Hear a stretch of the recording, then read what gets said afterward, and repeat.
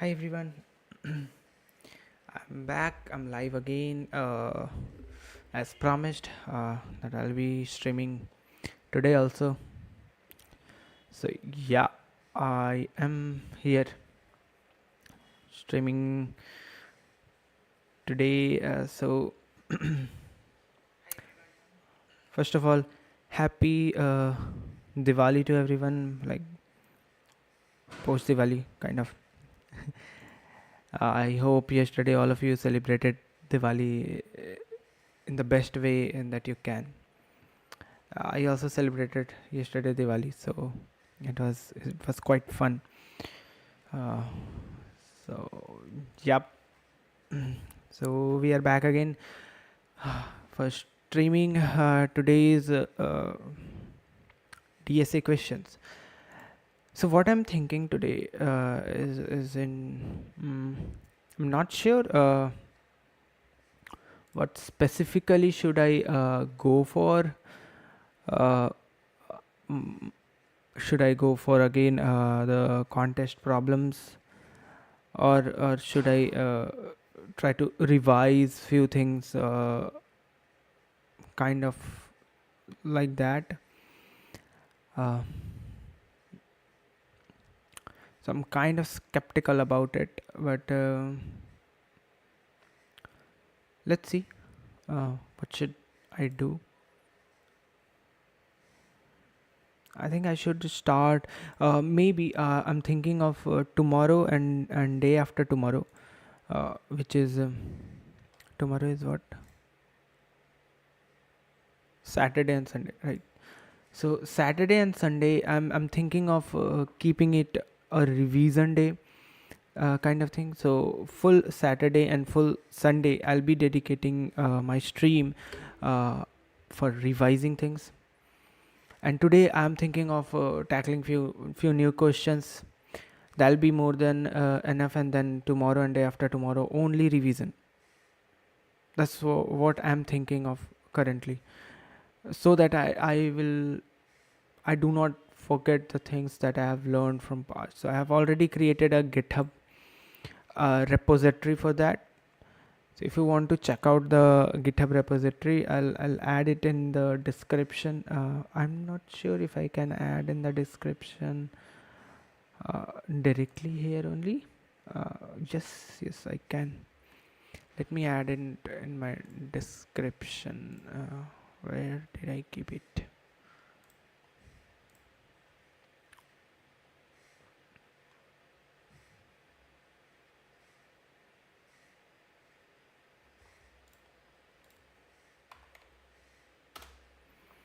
Or maybe I can direct open my GitHub. Yes.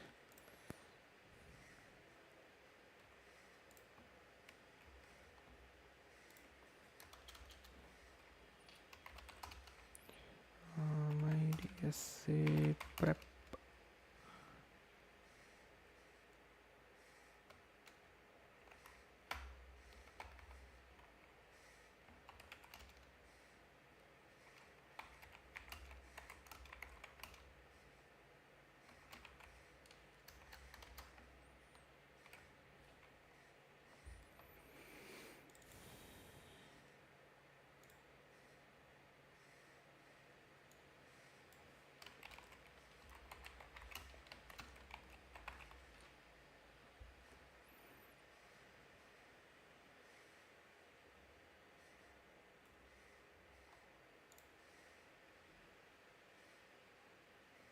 Okay. I've added the description. You can check. I've added this DSA Google Prep description. So you can check this out. I have a good amount of dynamic programming question. Actually, this is mostly for revision and not for kind of basic understanding of everything. You can start with like graph. So if you are picking up graph, you will get to know all the algorithms based on whatever we have inside a graph. And a question, so the question will not be like very easy one to pick up. I picked most of the questions which tells you a better understanding of how a graph question should be. So it's like I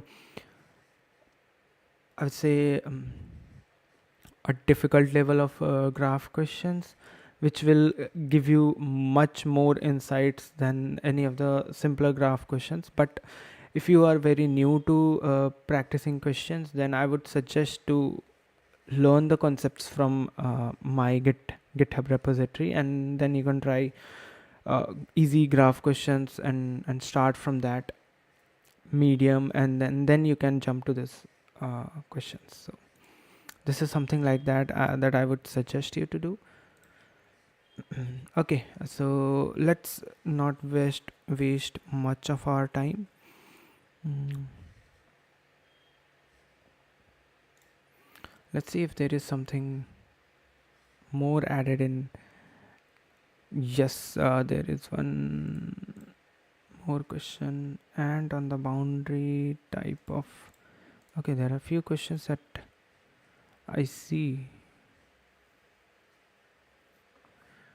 Power x to the power jump game to. Okay, okay, there are lots of new questions. Let's uh,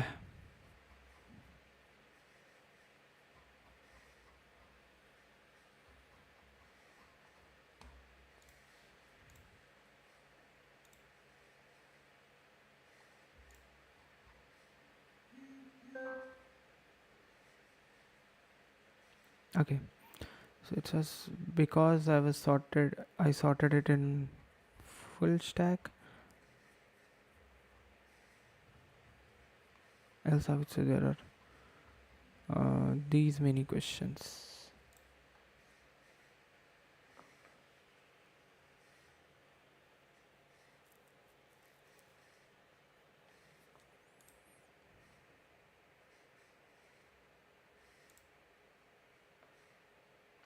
Okay.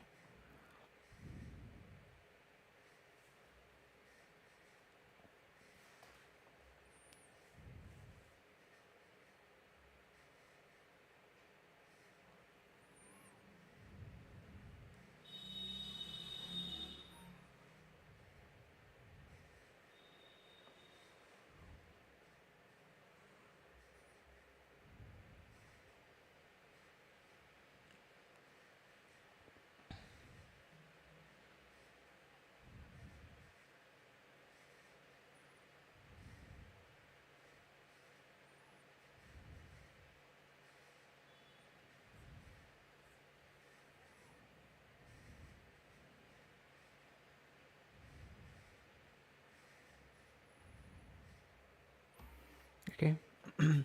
Let's try to pick all these questions which I haven't solved it, and try to solve this question. These are easy questions. I know there might be some follow-ups also related to these questions. So might be thinking I would think that this is an easy question, and I might be able to solve it in a brute force way. But let's think kind of adding some uh, follow-up questions to this and see if I'm able to solve it or not, or if there is any possibility to add a follow-up question on this. So let me start my epic pen.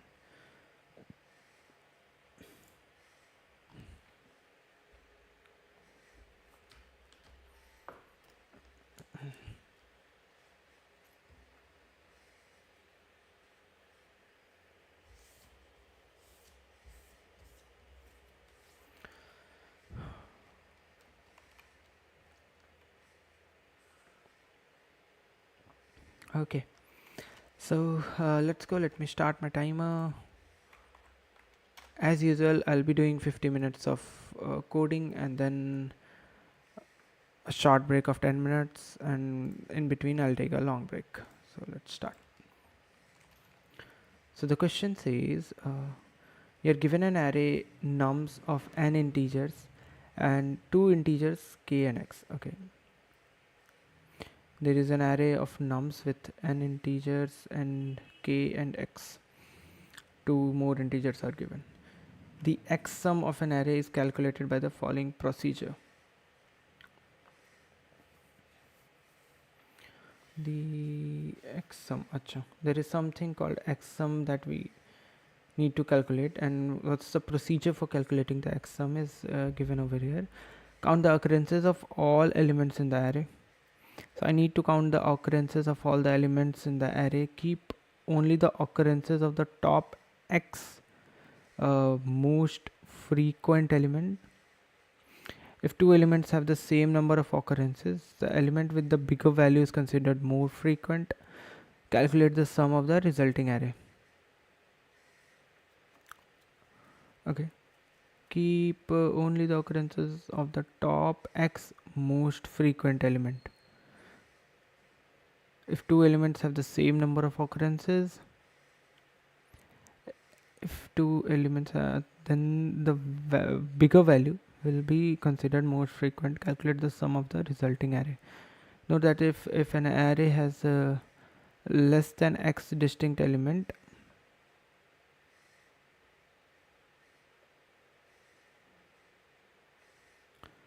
okay, and first of all count occurrences. We have x and k. What's the role of k and x?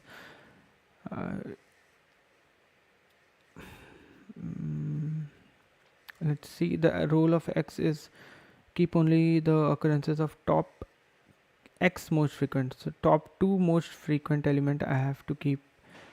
If two elements have the same number of occurrences, the element with the bigger value is considered most frequent. Fine. Okay, now we need to calculate the sum of the resulting array.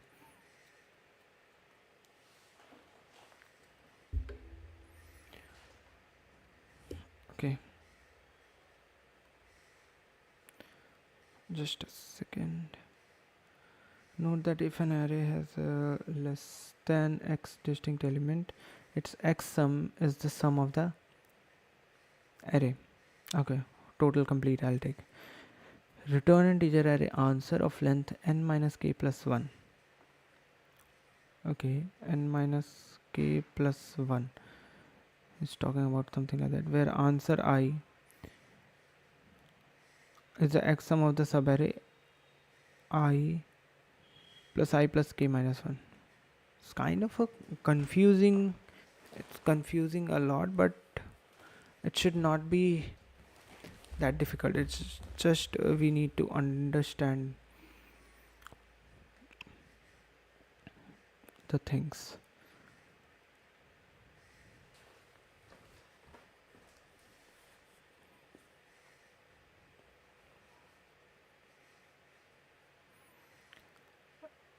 Calculate the sum of the resulting array. Return integer array answer.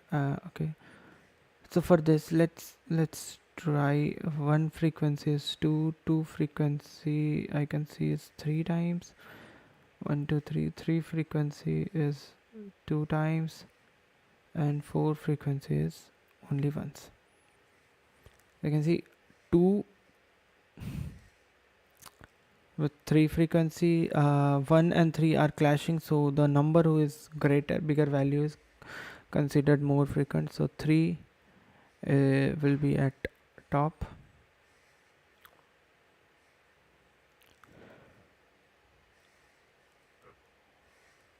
So we have taken these two values. Fine.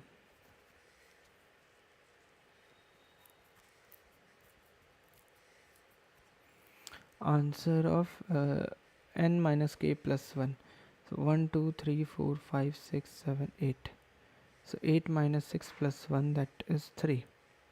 So I need to return an answer of size 3, where answer of I, specific answer of I, is the x sum of subarray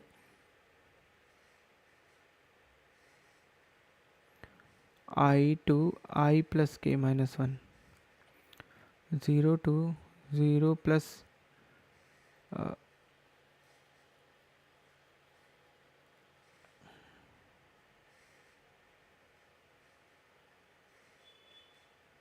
6 minus 1, that is 0 to 5. 0 1 2 3 4 5.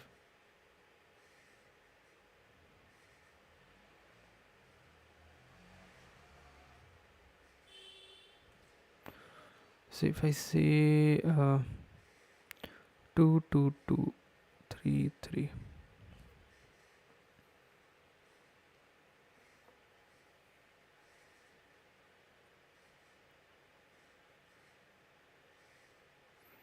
it's 0 to 5.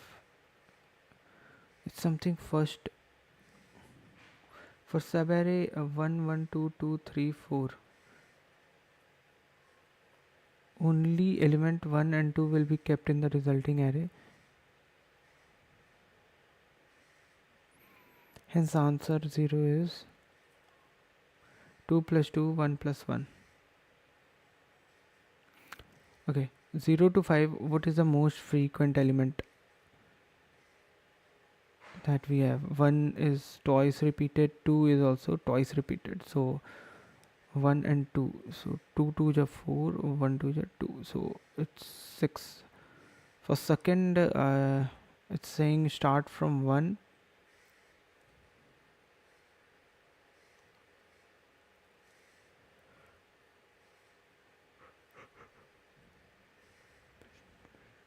To 6, from 1 to 6, what is,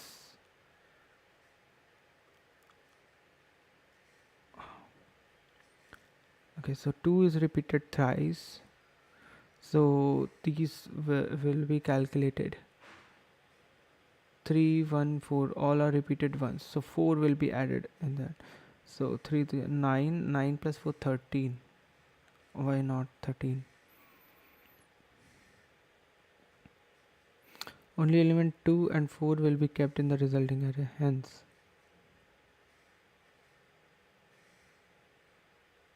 Okay, 2 3 is 6 plus 4. Sorry, 2 2 2 are there. 2 is occurring 3 times.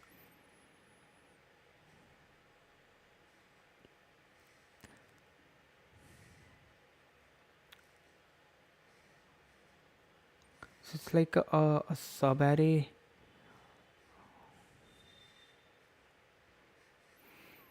and for each sub array I need to find these queries. So it is like if I say this in the length that is given to us is very small, so I think there is not a problem in going with the brute force approach and picking the array length and then add everything into array element, a map for calculating the frequency, and then based on frequency I'll have to sort it and pick the top x element from there and add it in my resultant. So okay, now there is one thing that I can see over here is something pattern wise.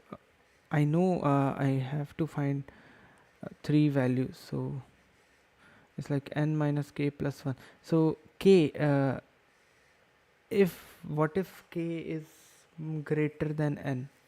In that case, like k n is 5 and k is something 7, so 5 minus 7, that is negative 2 plus 1, negative 1.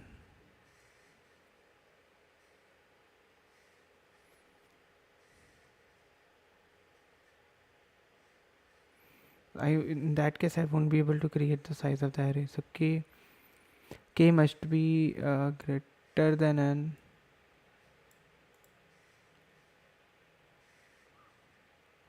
Okay,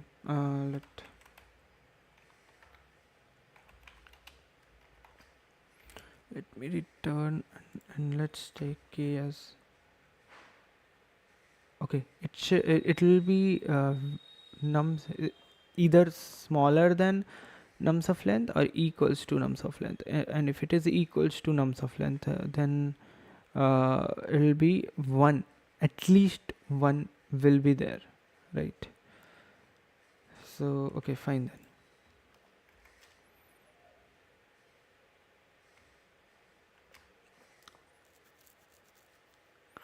then. and x is also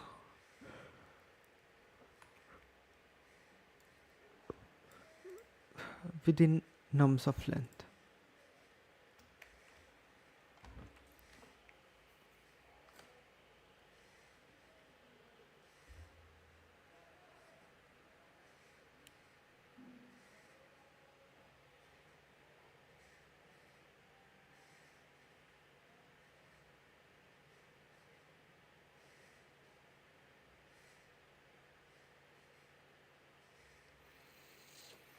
So one brute force approach would be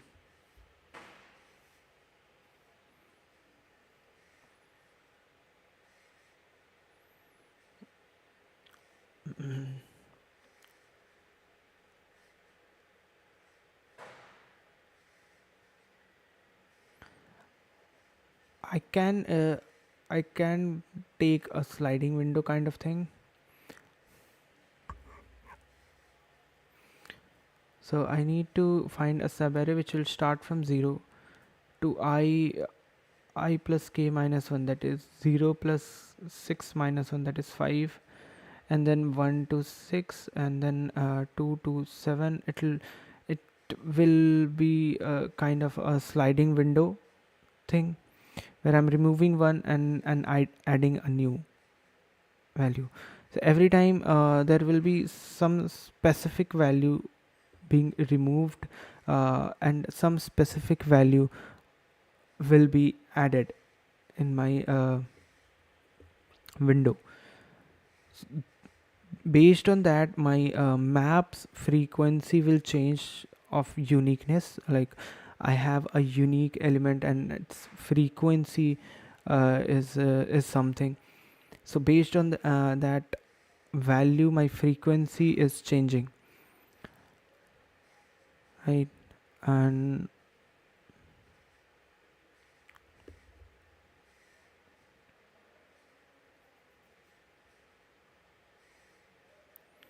every time I have a frequency of an element, uh, I'm keeping it in an array,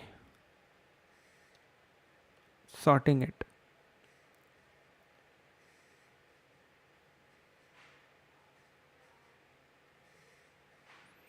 and then picking x element from there, and then doing the summation. So my sliding window will go like O of n time complexity, because it's only iterating to new element once, but in the window I'm every time sorting the elements, right?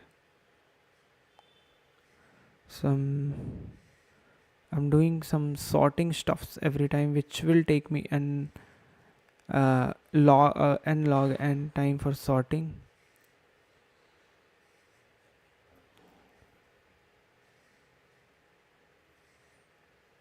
right?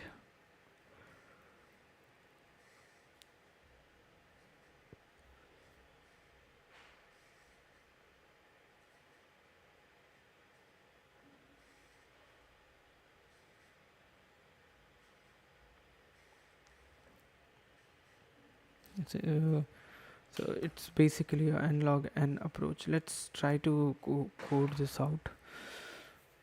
Okay, I need a uh, window window size. That will be nothing but 0.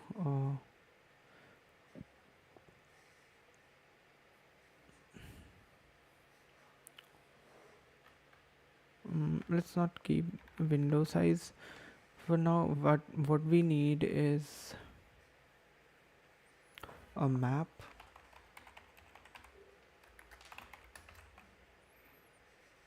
of integer, and it's a frequency map,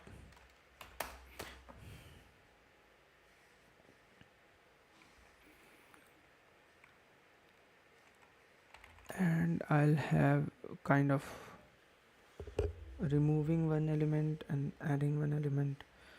So I'll have my left pointer and right pointer. Now while my right is lesser than nums dot size, so it will be automatically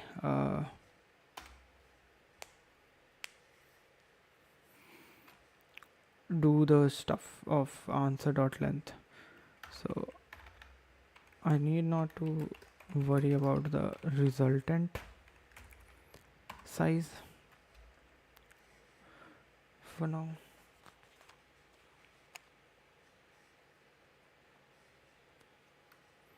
Sorry. So what I will do is I will add this number in frequency map. So frequency map of nums of r plus plus.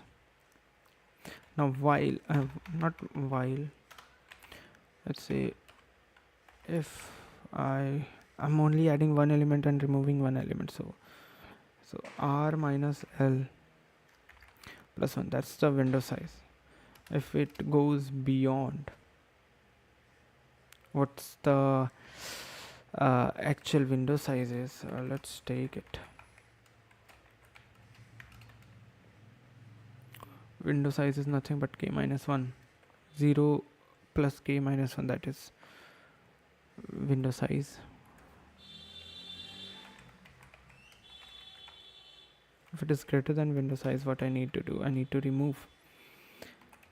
So frequency map of nums of left minus minus and left plus plus, and I'll have to have while if r minus l plus 1 is equals to window size what we want, we'll call a function which will return me in the sum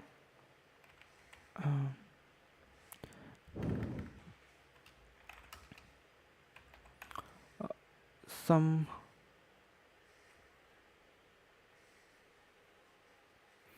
kind of subarray sum subarray sum where I will call find subarray sum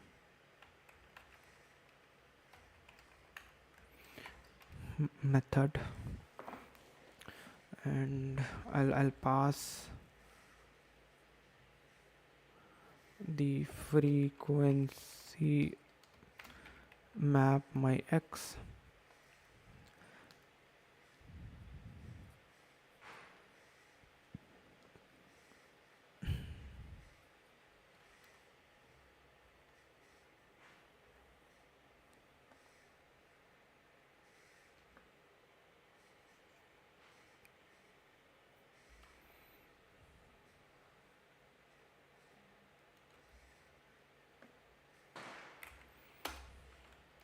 and in my result I'll push back that sub array sum, and my right will be increased, and at last I'll return my result. Now I need to write this find subarray sum.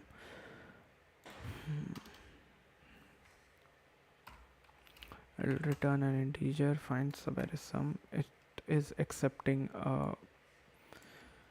unordered map at first and then accepting integer x.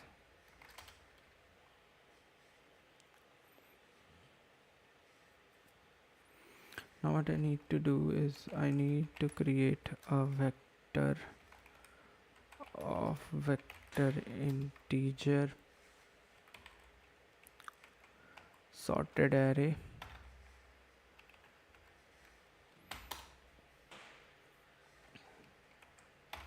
So auto it is equals to frequency map dot begin while it is not equals to frequency map dot end. I'll do what?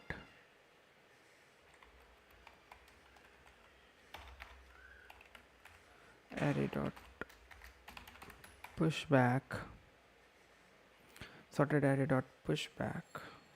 Two things. First, it of second, because I need that frequency to be maximum, and then it of first,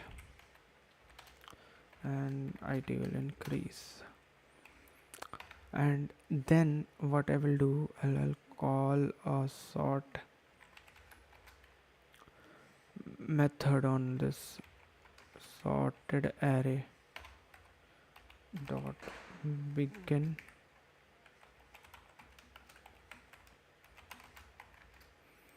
Maybe I'll add a comparator, I'm not sure. Okay, after getting sorted,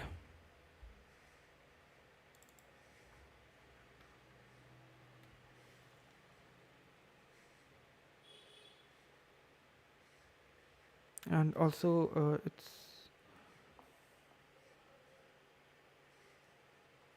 leave it, I'll not use a comparator, I need to start from end. So end just code. Hey, hi bro, how are you?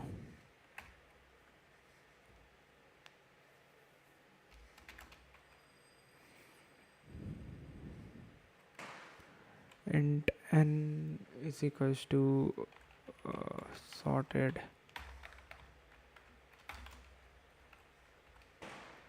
array dot size minus 1. I'll start from end.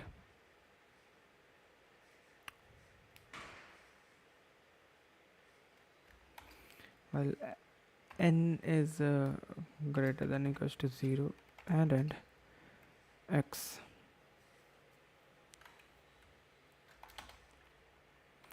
is there. I'll reduce n as well as my x, and I need a sum.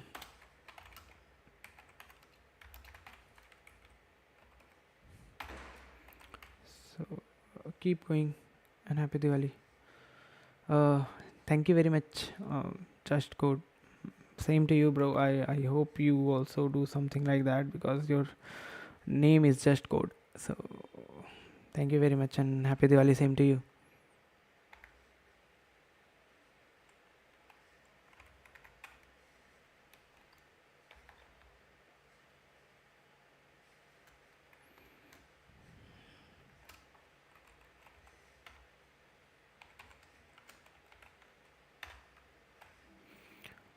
Sorted array of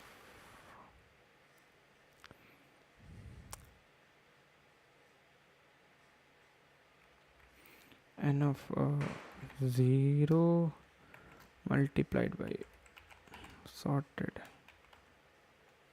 array of n of 1,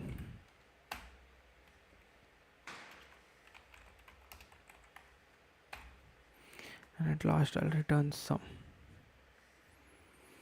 Okay, it is looking kind of meshed up solution.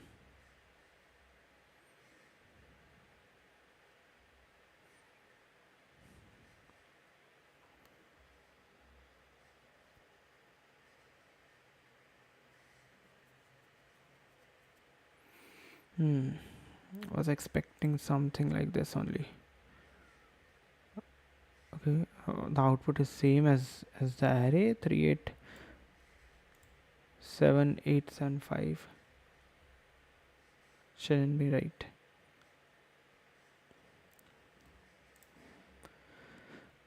Okay, for the first one, let's see what I am doing wrong. I'm trying to optimize it. I'm not trying to go for the full brute force approach. That is the reason I'm facing this problem. Let me check my sliding window. I started with my L So window size for the first window size is 5. So 0, 1, 2. So from 0 to index 5 we are talking about. So it's k only, not k minus 1. What I am guessing is 0 to 5 is total of 6 element. 0, 1, 2, 3, 4, 5 is a total of 6 elements. So k window size will be of 6 size.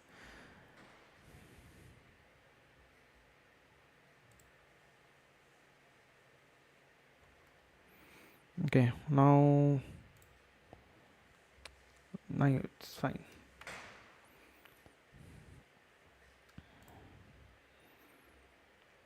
So it's kind of looking fine to me. What's the total time complexity for this?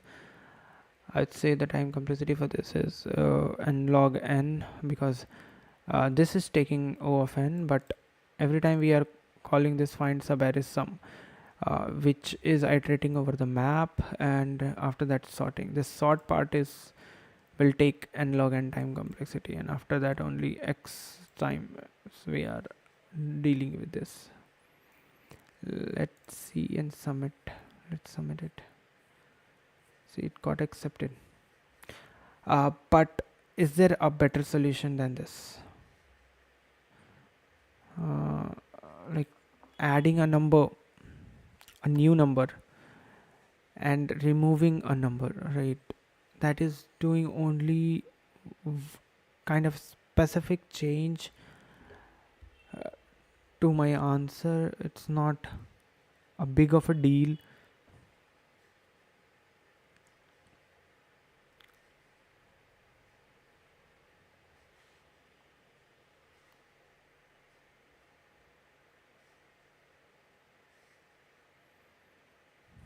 Hmm.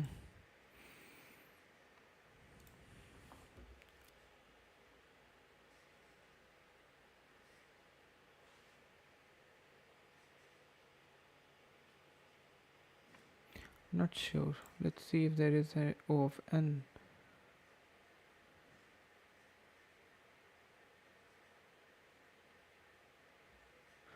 Frequency count plus 2-pointer sliding window.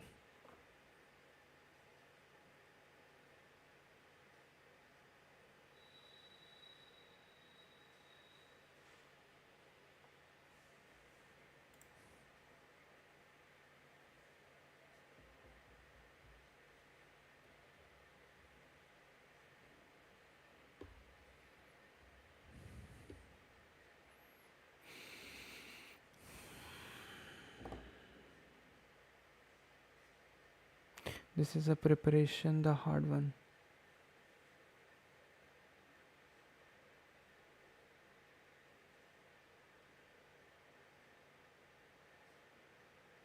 This is a preparation, the hard one.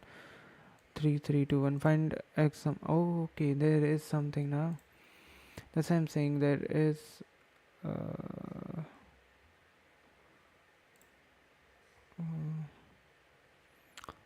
3, 3, 2, 1. Let's see this.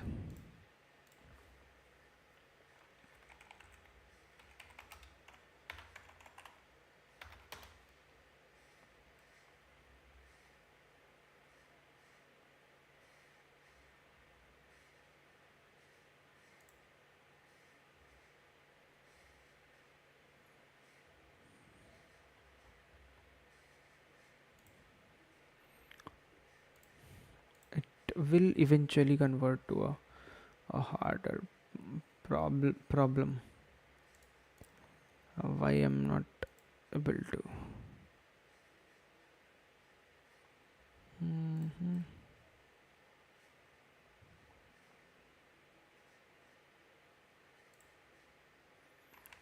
3, 3, 2, 1. Yes, there it is.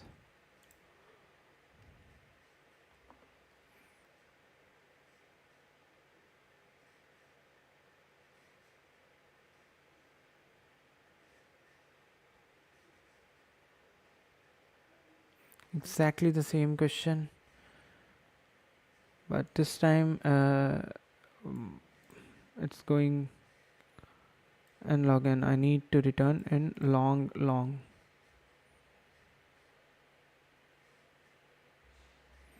So is to find x some, I think. Just run the sample codes for this. No.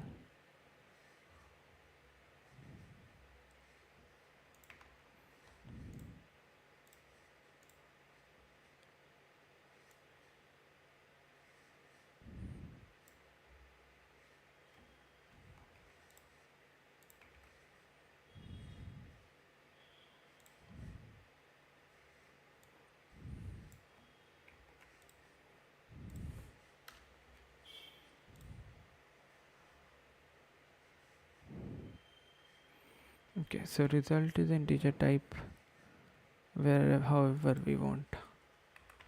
A long this time. Okay, so it is being accepted, but I need to change. I need to change everything long into long. Mm,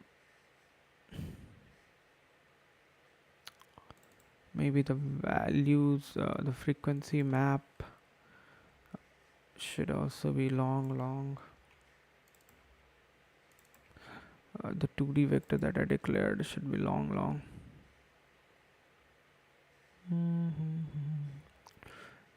I'm accepting it as a long. I'll get something as a long.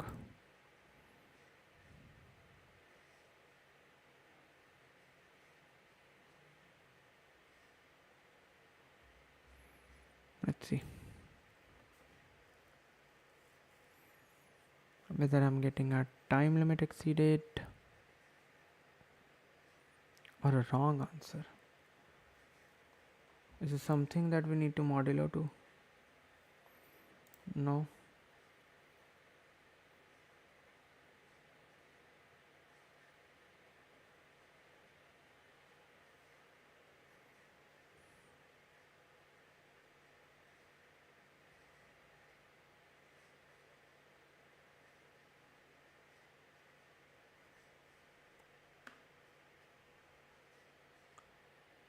What is this? Why is this so? 1 2 3 4 5 6 7 8 9 10. 1 2 3 4 5 6 7 8 9 10. But it's only 170. That means we oh I'm sorry, I'm returning integer. How?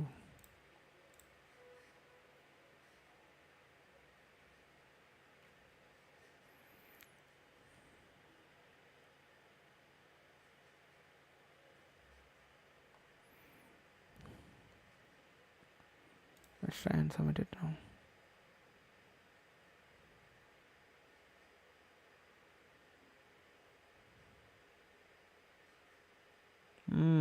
Okay.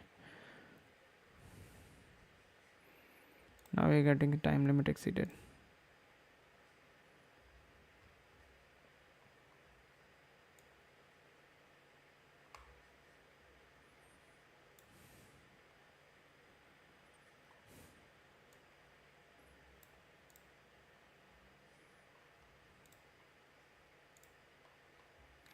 I knew that. I knew there must be some kind of follow-up question to this.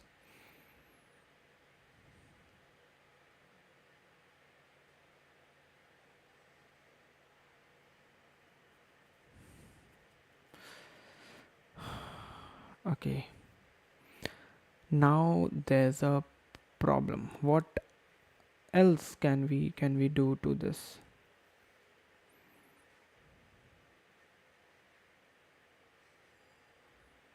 This is saying n is 10 to the power 5.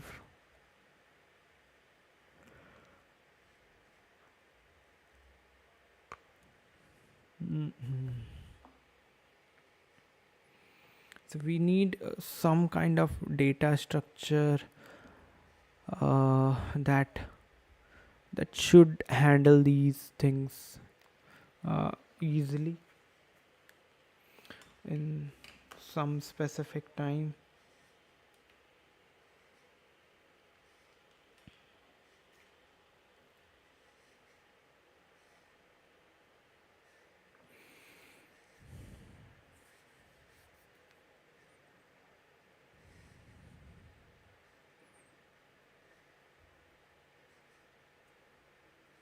Okay. mm,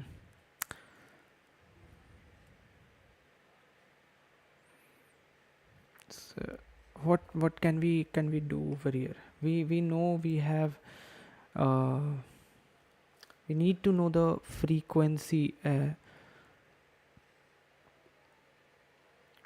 of the elements. Keeping the elements in an unsorted way is kind of not giving me the optimal. If we even sort the unsorted map that we have, that won't do anything, because based on frequency I need to do something,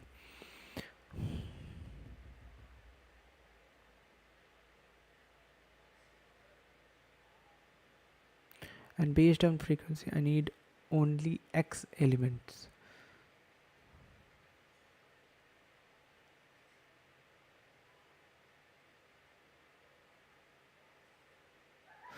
Okay. uh, we only need top x element, right?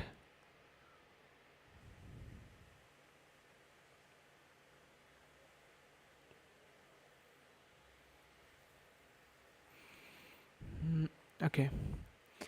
So what I'm thinking of, some kind of keeping a priority queue that will handle the insertion and uh, exiting of elements.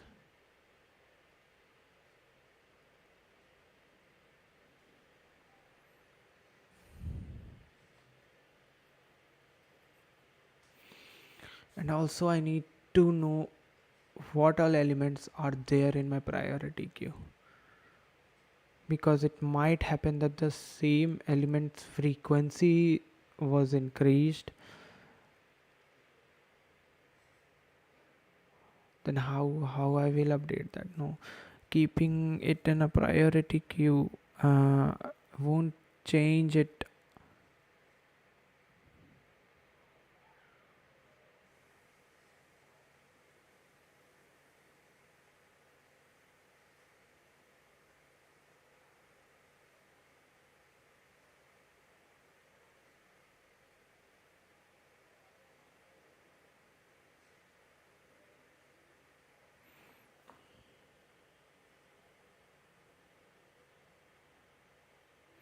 I need to handle it explicitly with some kind of building our own data structure that will handle these parts. This is not something with a predefined data structure that we are thinking of. We need to have some kind of specific data structure for handling this.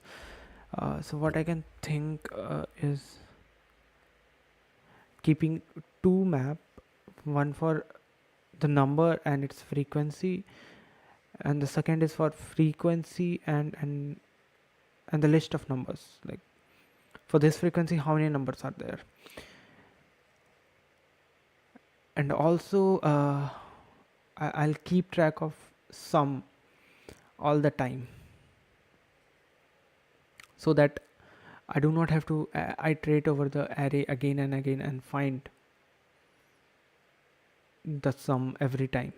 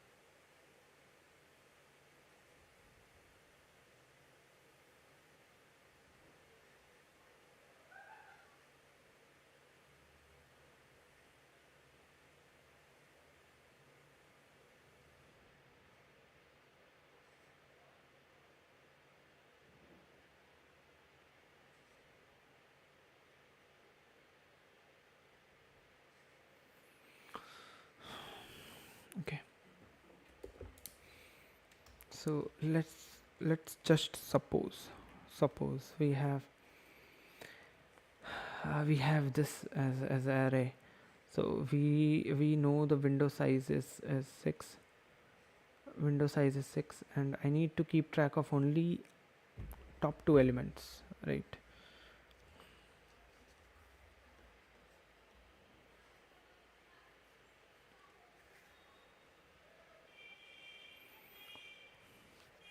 So I have this 1 2 3 4 5 6 elements. One frequency is 2 times, two's frequency is 3 times. Sorry, not two's frequency is also 2 times here.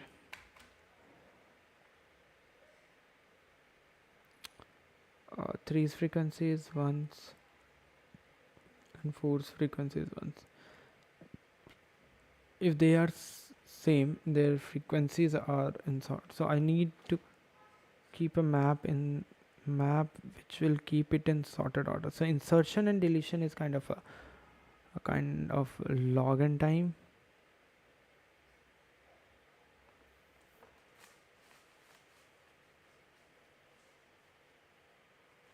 For every window we have.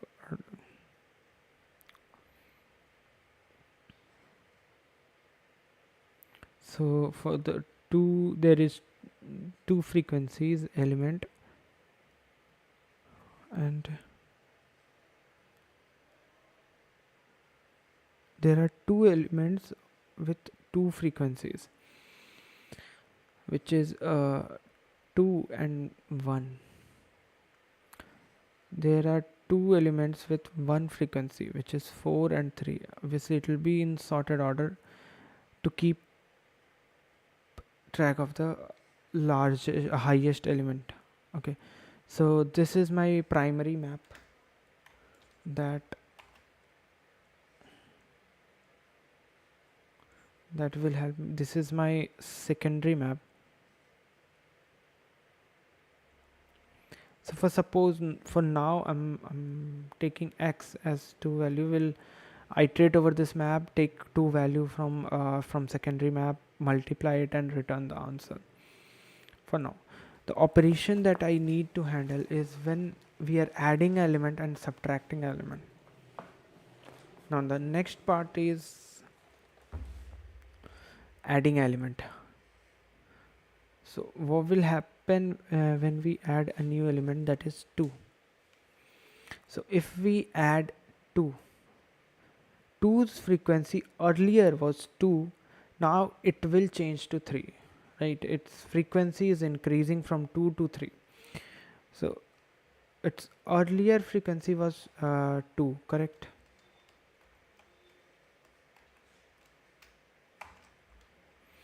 So its earlier frequency was 2. Now I'll pick its earlier frequency. I'll go to that element and write remove 2. I'll remove 2. This is the new frequency of this element. So I'll add 3 and 2 to it.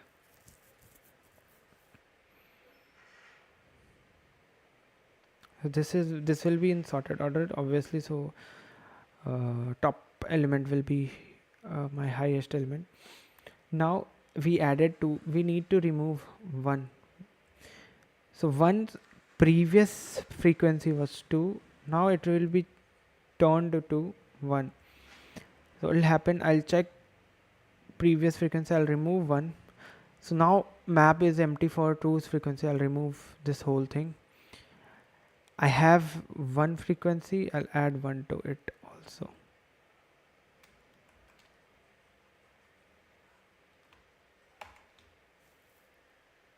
Right. Now every time I'm working around kind of for x.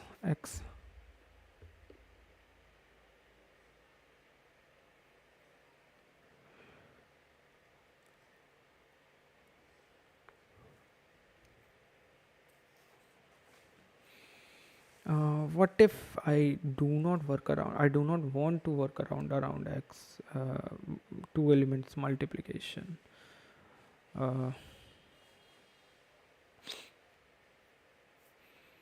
I'm not sure how to handle it. Okay, for now let's see.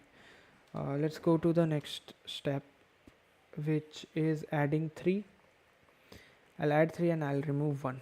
So adding 3 will increase the frequency of element 3 from 1 to 2. So earlier its frequency was 1, so I'll go to frequency 1, I'll remove this element. Now it has changed to 2. I'll add 2 with 3. Okay, I need to remove 1 from back. So 1 frequency is 1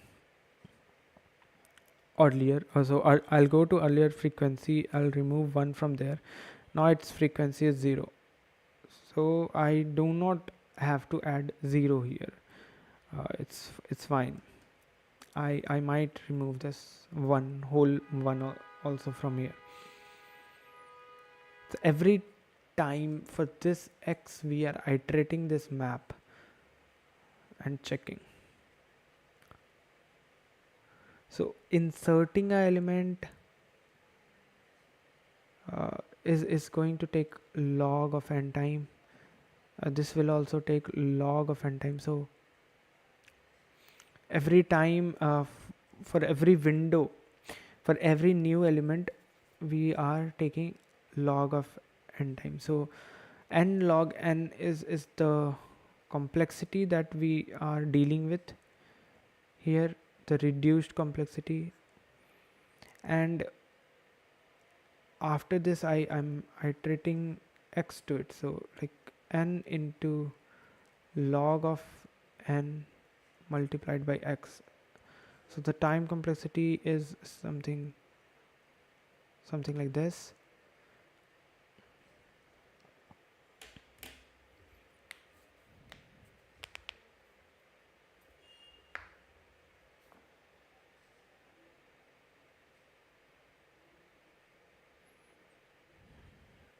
Okay,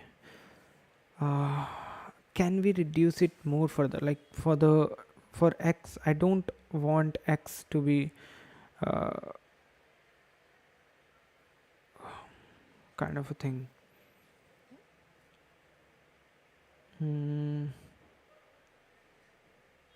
Like on the go I want to calculate x. Will it be possible?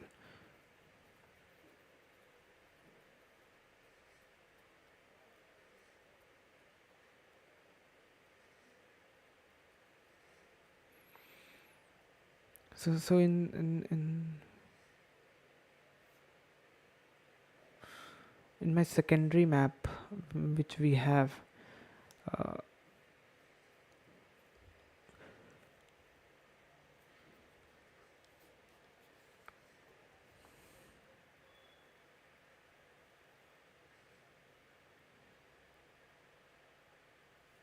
mm, the only question is how to calculate x properly, because this will be handled from two map, primary and secondary, and I'm not sure that this will not give me TLE.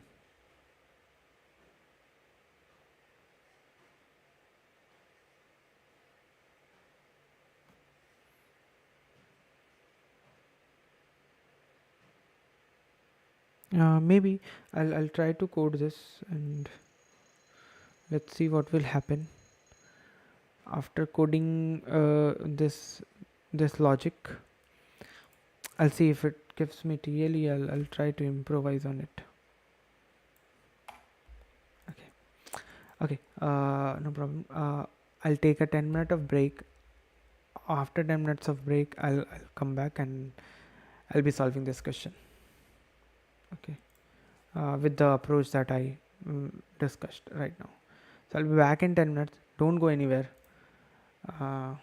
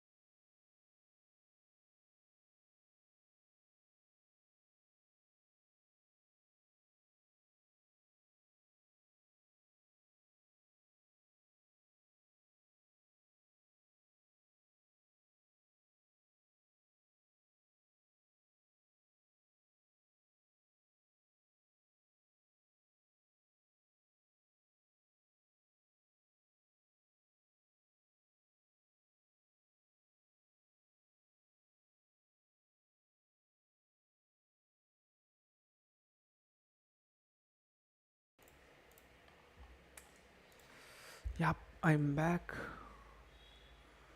Okay, so we solved the easy one. It's fine. Let's solve the harder one.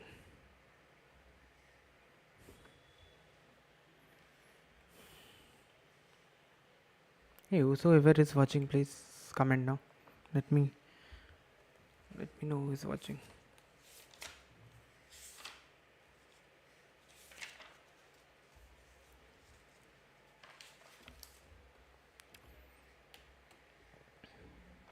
Okay, so the thing that we thought of keeping a secondary map, will do the similar thing. Let's keep a frequency map, and this time there will be a map.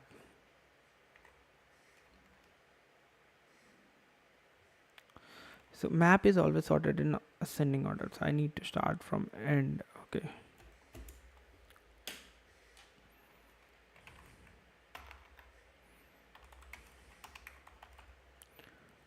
long, and corresponding to that we'll have a set also that should be in order. This will be nothing but frequency corresponding to nums map. uh,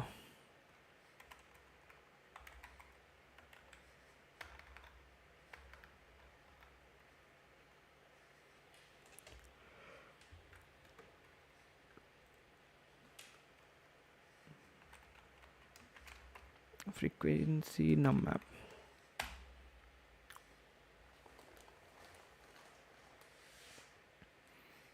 Okay, let's try. So we added this in our frequency map. After adding this, okay, before adding this, I need to check what is this value present in my primary map, like if are present or not. So there will be few changes over here.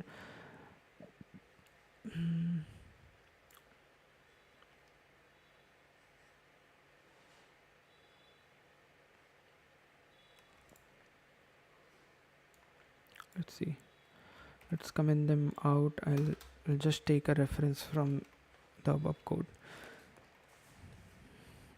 Okay, so I need to add this in my primary map. I need to check whether this value is present in my primary map or not. So for that, I need to go to my frequency map. If frequency map dot find, if I'm trying to find this nums of r, if it is present in my frequency map,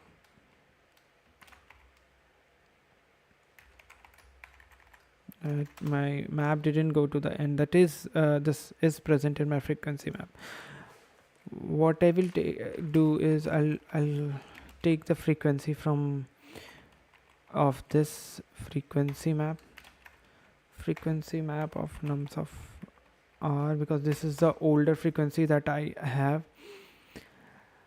What I'll do, I have to increase the frequency of this map, right? In any case, if it is present or if it is not present.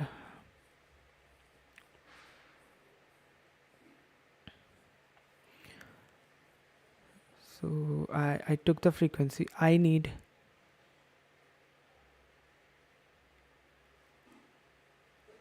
to remove the frequency corresponding to this element. So from the secondary map, we have frequency num map.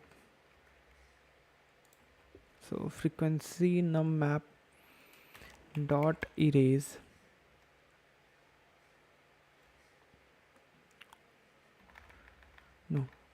frequency num map of this frequency. I'll go to the set and I will erase this current.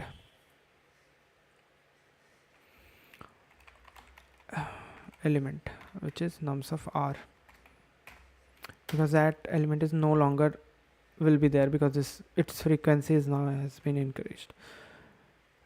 So frequency map of nums of r will all obviously is going to increase, or kind of I'll say that is equals to frequency plus 1.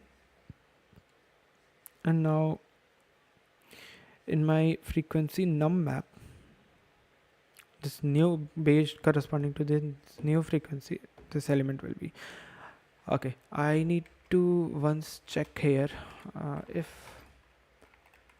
frequency num map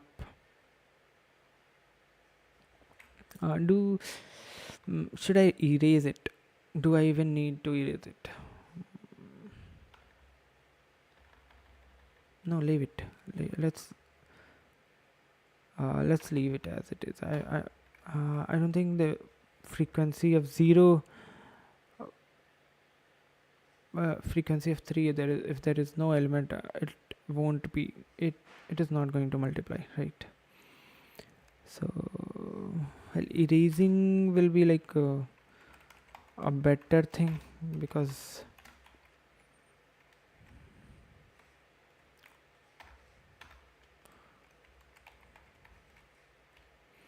so here I'll add if condition, if frequency num map of corresponding to this frequency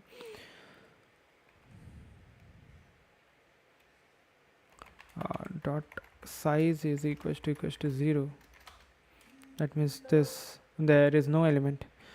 I'll simply erase frequency num map dot erase this frequency. I don't need this frequency.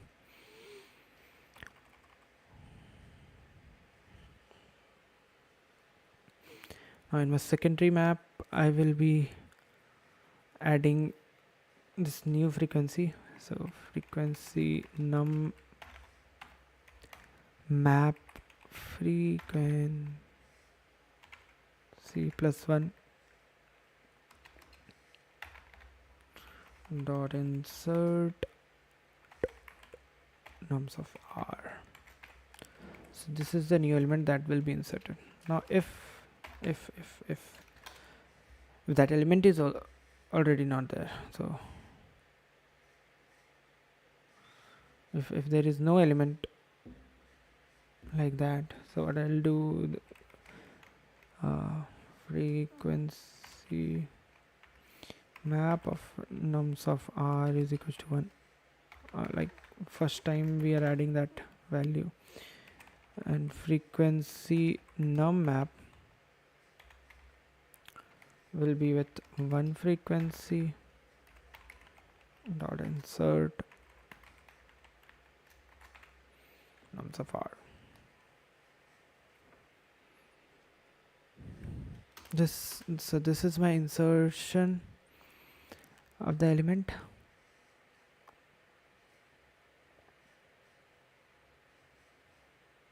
I added an element. Now I need to check if it is greater than my window size.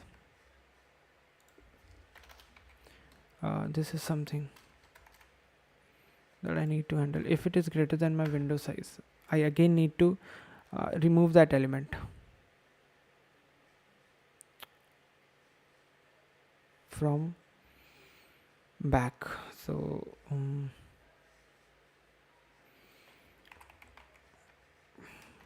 what will happen, I'll take again the frequency of that is frequency map of nums of L. This time L will increase, obviously. Frequency map of nums of L, I've taken that frequency map. Frequency map of nums of L minus minus. Now if frequency map of nums of L is equals to 0, I'll simply erase frequency map dot erase nums of L.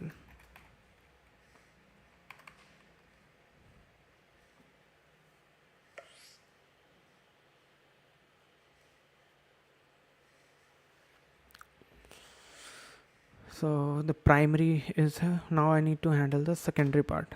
So in secondary part, what will happen? I have this frequency corresponding to this frequency. This element will be erased, right? Excuse me. Sorry. So frequency num map of this frequency dot erase this nums of L. Now if frequency num map of this frequency dot size is equals to 0, there is no element to it, then frequency num map of this dot erase this frequency. Now after erasing, I need to check, was the frequency of was this frequency a 1, then I do not have to insert it in my secondary map. So if frequency is greater than 1, then only I'll be inserting in my secondary map, else there is no need, because it will be 0. I don't need to add any 0 frequency elements over here. So if frequency is greater than 1, so it will simply inserted in my frequency num map of frequency minus 1 dot insert. Now I'm removing that element. Why don't I need to insert it again? Do I need to even insert it? No. I erased it from this element.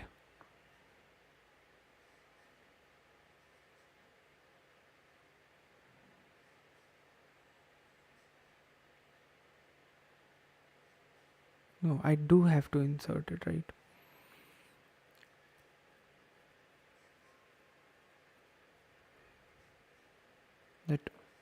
That frequency was erased. So frequency minus 1, this frequency, this is the new frequency of this element.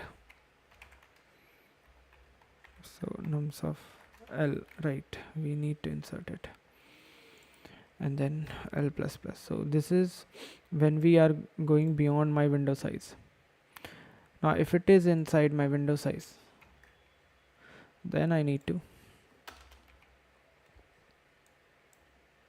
do some calculation.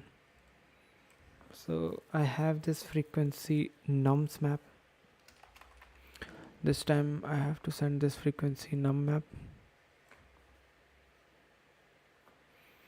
and whatever we'll get, we'll push it in my result and increase. So I need to handle this part. So it will take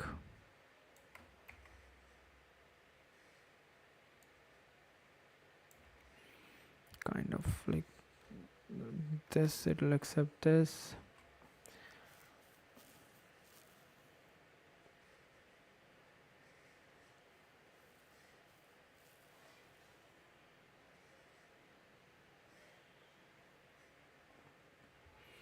I don't want this sorted array here. I don't want to sort this. Let's remove everything.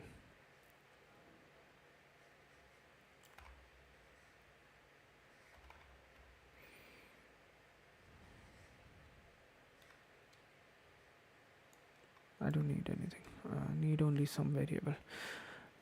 Okay, so this secondary map will be kind of sorted in increasing order.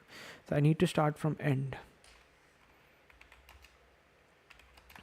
So auto it is equals to frequency num map dot end.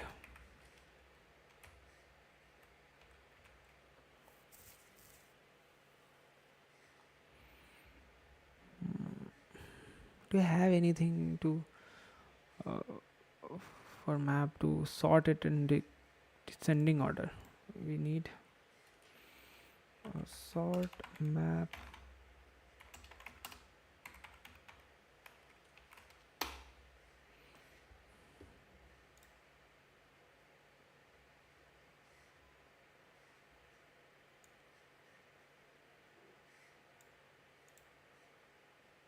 key value.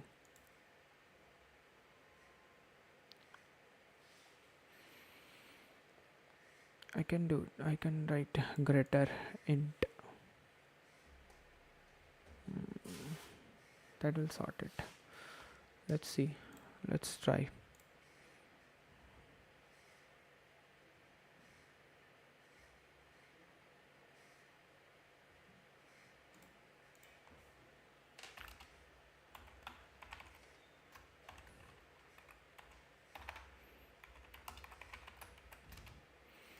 So this is what I need. I want you to sort my key. And same thing, I need to sort set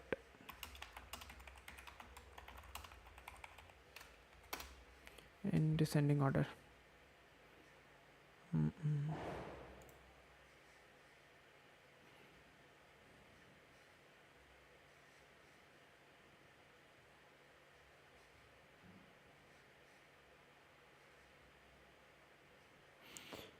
Okay, it's the same thing. Greater, I can apply greater. Oh, fine.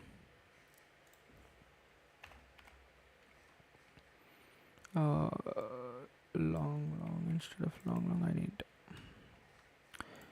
Okay, so this is my now new frequency num map. Everything will be same. I don't know, accepting it, is it, do I have to accept it something like this, or directly like this? Let's see. So I'll start from begin. Now while it is not equals to frequency num map dot end, and x is like greater than 0. If both of the case are true, I'll go inside. Okay, every time I need to keep track of my x, right? So there will be another loop which will iterate the elements.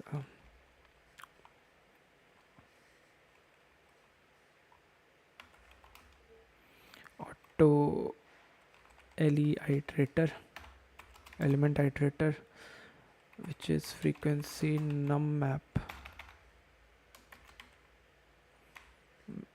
Sorry, not frequency num map. It of second dot begin. Now while leit is not equals to it of second dot end, and as usual I'll have x also over here, and x is greater than 0. I'll do what? I have to multiply this element, this frequency with this element, right? So sum plus will be it of first multiplied by element of it.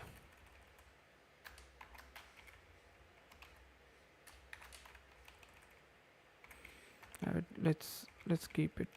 So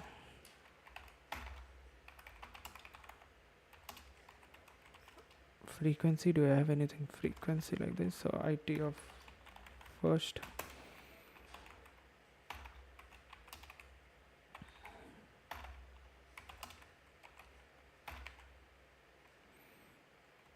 element is equals to element it asterisk of element it.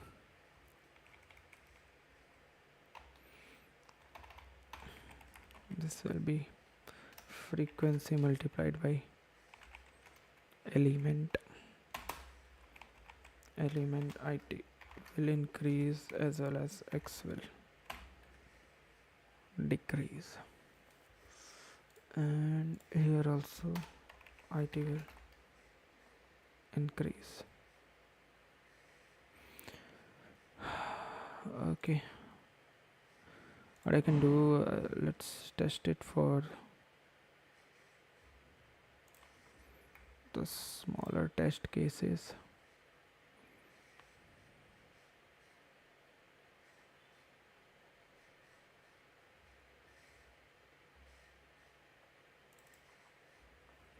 I'm passing this, so maybe I'll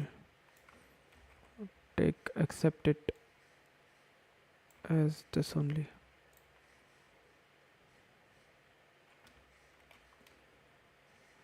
Six 15 6,000. Let's see. I'm not sure that this will work or not, but I know that I have reduced the time complexity, but still not sure about it. Okay, so it is accepting, but the runtime is 540 millisecond. I'm pretty skeptical about it that it will be accepted or not. Okay, let's see. Let's submit it.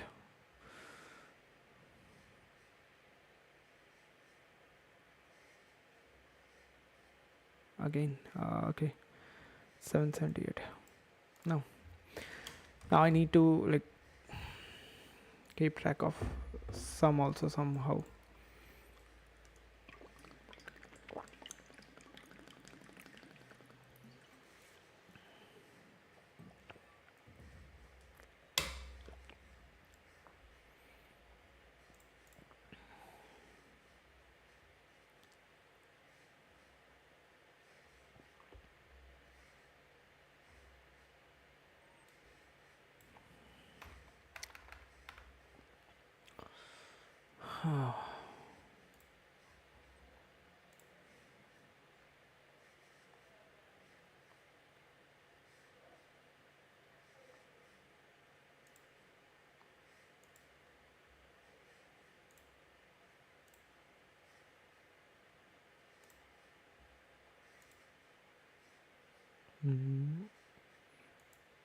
I can't use this test case.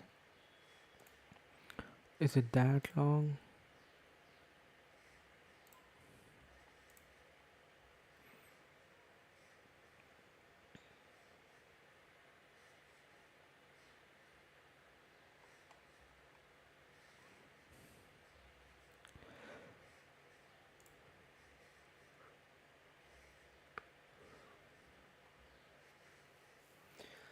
Okay.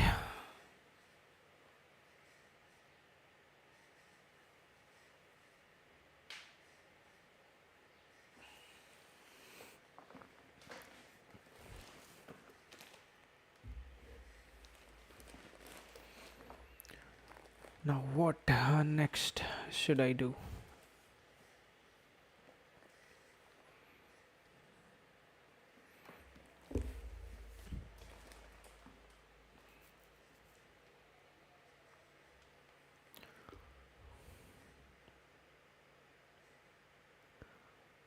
Is there any kind of approach that you are getting in your mind?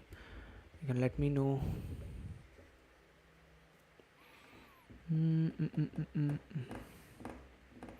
Handling that some part is kind of a tricky thing.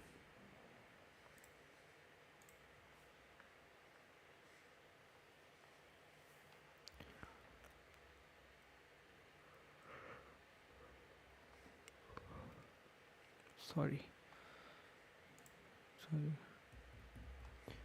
Top and bottom.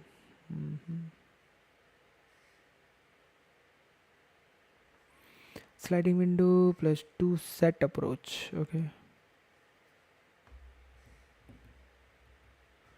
Keeping sliding window to multi sets.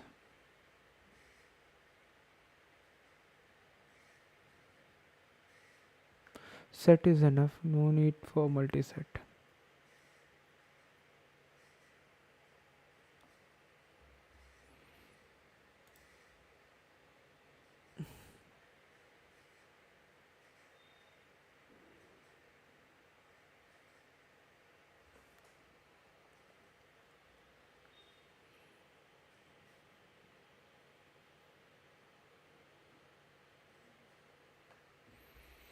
Okay.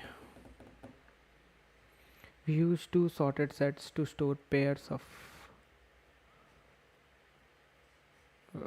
count comma n.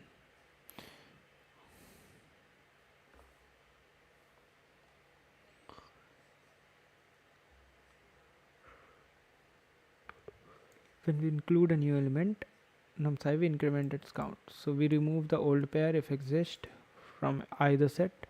We add the new pair with the increment count to the top set. If top size is greater than x, we remove the smallest pair from bottom set.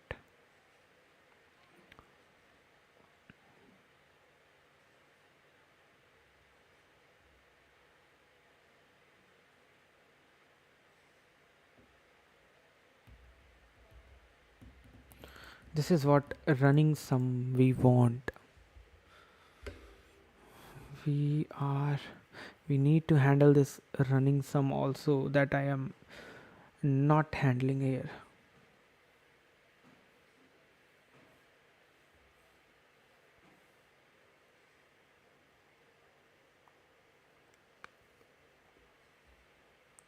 So we are keeping a map of like number and its frequency. This is a set for top and bottom.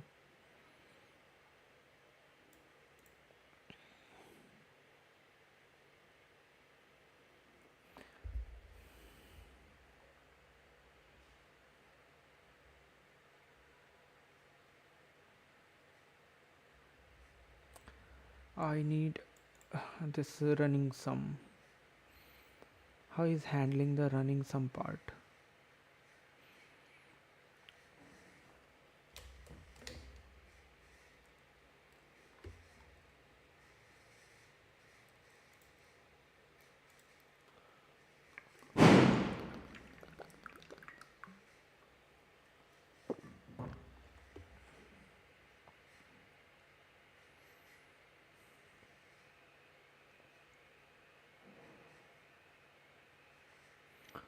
So we count the frequency of nums of I. We are fetching the frequency. Fine. If there is frequency, that means there is something I need to change. There was some frequency, or this is the first time that we are adding a frequency. So we fetched it, we checked if that frequency is there or not. If it is there, I need to do some operation on this top and bottom. What operation are we doing? If it is there, we now what he's saying, a new element comes. I need to add this new element into my set. Okay, so adding this new element will will will be something like removing the older frequency and adding the newer frequency.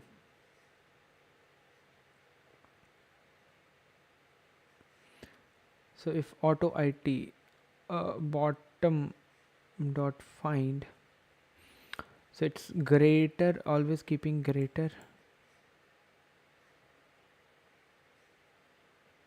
is the greatest element at top for both top and bottom.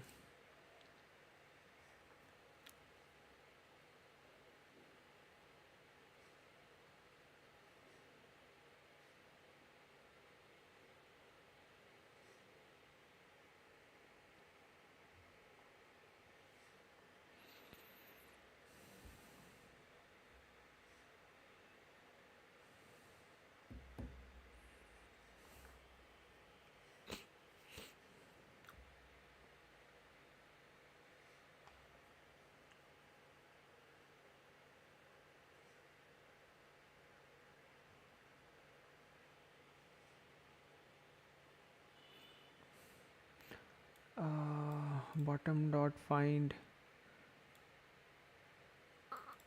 this count and this element nums of I.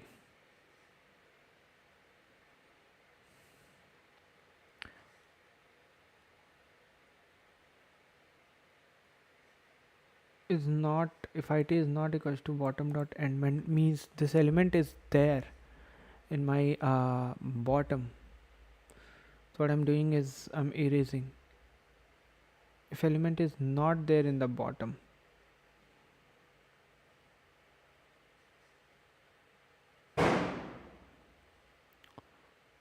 so this means it is there in top. um okay.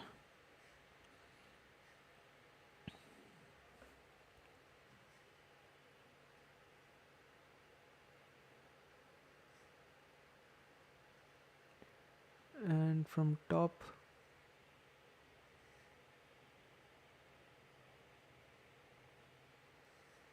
and from running sum, I'm removing it from my frequency, this sum from my running sum.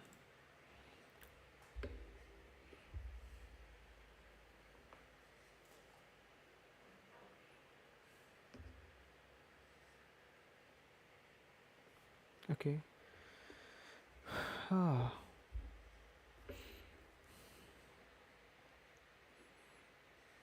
Count nums of I is equals to count plus 1.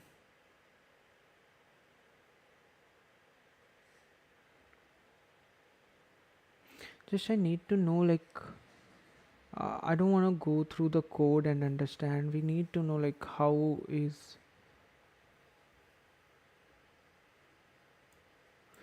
Okay, so he is keeping top as set to store up to top x elements. So we're keeping a set to store the top x elements in the top set, and in the bottom for the rest of the element.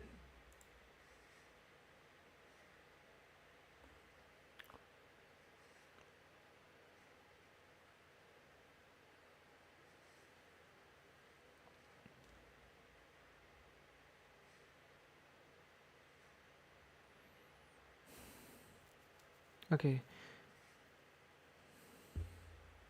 so if it is from top, I'll have to remove it from my running sum, because a new frequency will be added, so this older one will be removed. So fine, I removed it from my top, that count corresponding to that frequency element.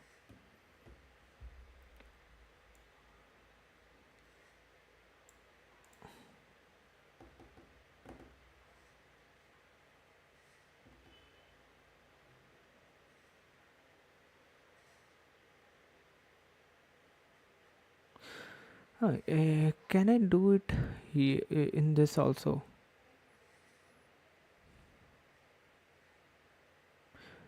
Can I keep a running sum? The only thing that why I'm not able to keep a running sum here is I have only one map frequency which contains top x element also and rest of the element also. So I don't know when my top element will change or what is changing in my top element always, because we haven't bifurcated it. He did what, he bifurcated the top x element and the bottom rest of the elements, and that is making easy for us to uh, track whether a newer element is coming, will it go in top elements or will it go in bottom elements.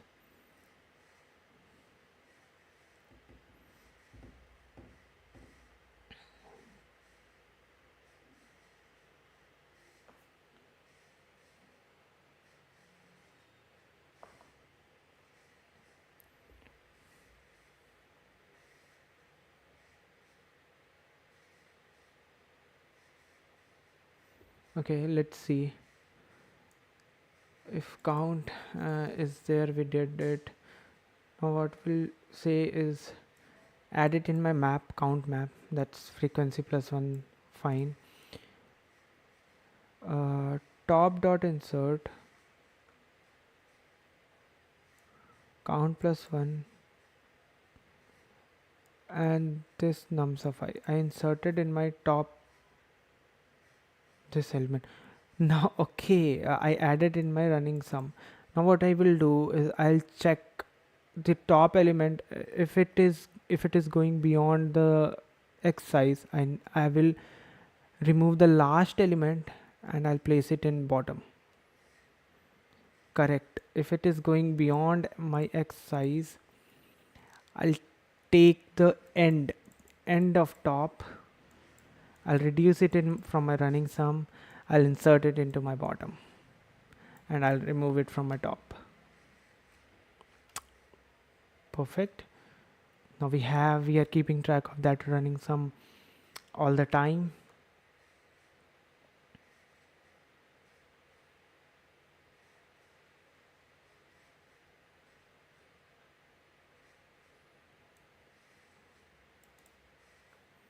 So now what? This is something to learn from here. Wherever we get, like, we need to bifurcate, we need only these elements. Try to bifurcate it from the rest of the element. If it is possible to bifurcate it, do it, but because that will drastically reduce our time complexity a lot.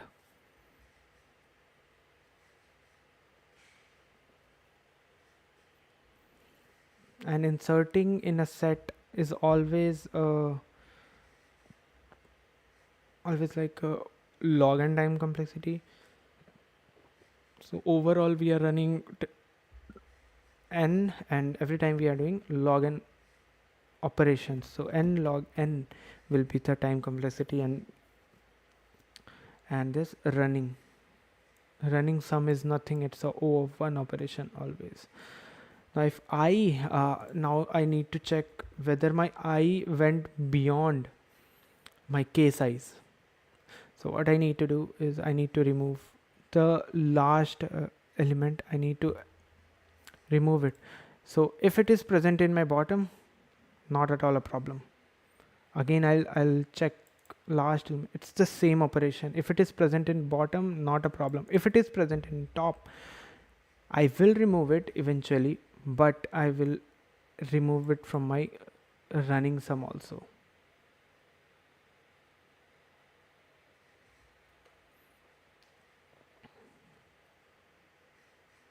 So top dot erase.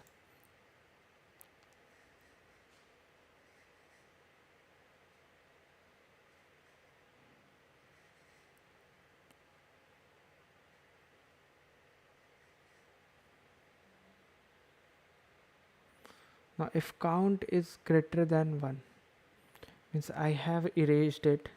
Now if it's count was frequency was greater than 1, that means I need to reduce its frequency and then again add it to my map. So again I'll check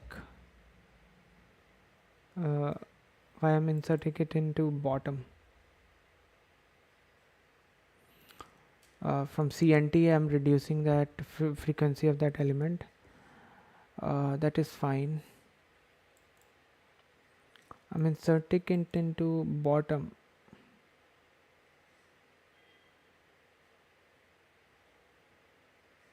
Why? Try to insert it in top, and if top element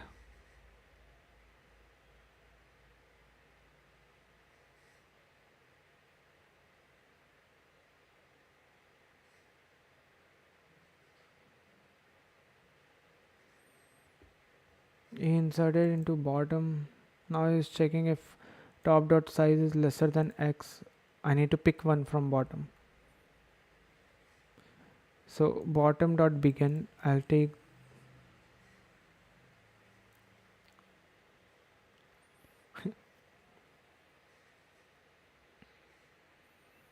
it is equals to bottom dot begin, started from beginning. I will add it in my running sum. I'll insert it into top and I'll erase from bottom. And if the size is equals to k, I'm pushing back my running sum. Just simply in amazing solution for this. This is like literally we were doing the simulation part, but in a way better way.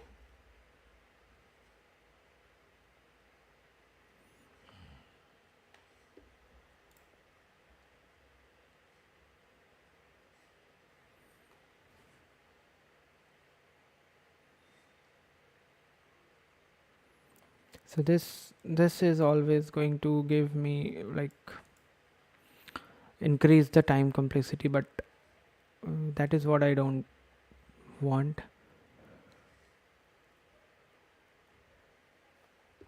So in that case, find x sum of all k long sub rs 2.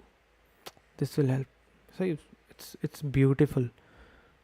Let's say let's try it. Let's try on our own. So what do we have?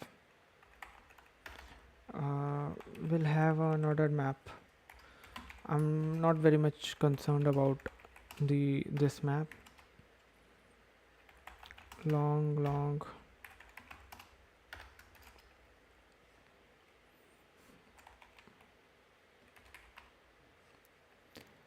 frequency num map. It's a frequency num map.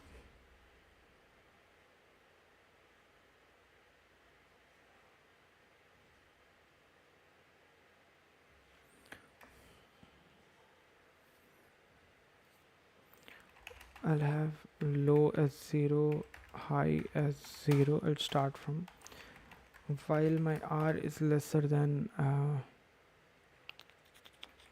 let's take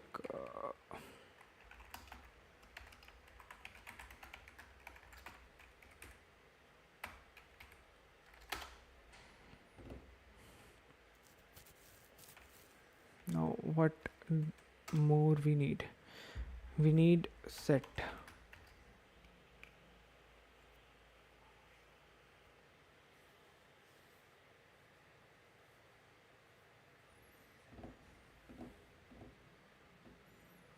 of pairs,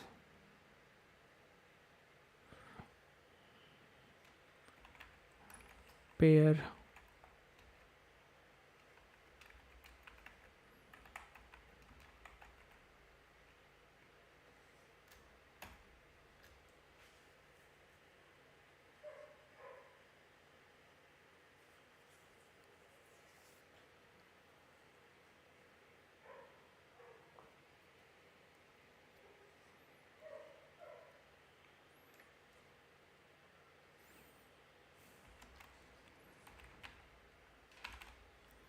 I need greater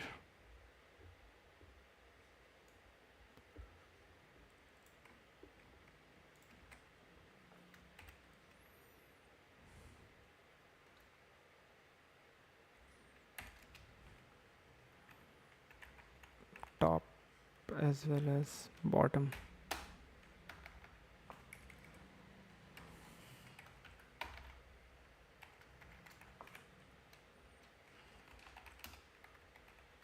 Let me check if this is correct way of declaration or not.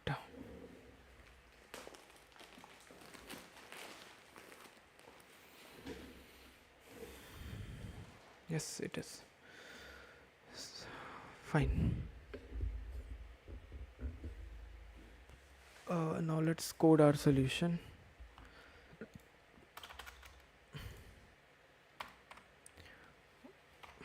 We'll have a running sum as well.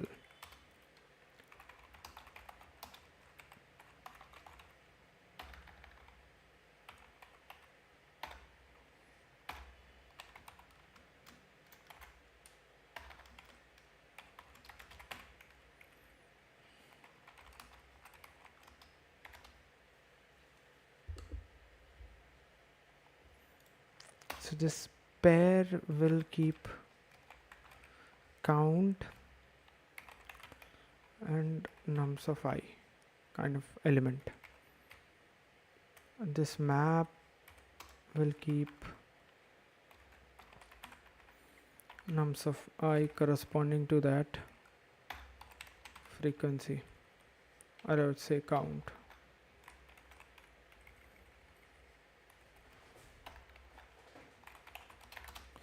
So we have count.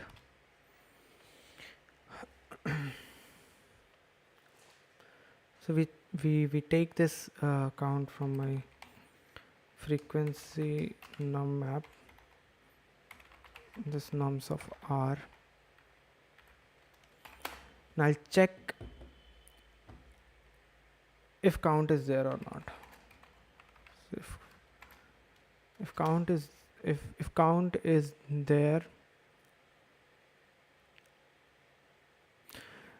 this count frequency will increase eventually now, right? So I need to remove this frequency from my running sum.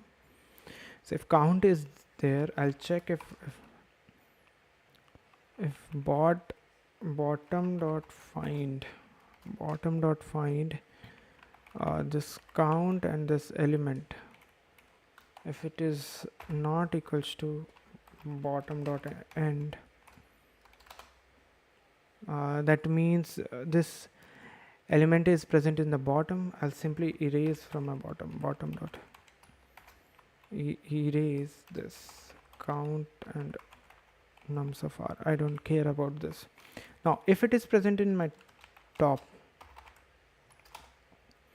that means I need to remove it from my running sum also. So running sum minus is equals to, what I will do is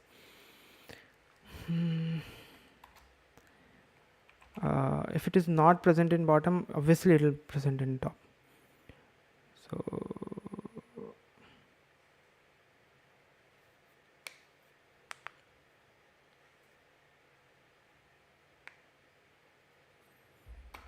So running sum will be something minus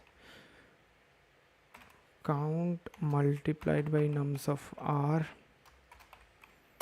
This will be subtracted from running sum. After subtracting from running sum, I'll erase it from my top also.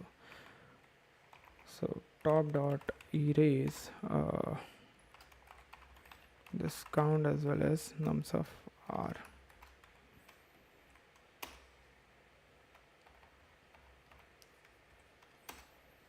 Now what will happen, this frequency will increase, right? So I'll add it in my frequency num map.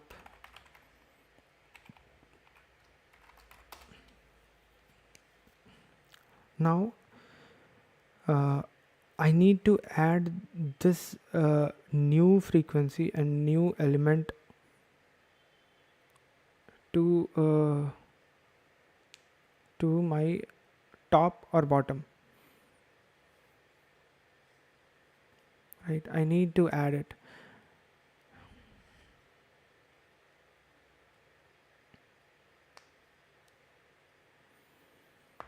So where should I add it? Should I add it in like top? I'll add it. I can add it directly in my top, and if it is crossing, then what I'll do, I'll pick the bottom element and insert it in my bottom. So I inserted in my frequency map. Let's insert this element in top. So top dot insert count plus 1 nums of R. So this is inserted. Now if top dot size is greater than x what we are supposed to have, okay, I inserted it in my top. So if I'm inserting in top, I need to have it in my running sum also. So running sum plus is equals to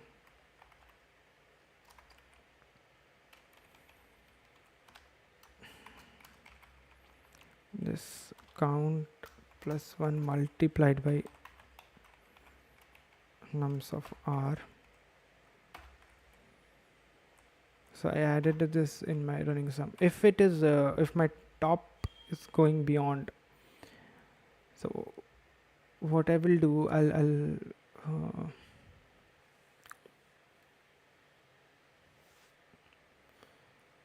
I'll simply take the bottom element.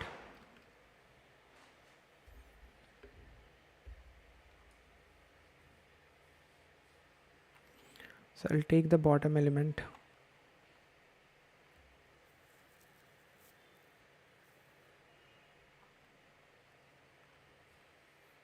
and insert it in the uh, bottom set.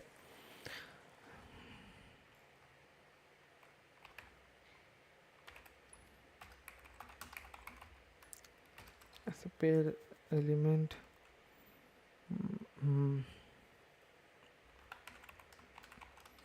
least element is something previous of, end of,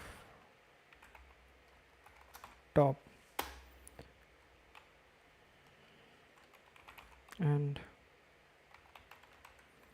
top dot erase this this least element, and bottom dot insert this least element. So I need to also I need to change my running sum.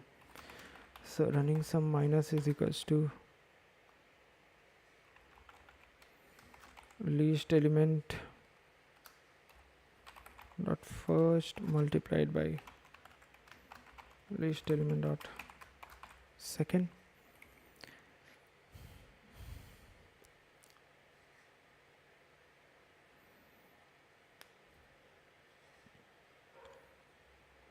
Now this was my whole insertion part. So insertion is complete. Now I need to check if right minus left plus 1 is going greater than k. That means I need to remove the last element. I need to check if it is present. So I'll do what, from my frequency num map, I'll take count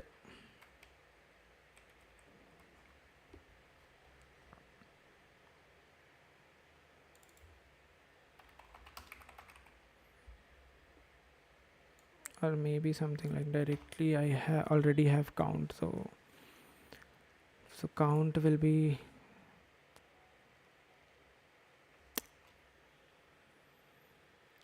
something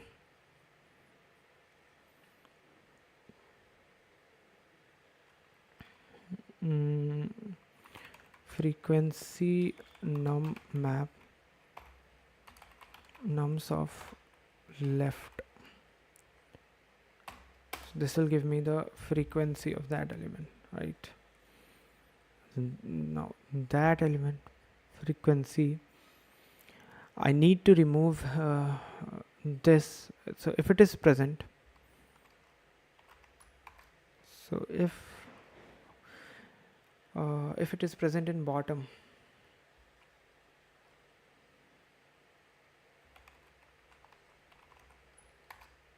bot dot find this count and nums of L is not equals to bot dot end. That means it is present in bottom. Then I do not have to do anything in my running sum. So I will simply bot dot erase my count as well as nums of L. Else, if it is not present, then I'm pretty much sure that it is present in my top. So if it is present in my top, I need to reduce remove it from my running sum. So running sum minus is equals to this count multiplied by nums of L top dot erase this count as well as nums of L.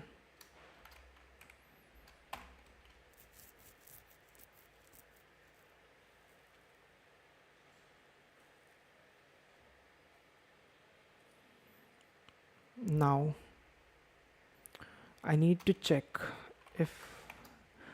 if count was greater than 1. If count is greater than 1, that means I need to insert it back. So if count is greater than 1, what I will do is obviously my frequency map, also I'll remove it from my frequency map. So frequency num map of nums of L minus minus. So now if count is greater than 1, what to do? Should I insert it in top with one less frequency? Same do with the running sum, and if top goes beyond x, remove the bottom element and push it in the bottom. So the same thing I think will happen here. So instead of count +1, it will be count -1 this time. I inserted in my top, running sum I changed. If size is this, pop the least element, insert it in bottom. Now I need a resultant array, vector long result. Now and after doing all this, I need to increase my L. If r minus L plus 1 is equals to k, so it will do result dot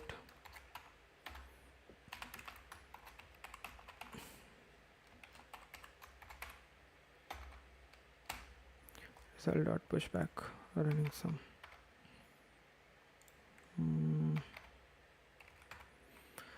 Okay, let's see.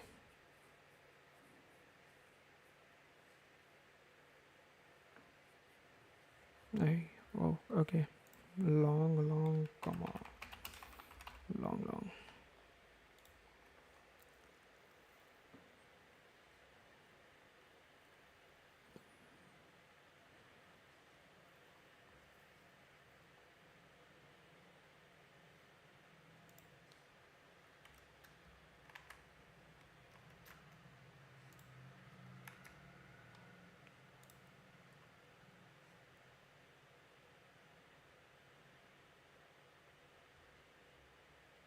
Why I'm doing pair long?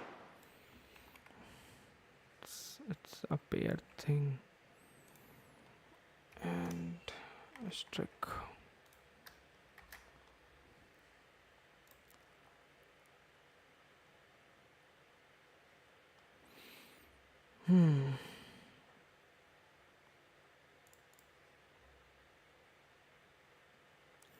Land 15, 7. I don't want to see the third one. So third one was at least it's running in 133 millisecond. Okay. Now I need to check.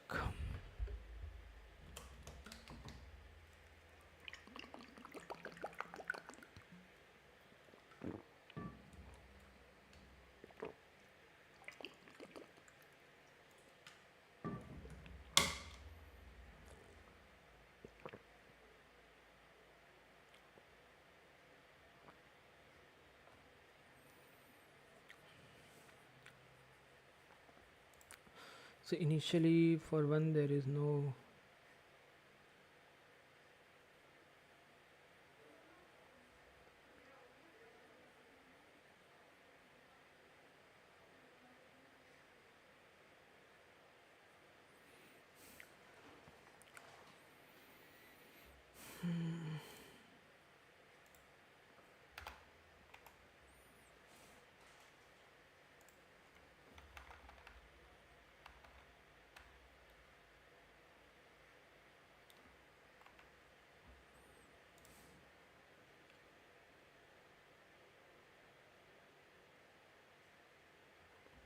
why case 1 passed 6 8, and this time it's coming 8.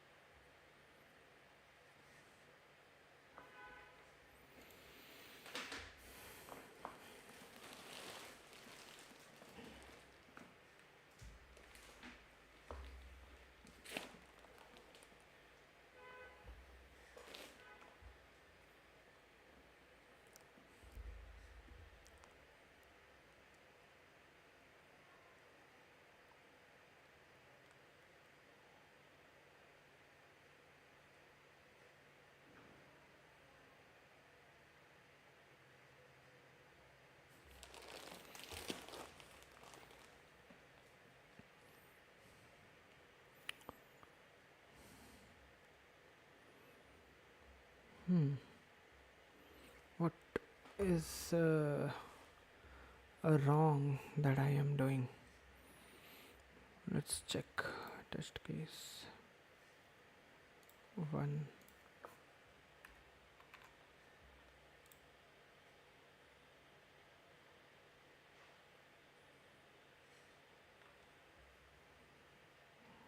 Okay.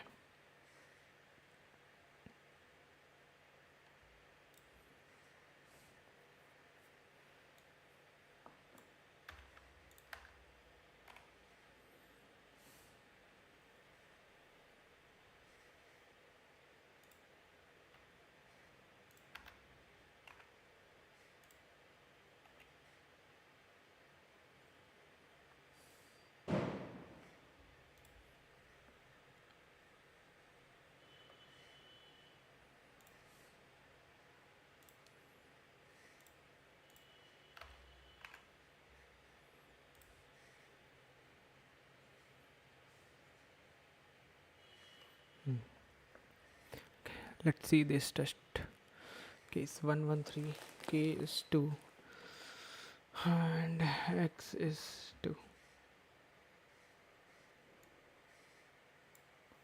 Fahim Akhtab.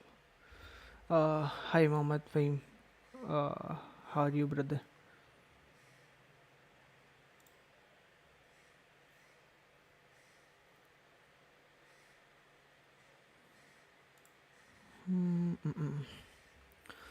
Let's see what happened to my solution. This should be some silly mistake that I'm doing.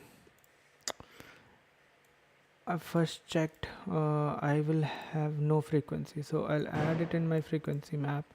I inserted it in my top and running some also with so my top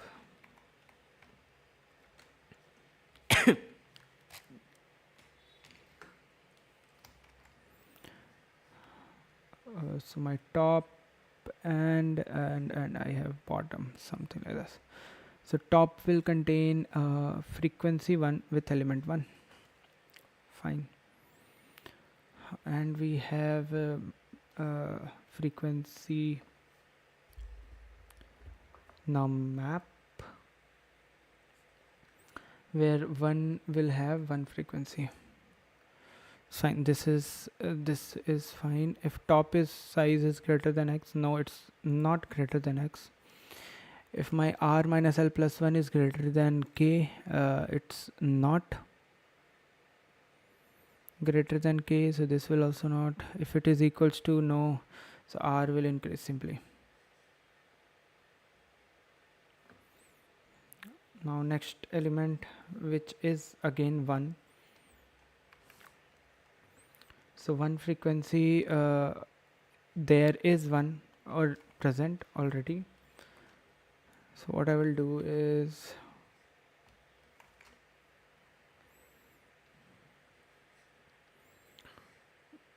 I'll try to find it in bottom. Is it present in the bottom? No, it's not present in the bottom. So what I'll do is I will reduce from running sum. So currently my running sum will be 1 into 1, that is 1. So I'll reduce it from my running sum, which is 1, and this is new element 1 into 1, that is 0 1. So 0 is now running sum.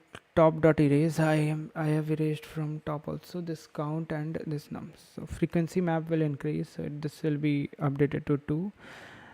Top dot insert 2 with element 1 new, and running sum is 2 into 1, that is 2.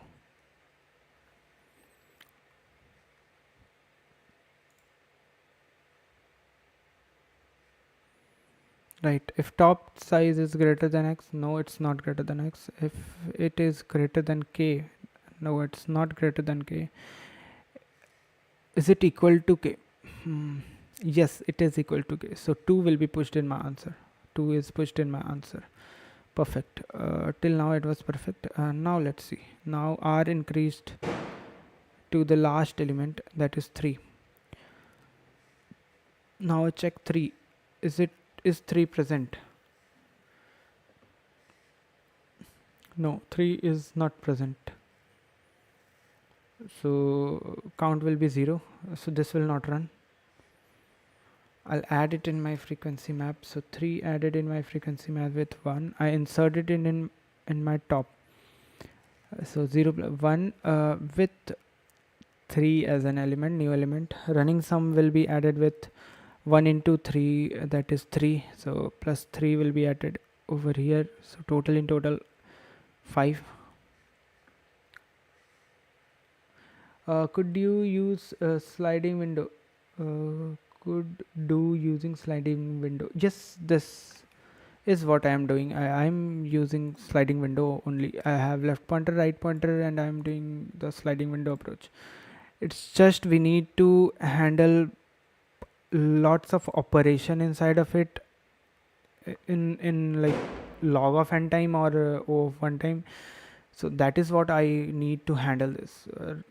Except that I think sliding window is perfectly fine for this. So we have the easier version for this, and easier version is not that hard. So I did it, but the harder version for this requires some kind of like pre-calculation, or you need to have the running sum in O of 1 time, not you do not have to calculate it again and again. So that is what I'm checking, and I hope this should work, but there is some mistake that I'm doing. Just it'll take few minutes to verify that. So currently my running sum is 5.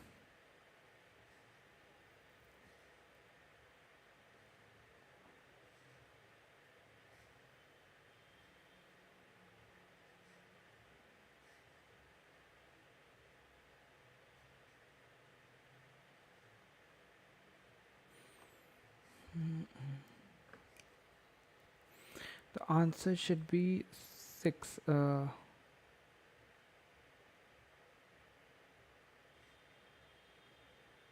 Expected is 4 only, and mine is 6. Okay, let's see. So currently I have 5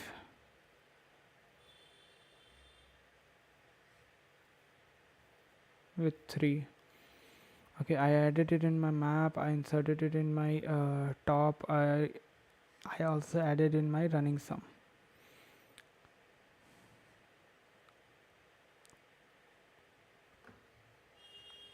Which is count plus 1 nums of r, that is fine. Why? So it should not go 6, it should be 5, right? Let's see. If top dot size is greater than x,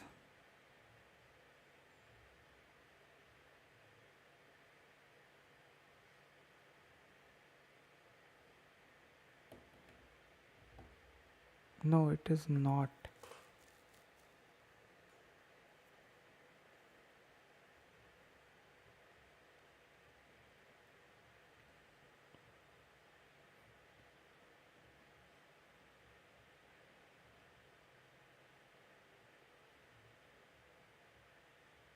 it's equal to x.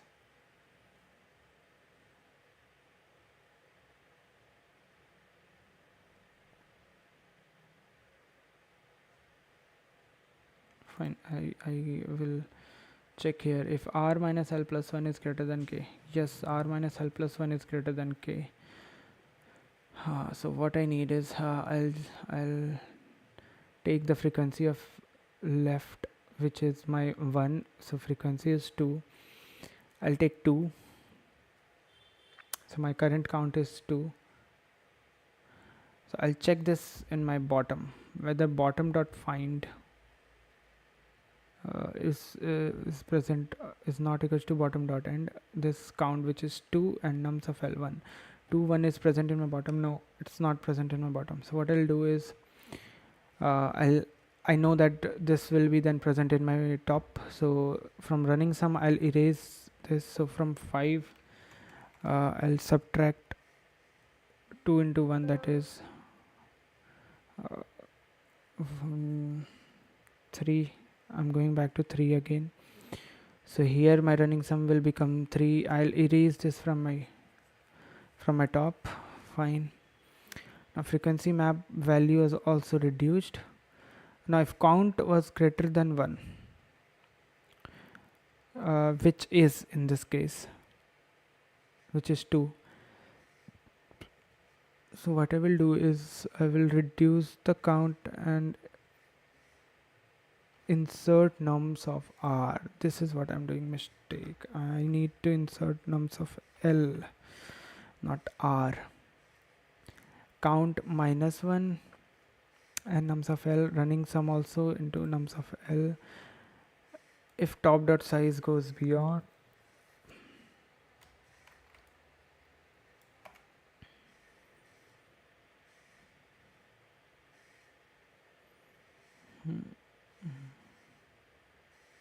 okay.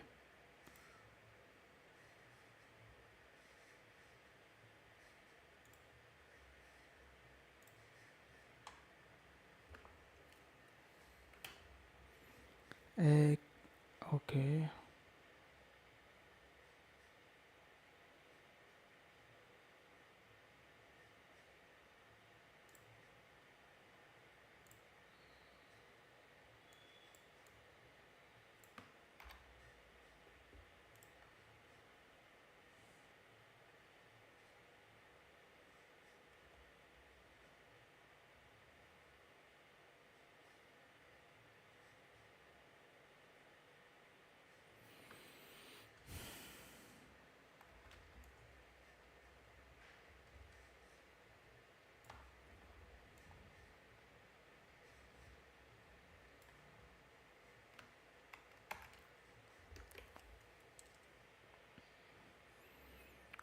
Okay, we have 875 here. Okay, let's check 8. First 8 will be inserted, then 7 will be inserted. So I'll have 1 with 8, 1 with 7, 8 as 1, 7 as 1. Now for 5, we check 5. We do not have any frequency for that. Added in my frequency map, 5 with 1. Top also inside top also we inserted 1 with 5. Running sum is also added.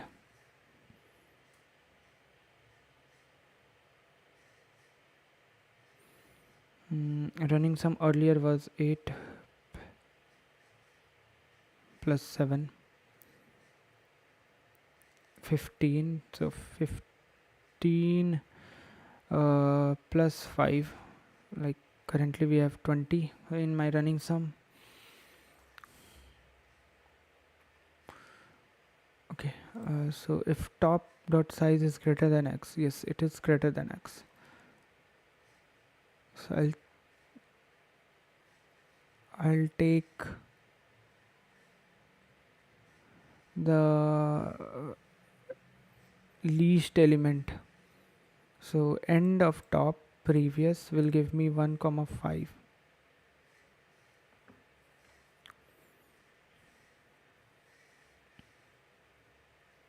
So that will be reduced.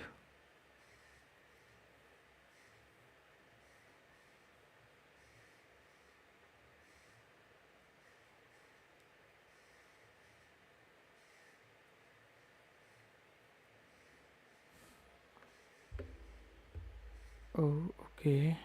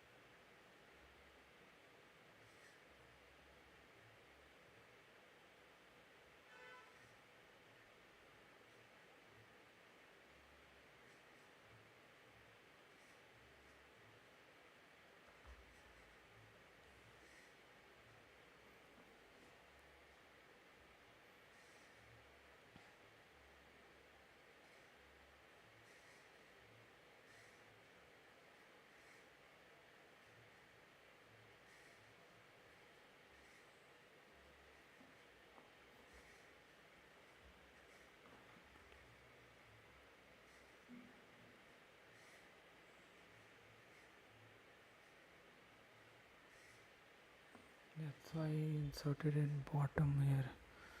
So bottom में जो सबसे top element होगा ना उसको उठा करके यहाँ पे ले आओ. Instead of inserting it into top, he inserted it into bottom.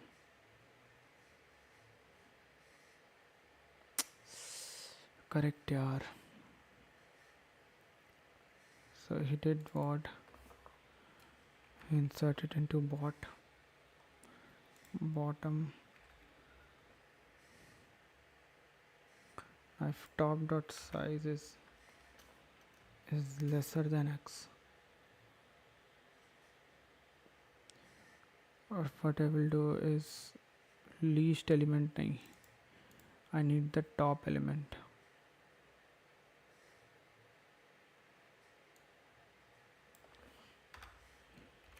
So bottom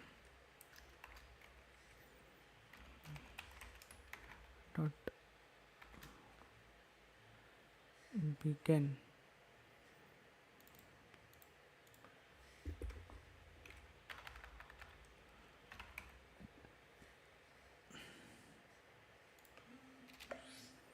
I'll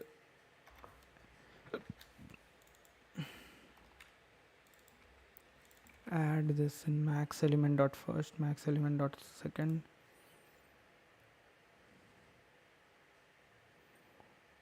and I'll do just opposite. Top dot insert this max element and bottom dot erase.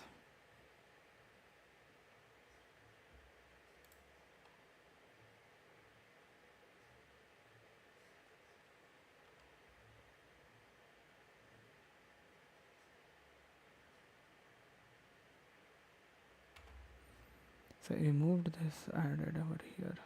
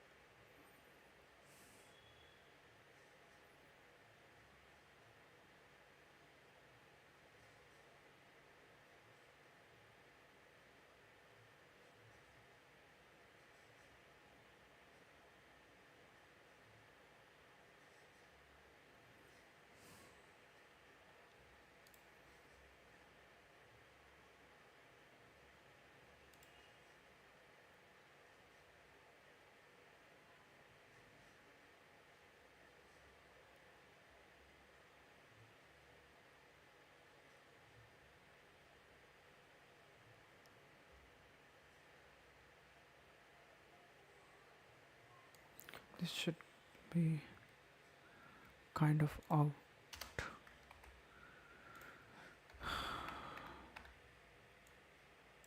I don't need this.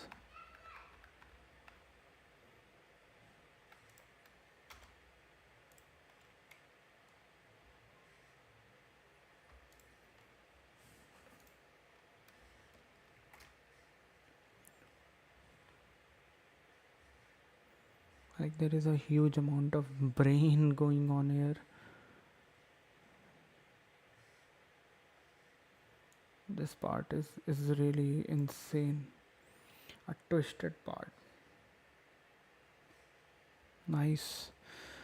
Okay, let's try with the test cases.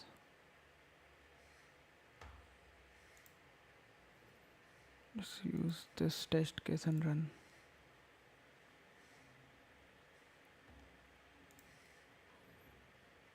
It's accepted.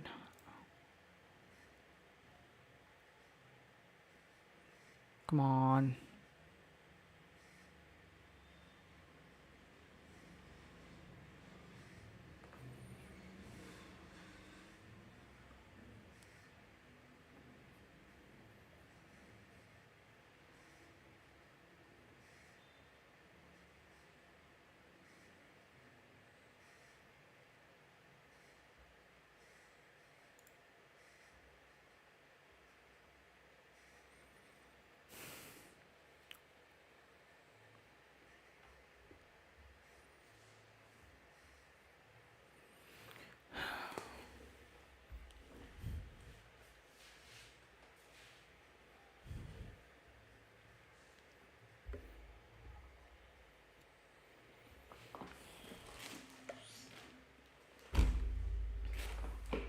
there'll be something like if it is present or not. If top dot size is lesser than x, that's fine. I need to check whether bottom bot dot size is greater, and then also bottom dot size should be greater than 0. If top dot size is lesser than x and bottom dot size is greater than 0, I would say that this then do this, no, else don't do this, right?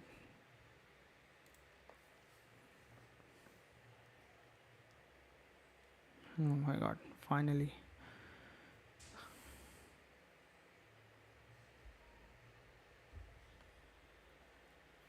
This was insanely awesome question, I would say. How we used these set of by for bifurcating the top element and the bottom element, and how we were handling those parts were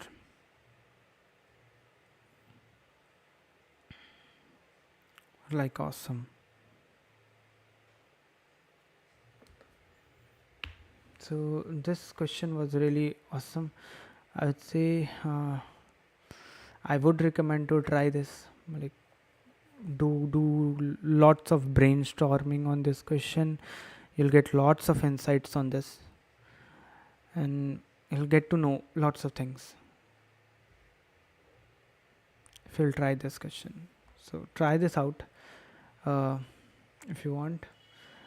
And fine, I'll move to next question after a 10 minutes of short break.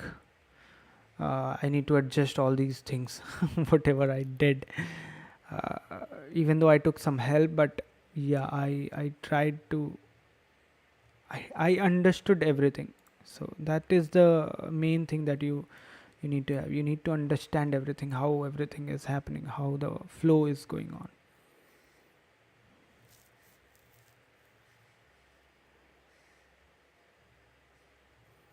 Okay, I'll be back in 10 minutes.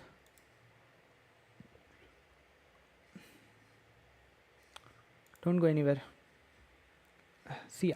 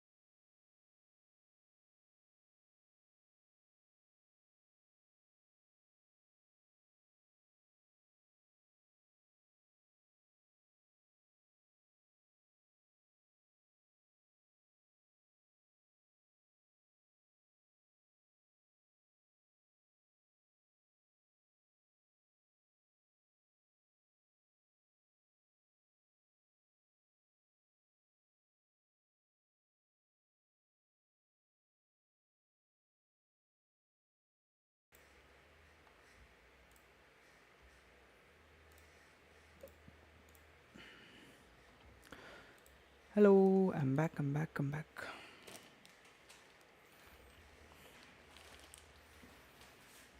Okay, so we were able to solve this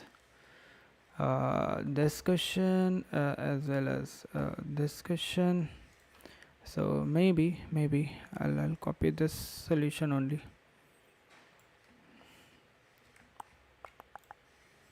over here.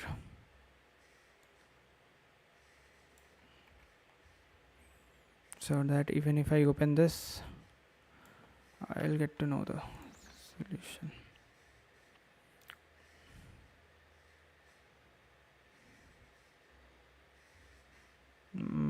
Okay.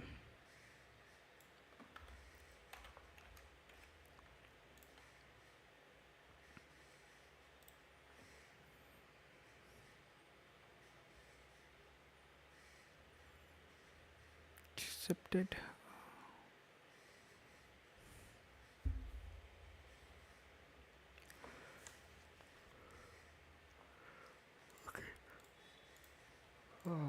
Sorry, I'm feeling dizzy a lot.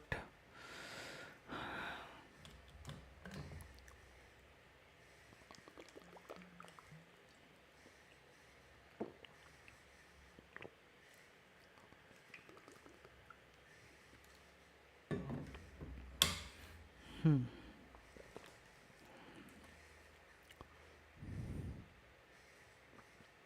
Ant on the boundary. There is some similar question, kind of this that I remember. I don't know. Similar related to ant. An ant is on a boundary. Okay. It sometimes goes left and sometimes goes right. Okay. You're given an array of non-zero integer nums. The ant starts reading nums from the first element of it to its end. At each step, it moves according to the value of the current element.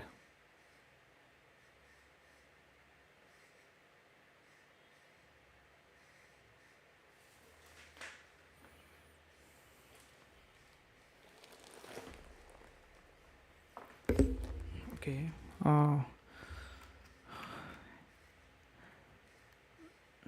At each step, it moves according to the value of the current element. If nums of I is lesser than 0, it moves left by minus nums of I unit. If nums of I is greater than 0, it moves right by nums of I unit. Okay. Return the number of times the ant returns to the boundary.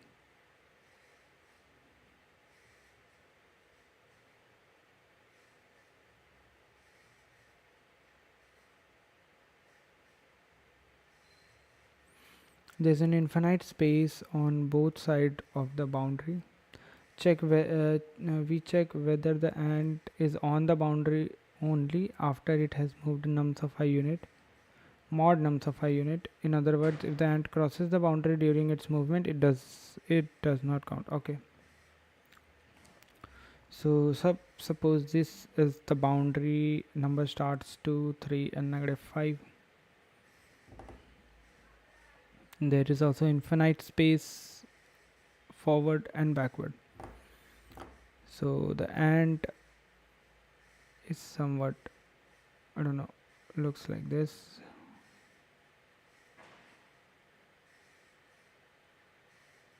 Oh, nice ant. Okay. So this is the ant.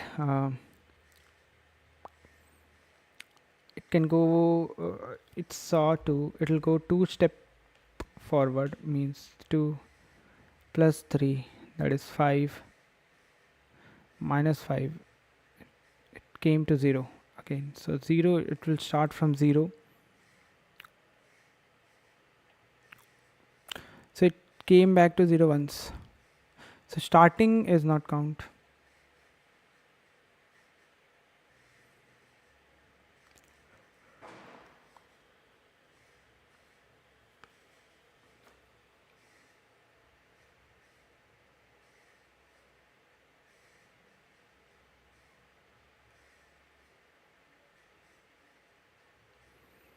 Mm-mm.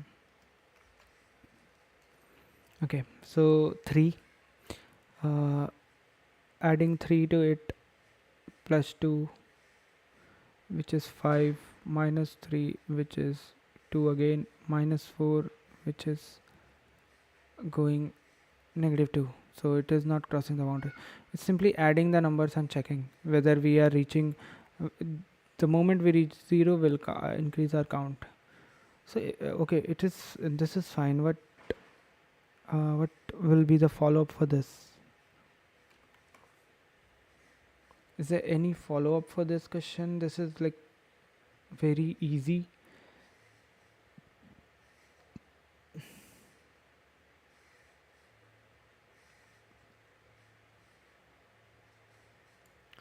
The values are also this.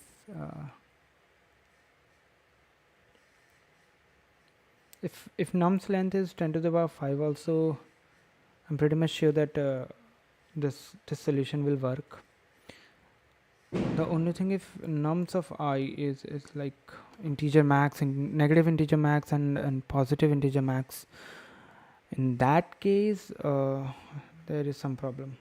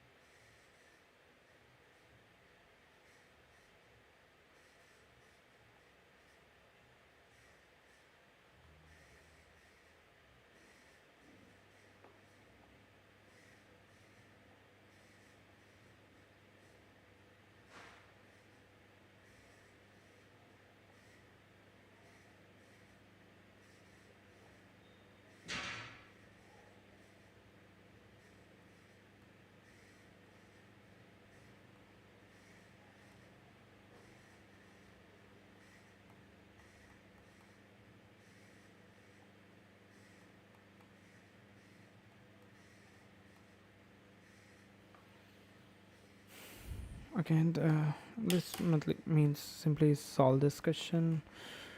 Not doing anything. Like the value will also not go very beyond, so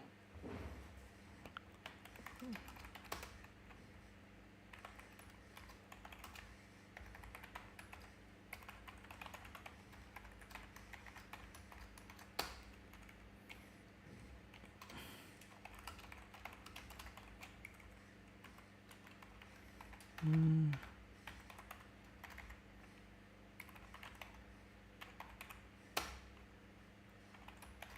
if sum is equals to 0.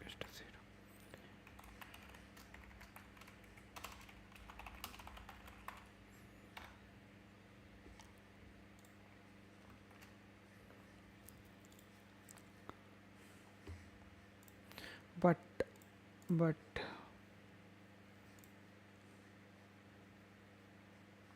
is there any follow up?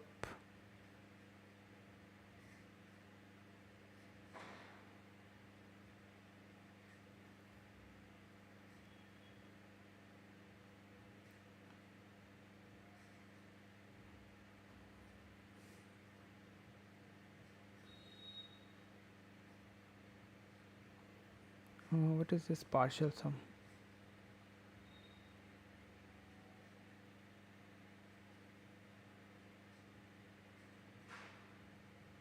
Oh, okay. Is there something different that he's doing? What is this partial sum?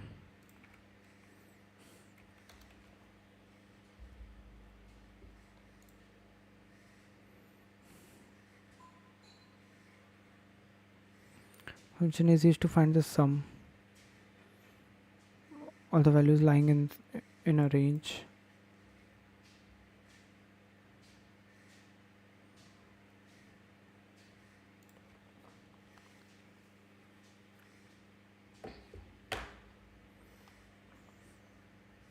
Finding the product of vector using accumulate. Oh, okay. This is my start.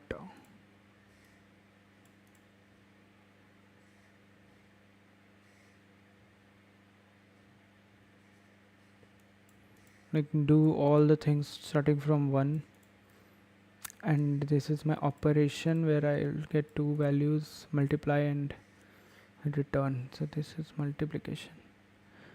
Partial sum function assigns the cumulative sum of all the set values lying in the given range and stores in it in another container at corresponding position. Just like accumulate function, we can modify the partial sum function to perform any other binary operation.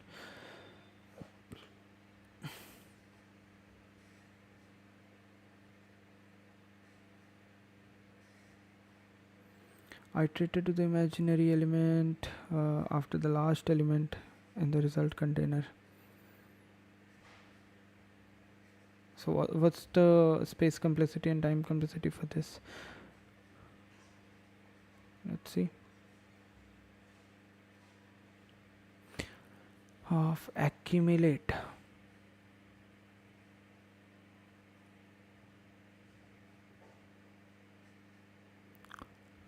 So as long as the operation takes constant time, the time complexity will be linear, like time is O of n, space it's not taking any space. But like his solution says count. Oh, okay, this partial sum will do something else. Let's see, let's look at it.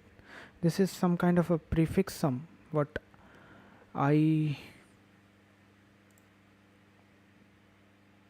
am guessing. So if nums of I is equal to 0, then count plus plus, and also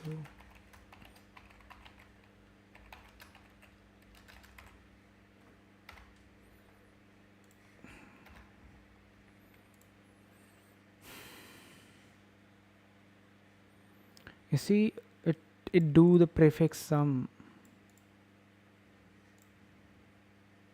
See, it is doing the prefix sum inside this array only. This partial sum is kind of a prefix sum.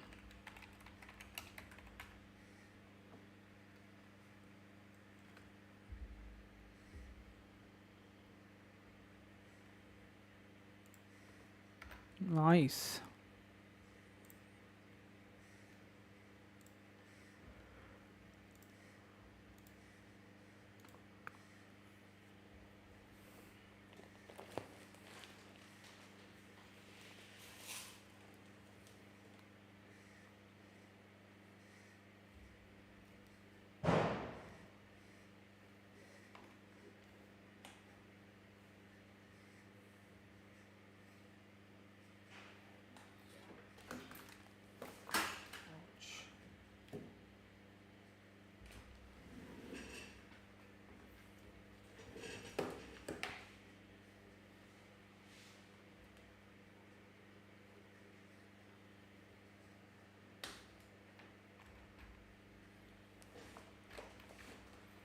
Okay, let's look at this question. Hoping that this will have a follow-up.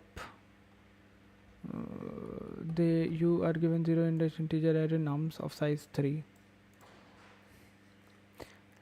which can form the sides of a triangle. A triangle is called equilateral, all sides are equal. A triangle is called isosceles if two sides are equal. A triangle is called scalene if none of the sides are equal. Return a string representing the type of triangle that can be formed, or none if cannot form a triangle.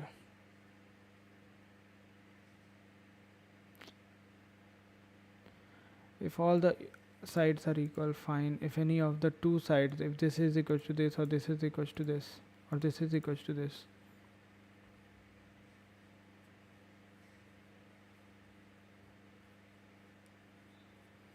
then isosceles, or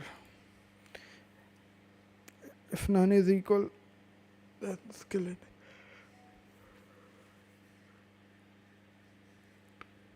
Like fine, I don't want to submit this solution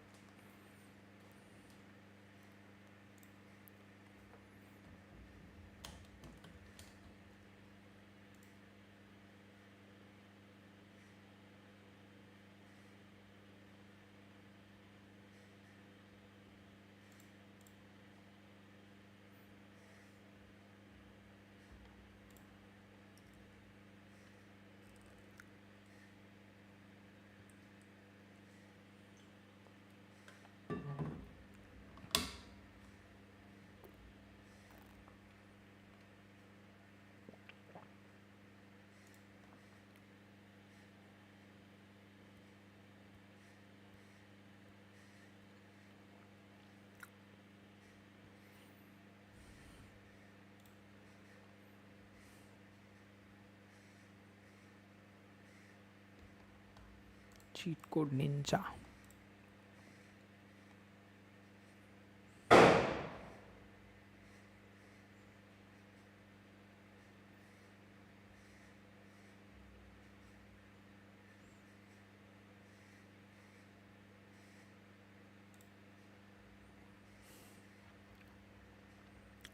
Fine.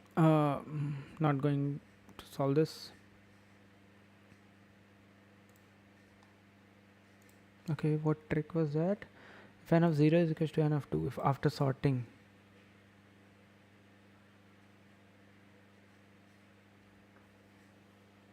So we have to say none in the type of triangle that cannot be formed, or none if cannot form a triangle. So if n2, the largest side, is greater than or equals to n0 plus n1, that means I won't be able to form a triangle, so return none. If both are equal, equilateral. If 0 and 1 are equal, or 1 and 2 are equal, then isosceles, otherwise scalar.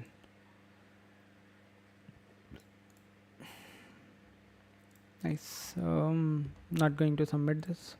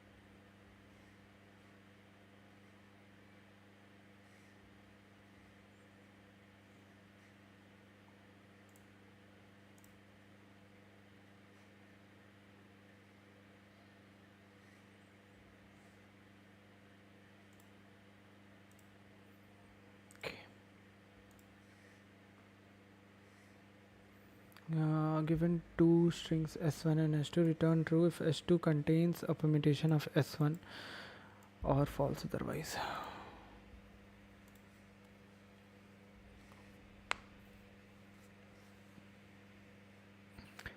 So I did with a sliding window and 26 size.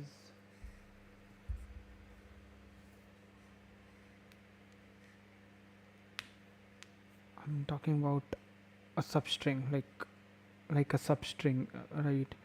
So if whenever we are talking about substrings, it's like 90% of the time or 95% of the time it can be solved using sliding window approach.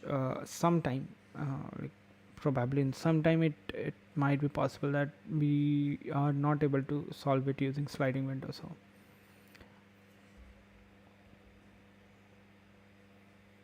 this is just a sliding window approach, keeping a 26 size array and do the sliding window part.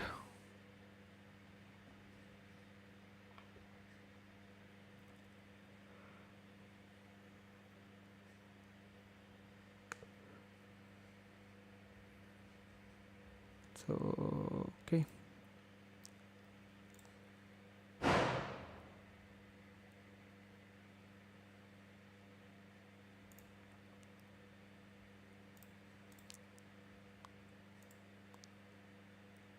Okay, this is a nice question. Let's try this.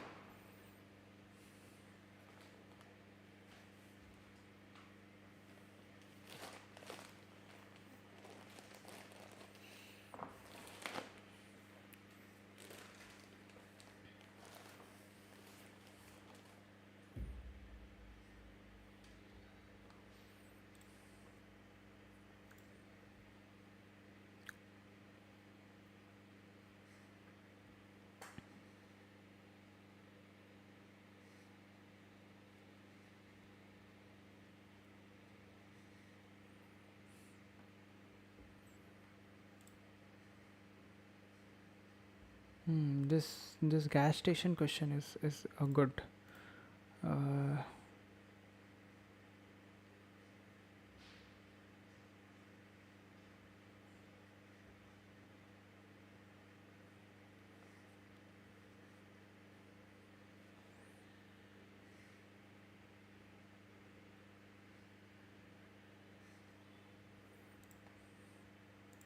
so let's solve all the medium, and then we'll go with smallest range covering elements from K list.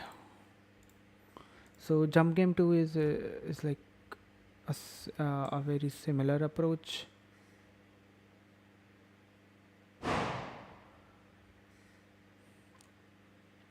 We have 2 3 1 1 and 4.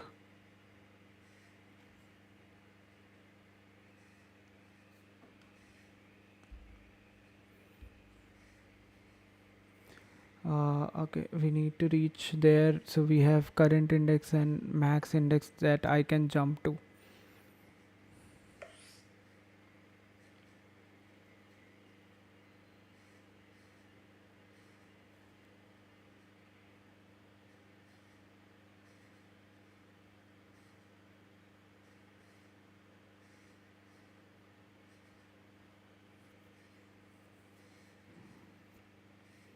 So if I have,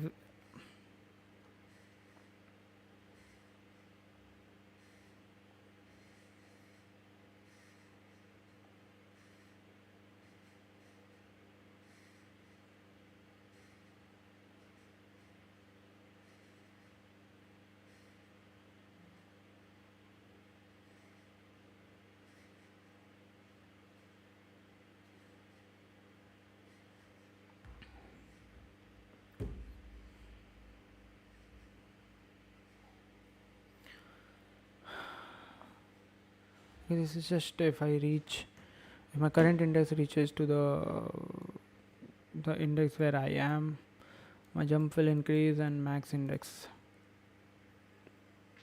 It's os it's always possible to reach there if it is, and if my max index is like lesser than or equals to, I am not able to reach. So in that case, I'll return -1.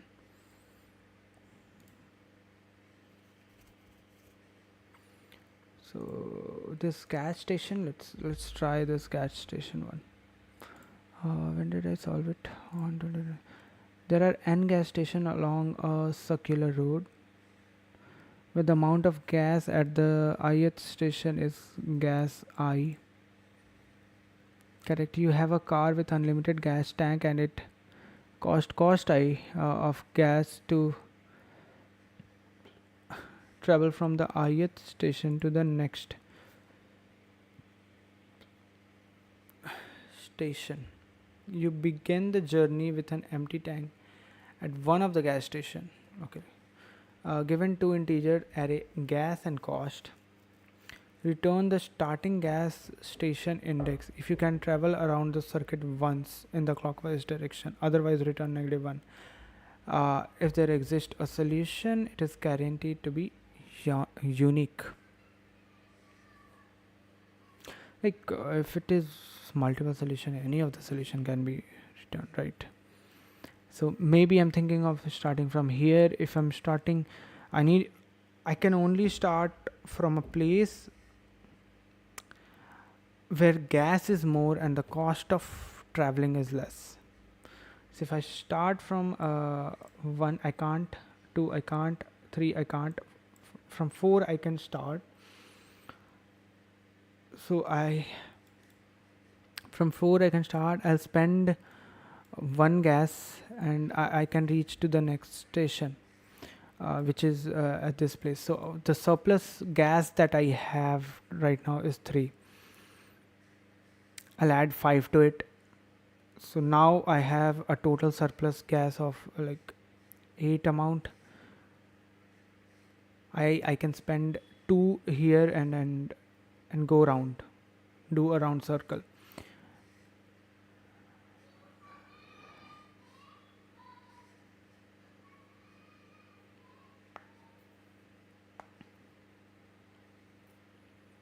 and I can do a round circle, right?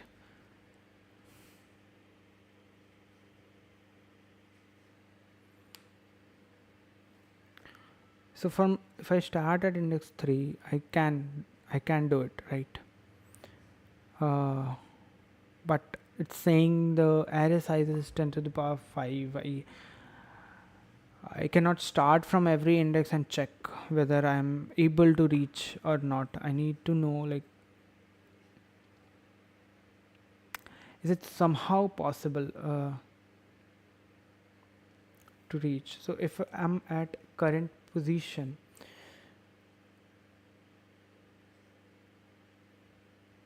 going forward, I know how much. Hmm,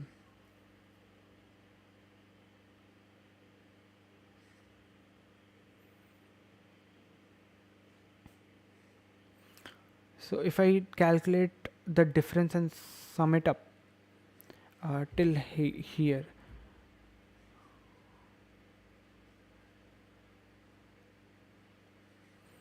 and if I calculate on from the right, that how much will be spent,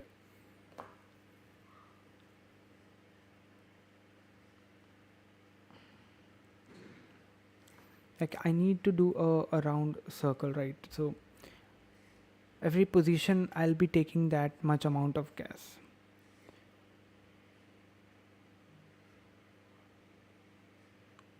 So the difference, if I'm summing up the difference, whatever value we have from back, let's,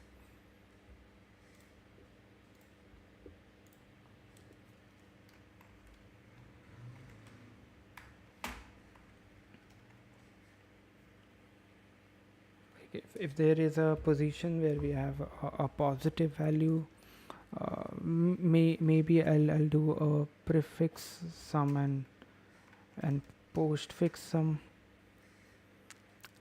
Let's see what things, how things pans out.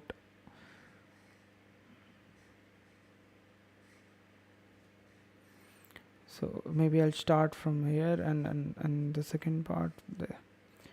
So 3 minus 1, like 1 minus 3, that is negative 2. So negative 2.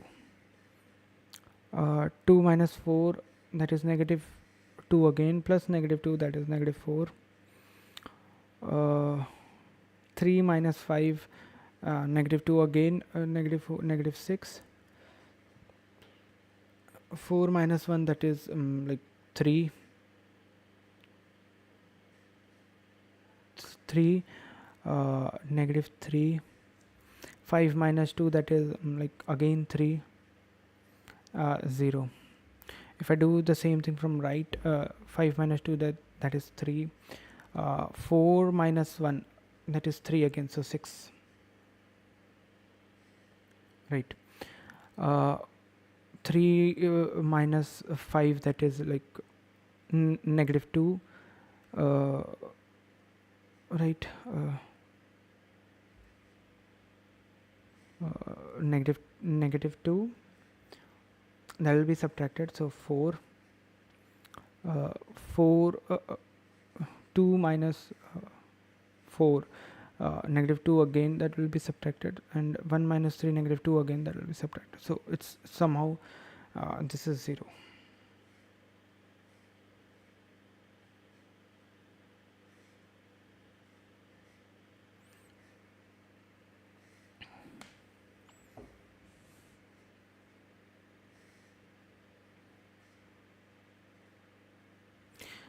So if I am at this position, I can see that how much do I need from back. I need like 6. I need. Are we able to fulfill it? Here it's saying yes. If the sum of these two turns out to be greater than or equals to 0, then I'm pretty much sure that I'll be able to round it off till here. If these two values are same, if I start from here, I'm sure that I'll be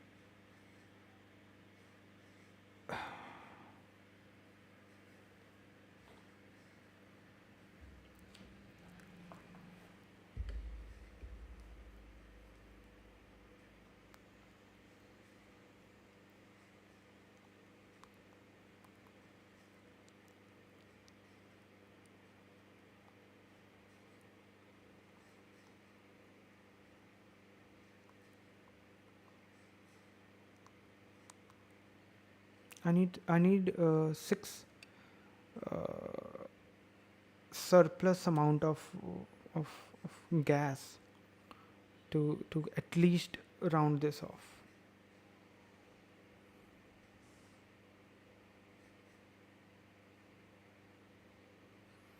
And to reach right,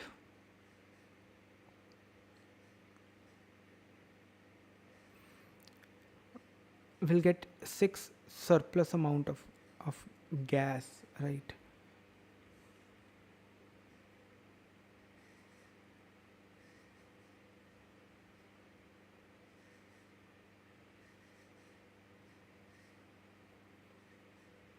So like summing them up is should give me,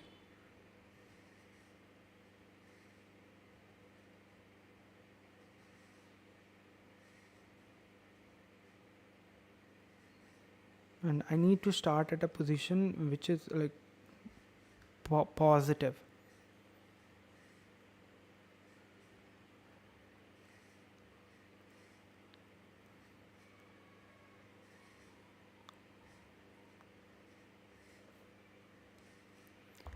Let's see some kind of case where 2 3 4 we have 3 4 3 we have. Let's see from left, 2 minus 3, that is like -1, 3 minus 4 -1, -2, 4 minus 3 -1 again, which is -3. From right, -1, -2, and -3. So I have to start at a position where it is like a positive value.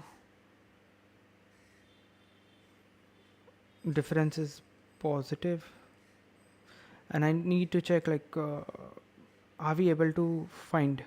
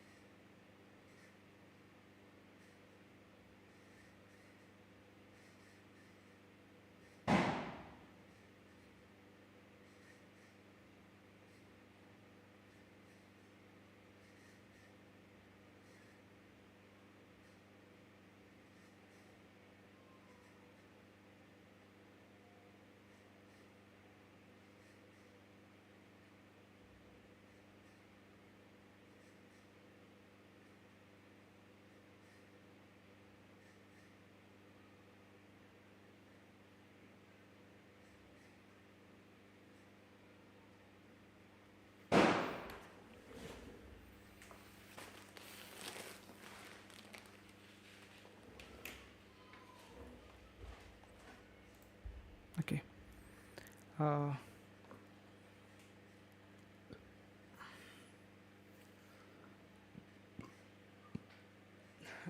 let's try this part, and then we can optimize the space also. Vector int left, sir, left pre-sum kind of.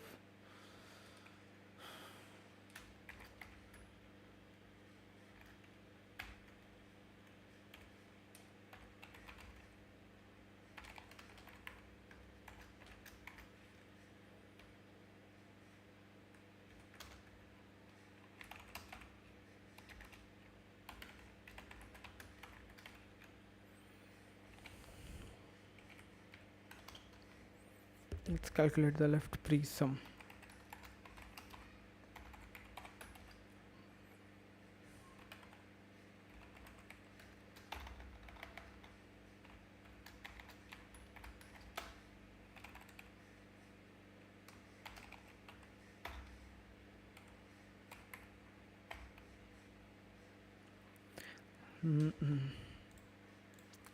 For 0,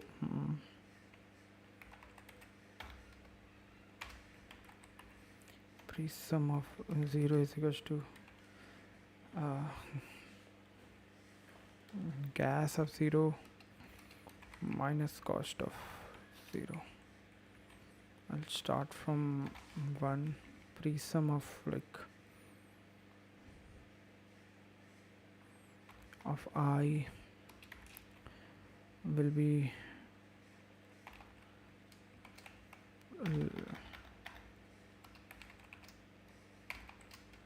left pre-sum of I minus 1 plus gas of I minus cost of I.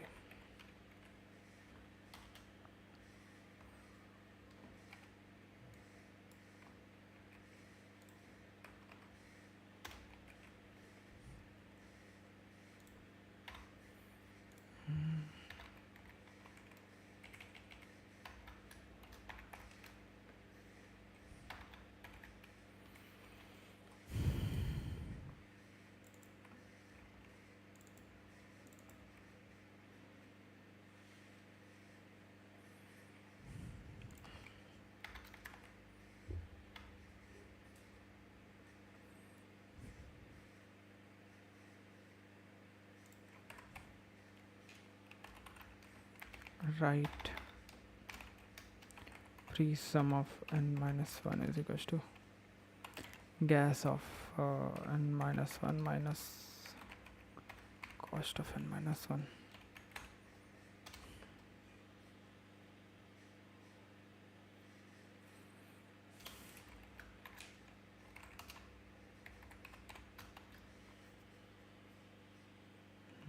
From back from here I will start. There should be a condition like if gas of I is greater than or even equals to my cost of I for traveling to the next station. If it is this, then it is possible. So I'll check if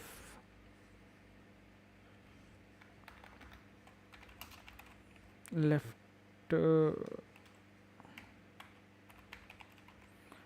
required is equals to if I minus 1 is like greater than I equals to 0, then left pre sum of I minus 1 else 0.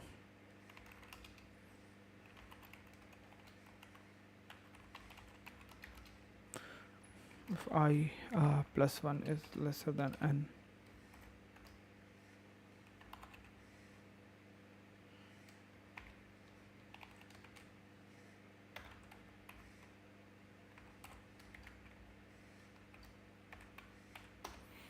Now if no, right required is the current value that I'm talking about. So it's right pre-sum of the current. So if left required plus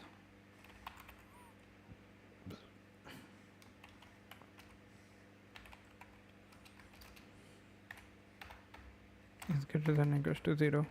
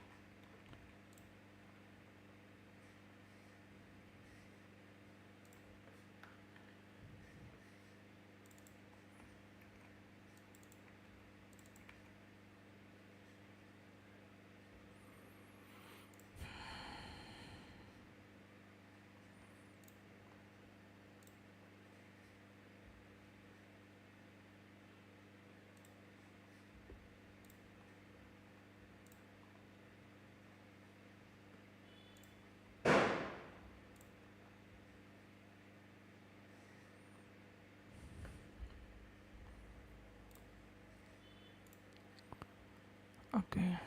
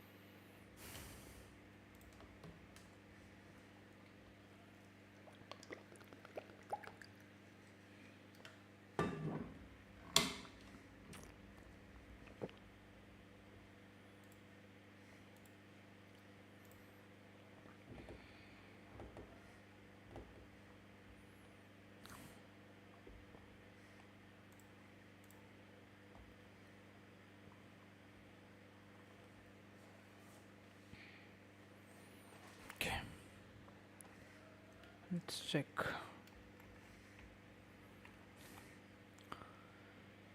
We have 5, 1, 2, 3, 4. Why it's failing? Shouldn't, right? I have this left. 5 minus 4, that is like negative 1. 1 minus 4, negative 3, negative 4. 2 minus 1, 1, negative 3. 3,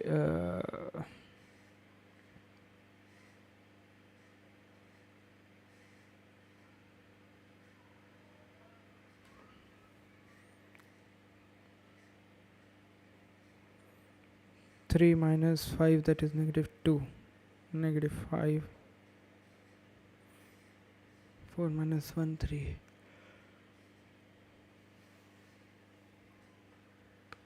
4 minus 1, 3. 3 minus 5, that is negative 1.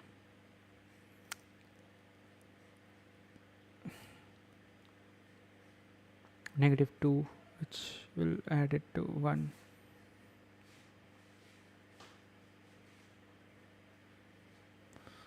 Uh, 2 minus 1, that is 1. Negative 3. Negative 1. 5 minus 4, that is 1. Hey, oh, what I'm doing, man. 5 minus 4, that is 1. 1 negative 3. Negative 3 plus 1, negative 2. 2 minus 1, that is 1. So 2 minus 1, that is 1. Negative 2, negative 1. 3 minus 5 is negative 2. Negative 1, negative 3. 4 minus 1, that is 3. Negative 3 plus 3 is like 0. 5 minus 4, that is 1.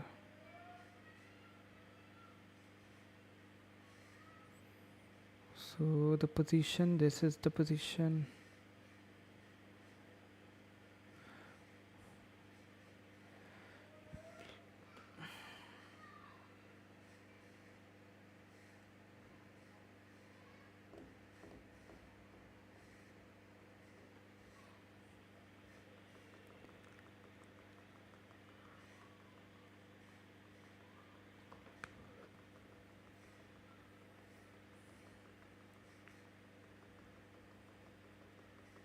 Hmm.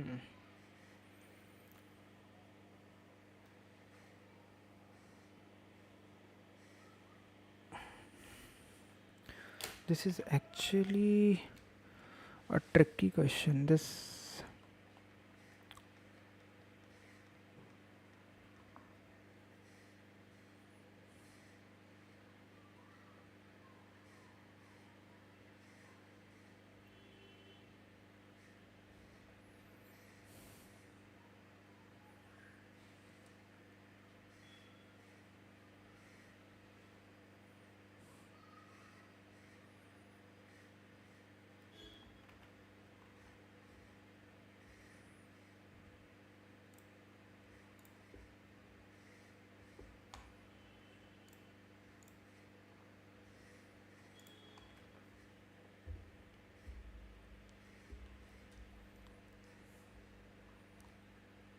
it's like I'm doing kind of same thing. Total surplus. I'm adding in total surplus.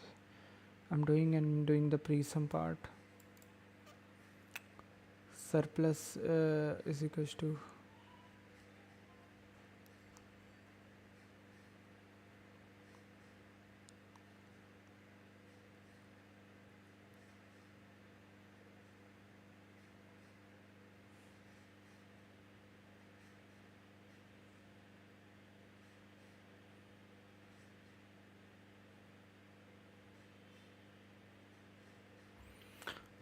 but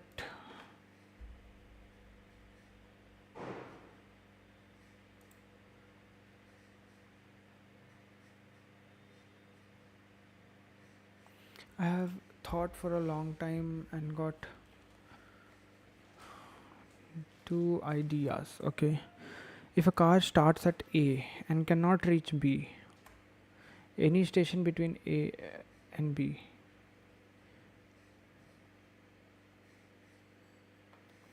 if a car starts at A and cannot reach B, any station between A and B, cannot reach B, B is the first station that A can.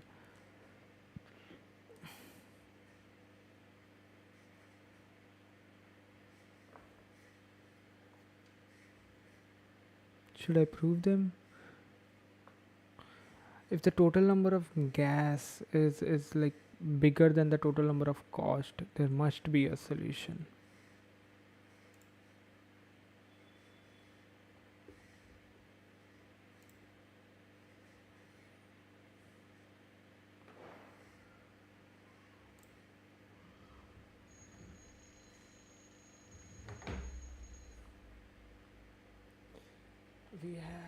We have a car with an unlimited gas tank.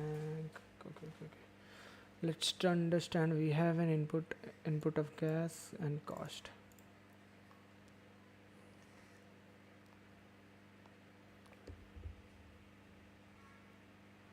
So we have 5 gas station, each with amount of gas value with the amount of gas they can give to your car. Then we have road connecting them, which would have corresponding amount of gas which would be used when your car's traveling. So we start at first gas station with 7 unit of gas. Then we make a trip to second gas station costing 5 unit of gas, which means we have now 2 units left in our tank. Upon arriving on the next gas station, we have given 1 unit of gas. So we now have 3. Now we attempt to make a trip to the next tank. However, since the trip requires 9 unit of gas, but we only have 3 in the tank, we run out of gas. So this means we can start at gas station. This means we can start at gas station 0.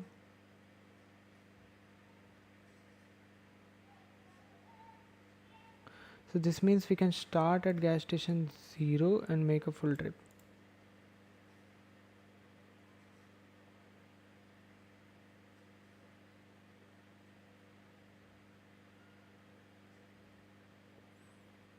Now, let's say we start at index 3 gas station, which gives us 11 unit.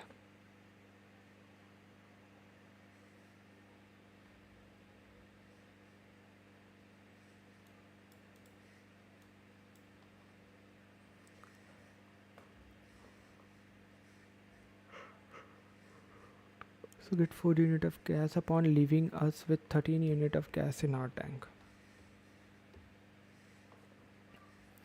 Now we'll look back around and travel back to 0th index,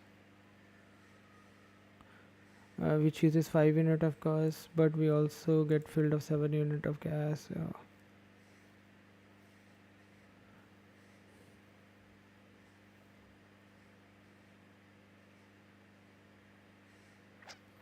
So we know if we started into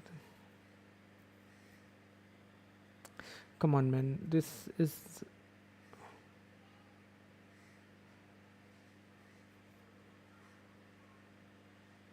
okay. So this is the time complexity. So brute force ran a simulations. As soon as the gas station become negative, it stops and move to the next station as a starting point. But this is inefficient, and in order for us to understand why, we have to look at what makes car stop. Let's say for this example, the car starts at 0 and it's able to make at 3 gas station.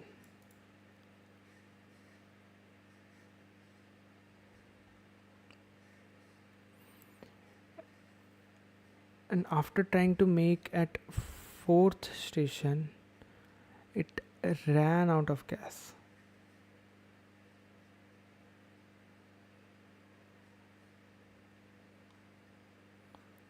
One brute force solution realizes it can make this trip. Once the brute force solution realizes it can make this trip, it's start over simulating with this gas station as the starting point.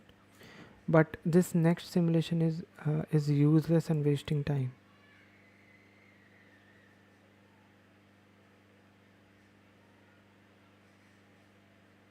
Right? If I know I can reach these gas stations, why would I start from here? Like iterating and finding the position. From here, I cannot start.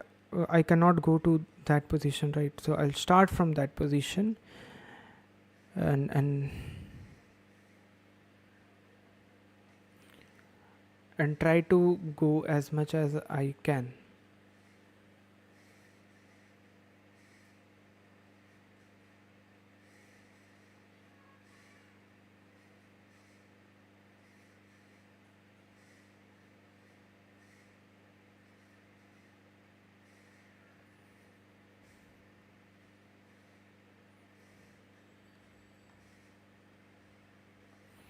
Know that these 3 gas stations and trips were.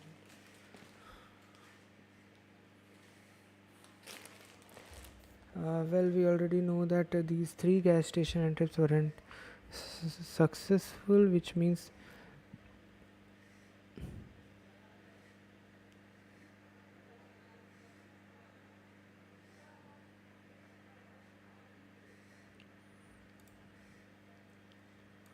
this is because if we were at some kind of deficit, then our car would have already ran out of gas sometime earlier. So this means on the last trip, because we ran out of fuel, we were in some kind of deficit. So as to make the trip starting at very beginning, we can make over here at index 1 or index 2 or index 3. So what does this mean in terms of our algorithm? It means that if we know we ran out of fuel, let's say at the ith gas station, all the gas station between ith and starting point are bad starting point as well.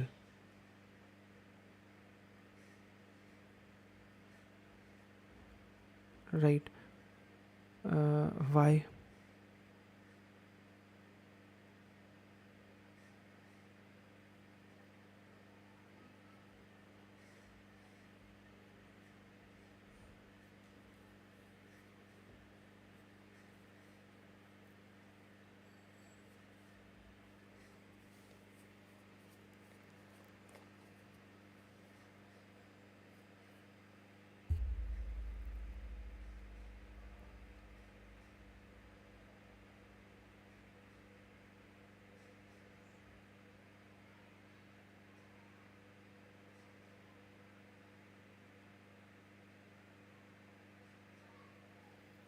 In terms of it means that we know if we run out of fuel, say at some ith gas station, all the gas station between ith and starting point are bad starting point.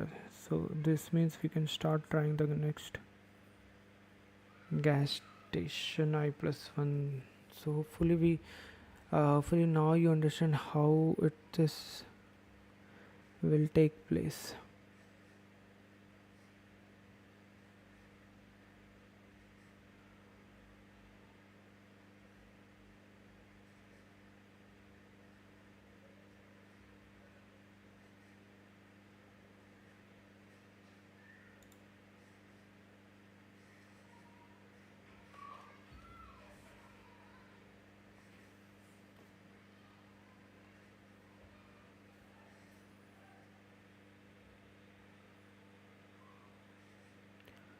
This is what it.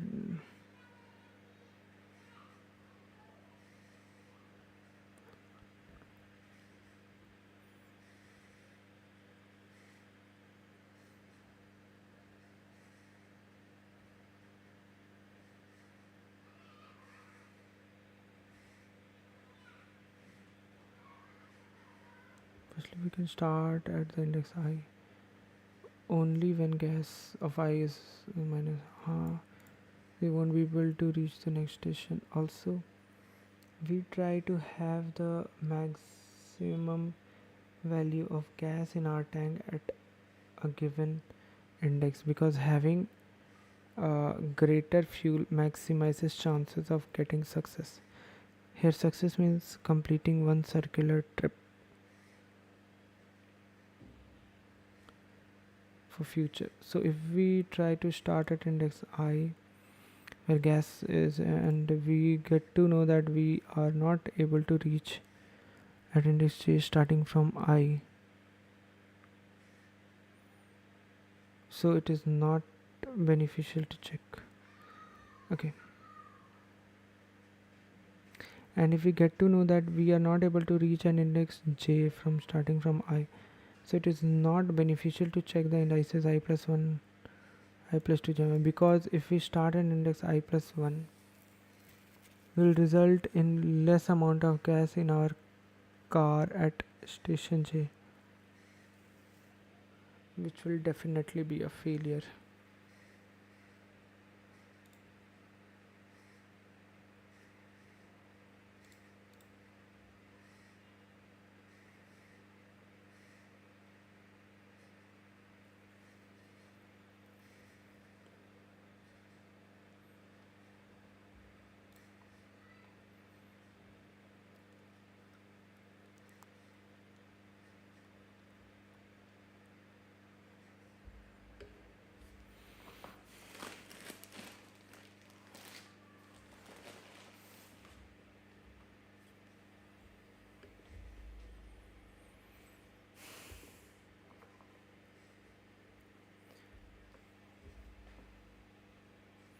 Minus 2 minus 2 minus 2 plus 3 plus 3.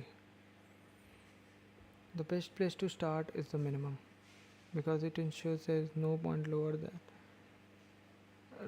than it, so there is no way the an empty gas tank will ever go below 0.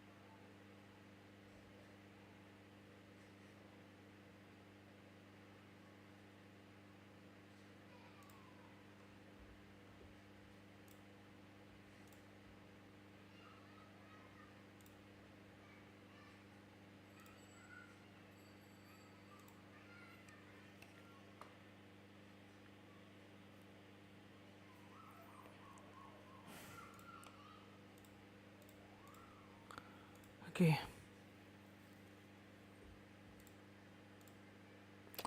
I'll try to take some intuition. I'll try to draw it by my own.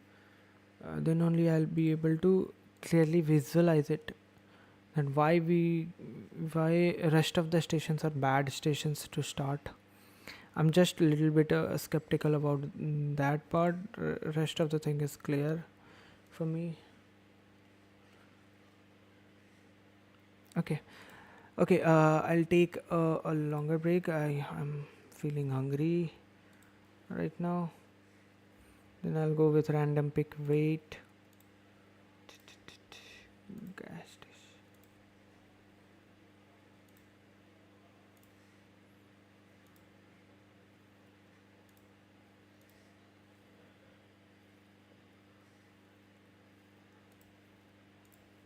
Okay. Mm, I'll be back. Maybe I'll take a kind of 40 minutes break, and then I'll be back. We'll start again. Okay, see you in some time.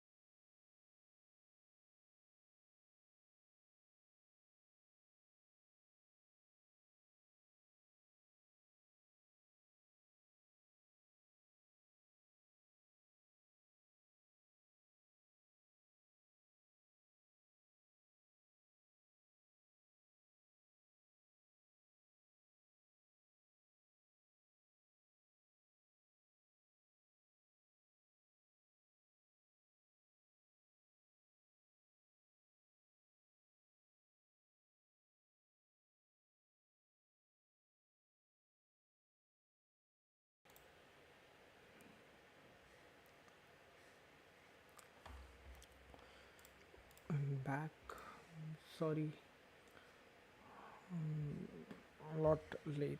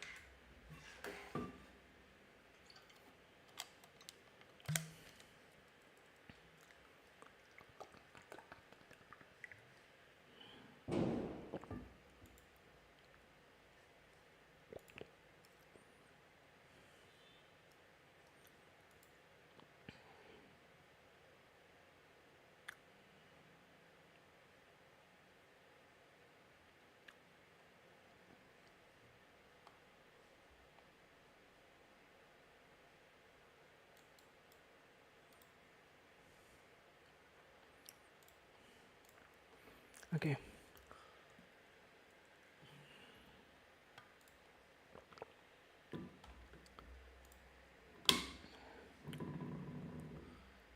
Let's try this question.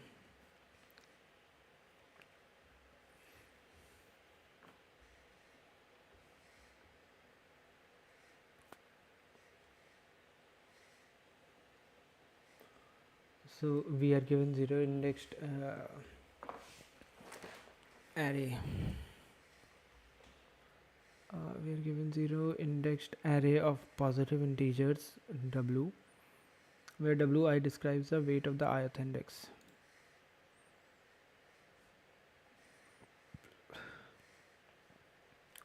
You need to implement the function pick index, which randomly picks an index in the range 0 to w dot length minus 1 inclusive, and returns the probability of picking index I is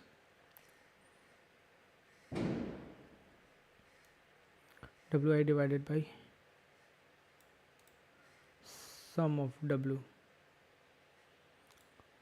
So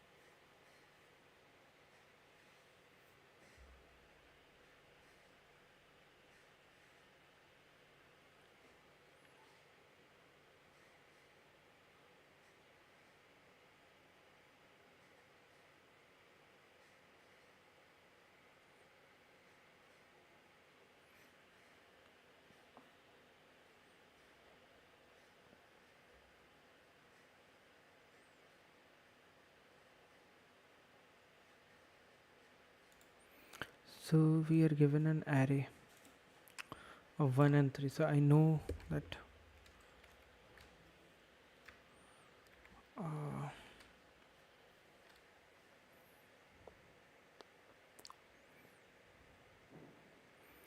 pre-sum would be, this will take a single space, and 3 would take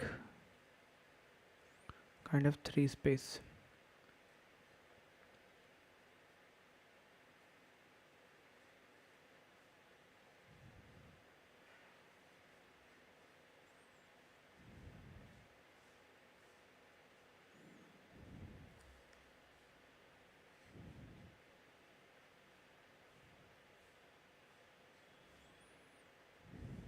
This is what we are doing as a prefix sum.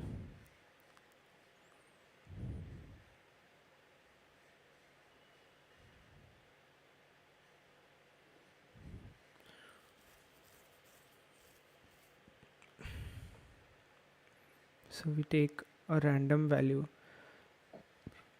between to 1 to total sum,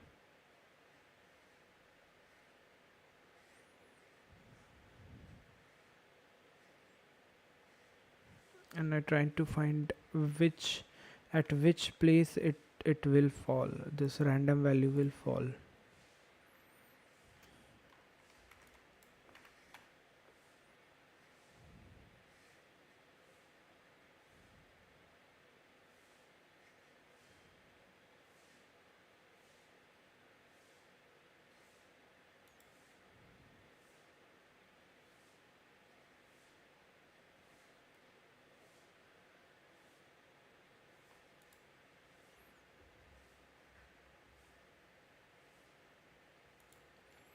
Oh, can I have a 10 minute of short break? I'm really sorry, but I don't know what is happening today, but I'll start again after 10 minutes of short break.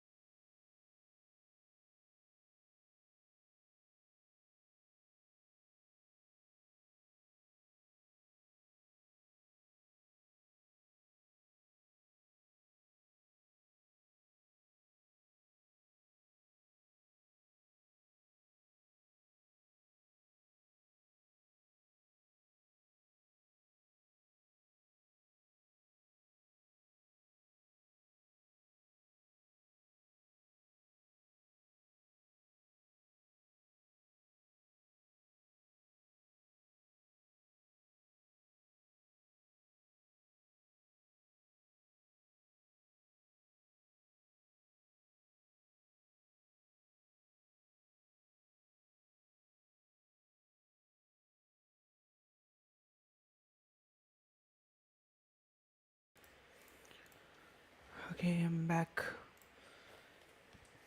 Yes, I know that um,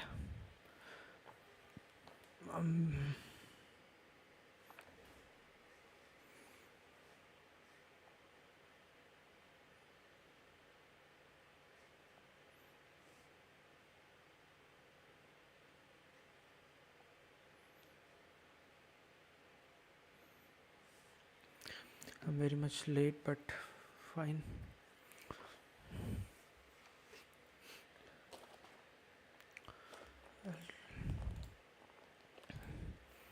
So this random pick by weight is also like solved it. I know the intuition behind it, so it's fine.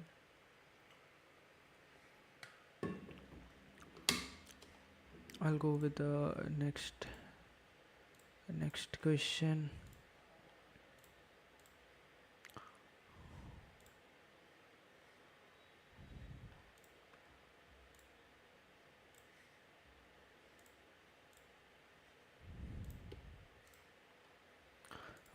The question is smallest range covering elements from K list. So you have K list of sorted integers in non-decreasing order. Find the smallest range that includes at least one number of from each of the K lists. We define the range AB is smaller than range CD.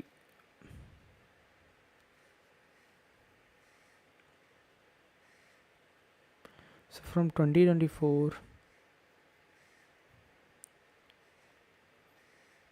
I can see that 24 from first list 24 is there from like second list also we have 20, and from third list is 22. So we need to find that range.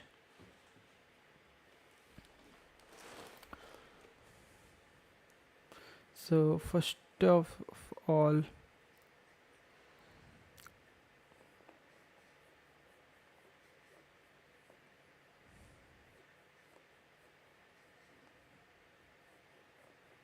the thing that will come in my mind is start with the smallest element. So 0. I started with 0. See, picking up one element, more than one element is not what I would say I would prefer. Like I will try to pick only one element. So I took the smallest element, I took the largest element from these three, that is 5. So 0 to 5, that will include all the three values.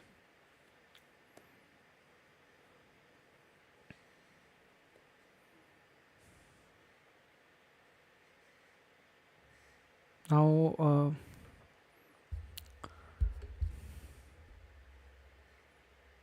now I'll try to increase the lowest value with the second uh, smallest, that is 4.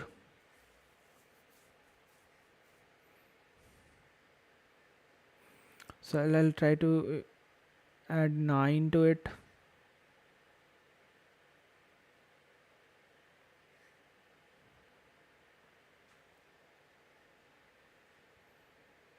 and then check which is smallest, which is largest. So the smaller one will be increased, then 4, I'll add 10 to it.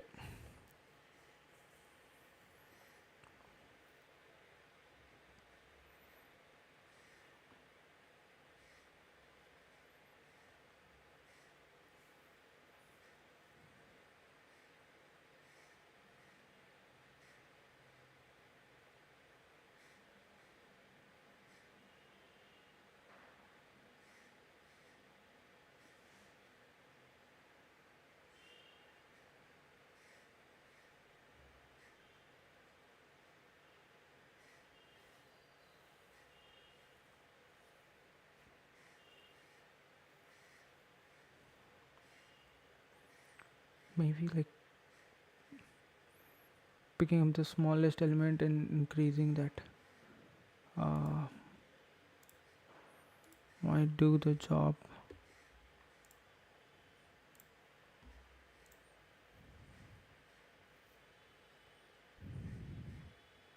So we'll keep value, we'll keep index,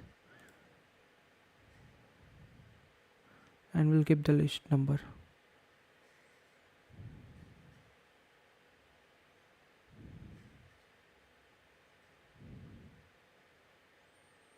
So every time I'm pushing the 0th value of that list, 0th index, and 0 is the list number.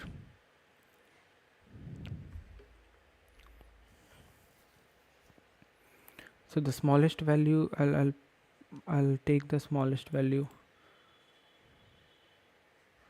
I've taken the maximum value. Okay, that's fine. Largest value is my maxi. I'll do what I'll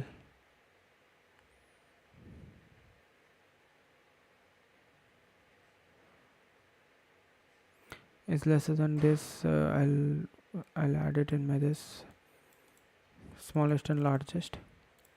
Now list number and IDX I took, and I popped this element. And if IDX plus 1 is lesser than the number of size of list, maxi will be updated the maximum or list of this. Yes, exactly. This is what I was thinking of, using a priority queue.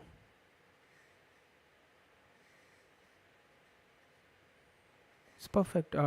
Exactly, this was the logic that was running in the back of my mind. It was kind of a linked list, multiple linked list, and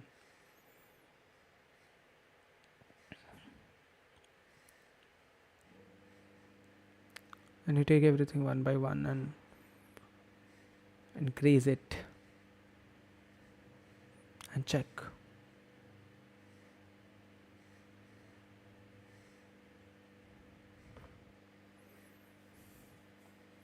So maybe I'll try to code this for once.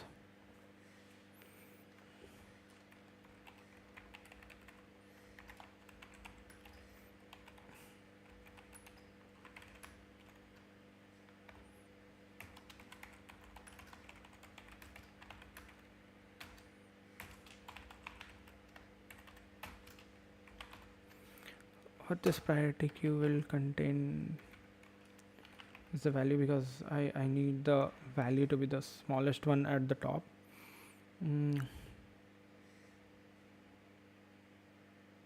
Kind of index and the list number.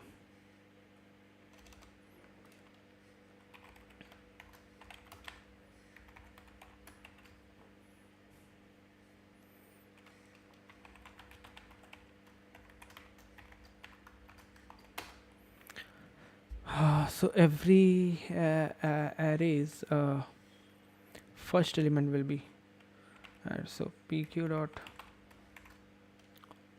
push will be like nums of I of 0, and this is the 0th index, and the list number is I.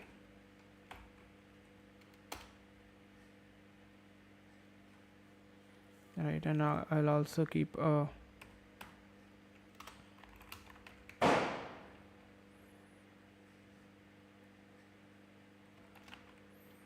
max value, which will kind of like, which will tell me what is the maximum value here.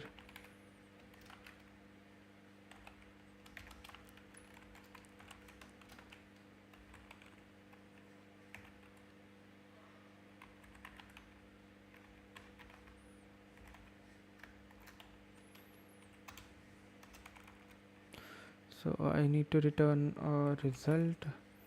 So vector int result, it's kind of like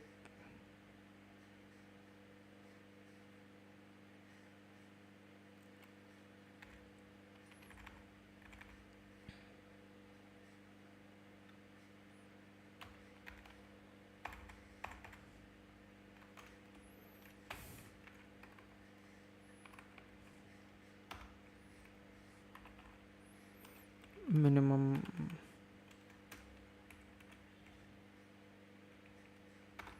maximum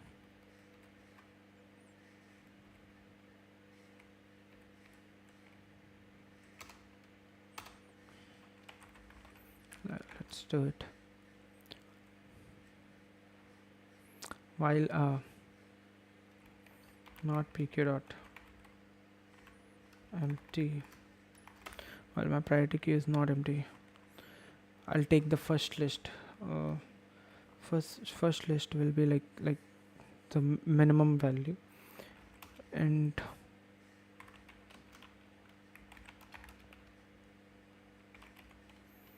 pq dot top of 0, and it's like current idx is pq dot current list number, pq dot top of 2, sorry, this will be 1,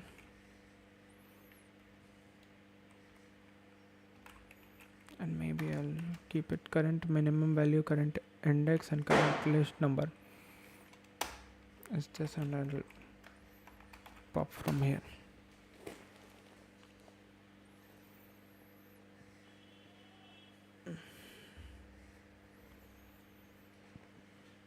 So I need to know like the difference value is lesser than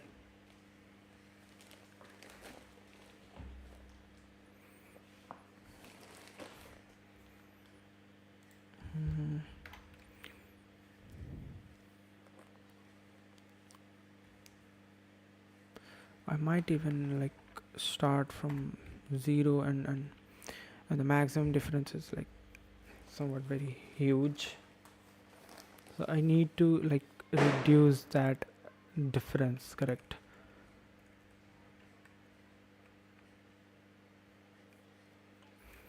So now if max value minus current min value is lesser than result of 1 minus result of like 0, if that is the case, so what I'll do is like result of 0 will contain my like minimum value, current min value, current min value, and result of 1 will be like max value. Now this is the list number, current list number, and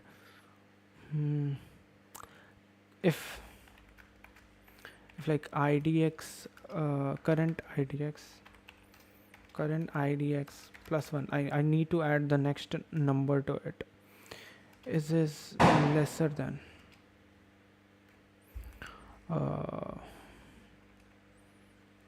nums of current list number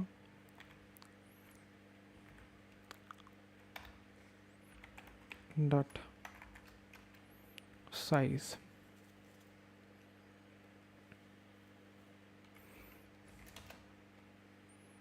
What I can see is this list number is so I can add this, so new value is something nums of current list number of current idx plus 1. Now max value will be something maximum of max value and this new value.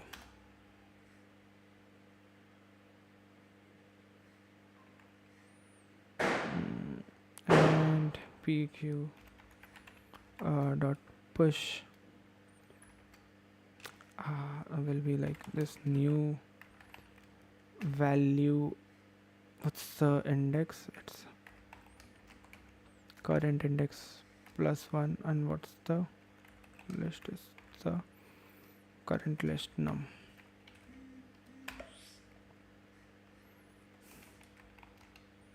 Else I can simply break out the loop and come here, because I don't have any element. At last I'll return my result.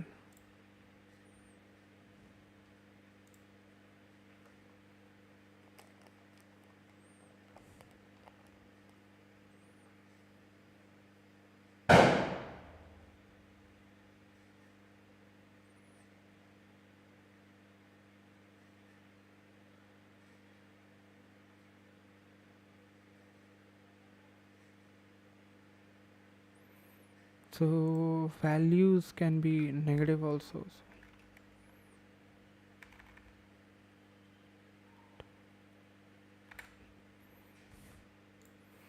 It'll not create a problem. Let's try and submit it. Oh, okay. Let's add one more.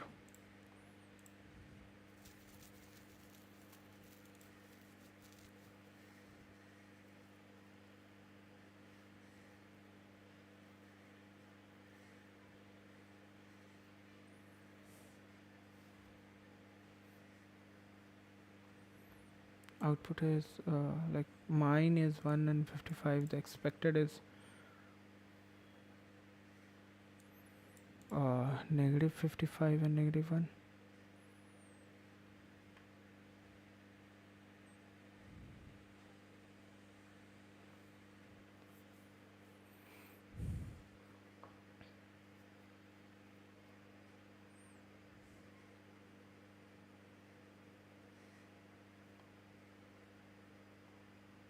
It's like we are talking about the absolute value here.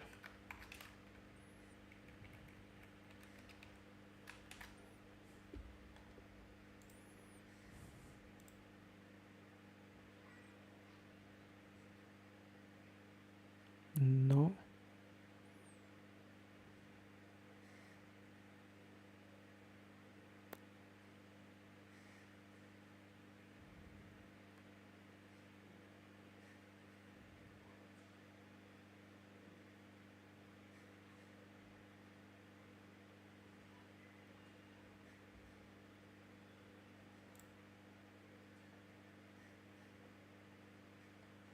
And the smallest range.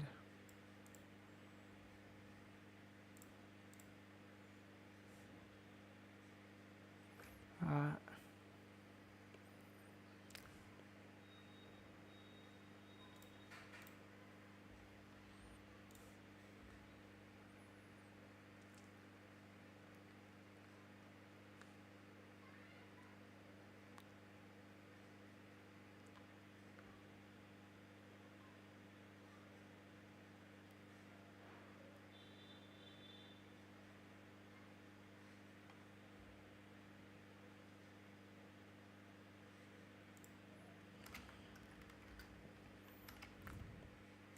what does this even means? This will not change my answer.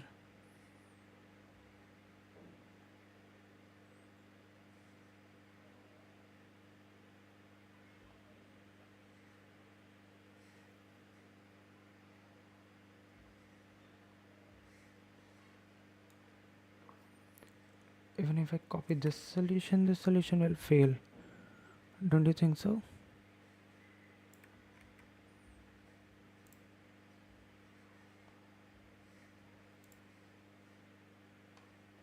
Yes, it is. And they added, I suppose, new constraint.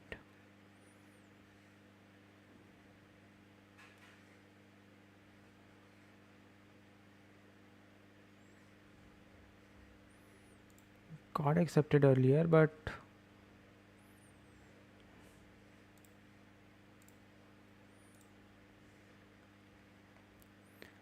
uh,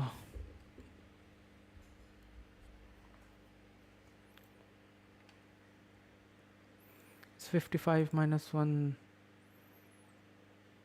plus 1, that is 55.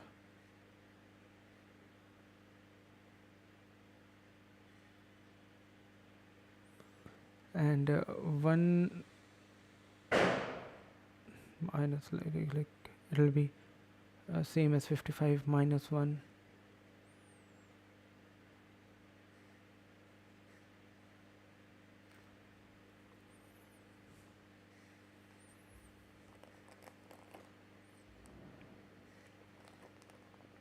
Is plus 55 minus 54 plus 1, that is 55 again. That doesn't matter.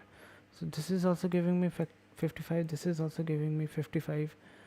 Then why my solution took this as an output instead of this?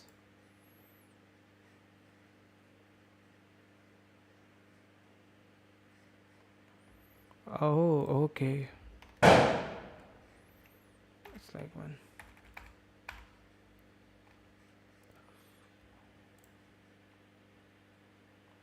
Correct. It's taking the maximum value from 0, so it will always take 0, right? Then okay, my bad. One new constraint added, and then they removed.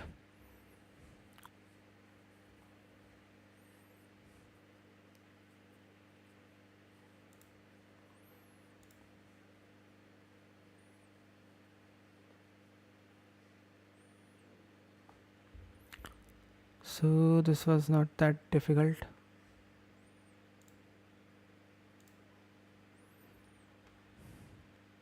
This gas station is kind of a good question.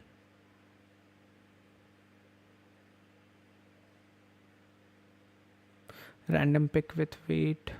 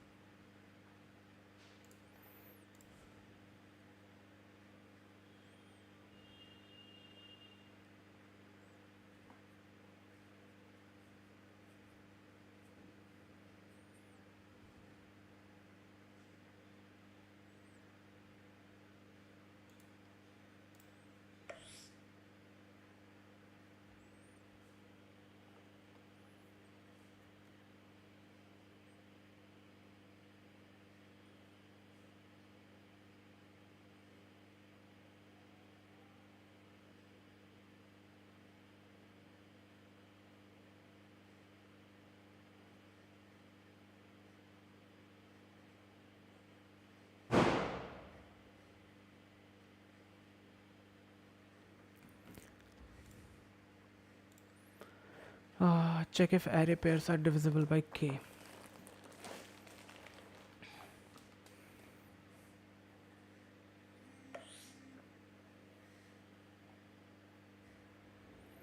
Given an array of integers ARR of even length n and an integer k, we want to divide the array into exactly n by 2 pairs such that the sum of each pair is divisible by k.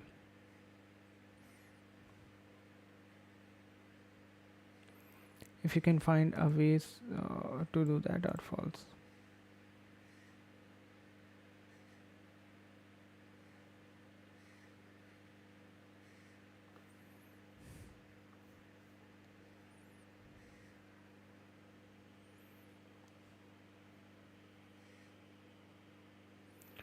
It's kind of saying I need to find pair.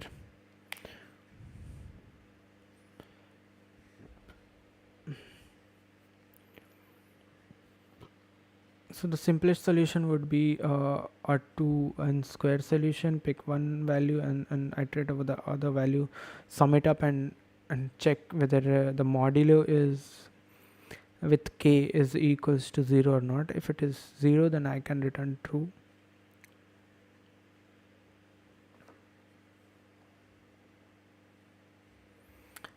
The second approach, what I am thinking to optimize the for loop is something using a map, hash map. It's like I have a value.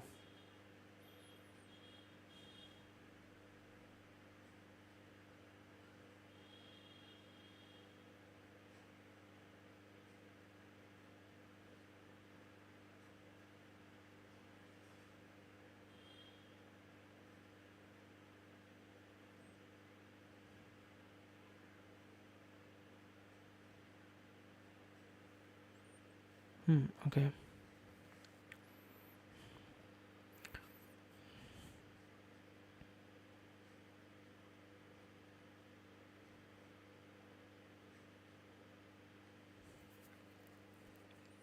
If I have a specific value, and if I add another value,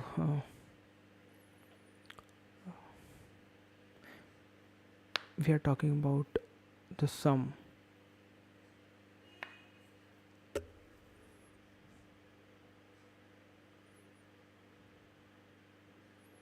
and it's not like that the array will be sorted. So kind of we can sort the array. What would that give me? mm,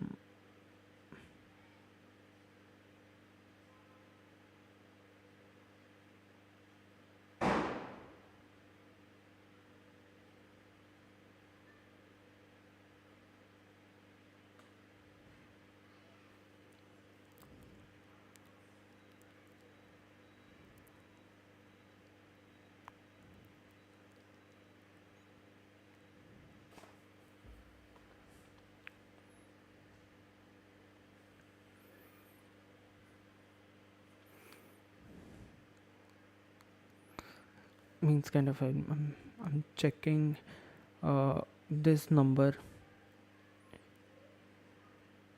plus any other number is divisible by 5 or not. Is modulo, uh, so if I have a number, mm, if it is if the number is divisible by 5, I'll have to find a number which is again divisible by 5, because I need to find a pair. If that number is not divisible by 5, I might try to close it to a number which can be divisible by 5. So that difference will be another number which I can check.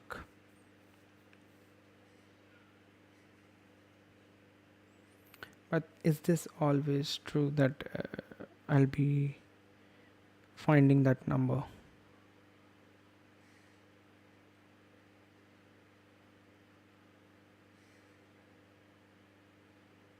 If we sort the array,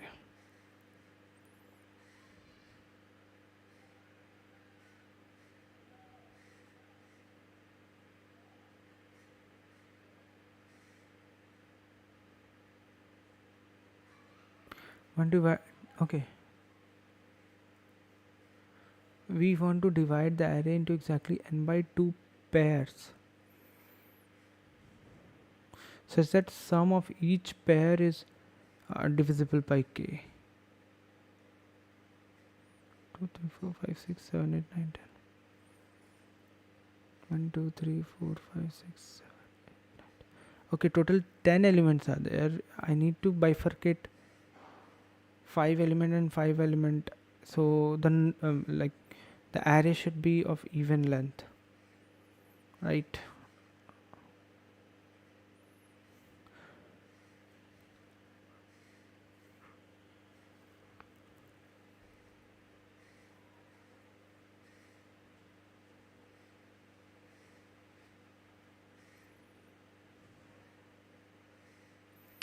So like if I sort the array,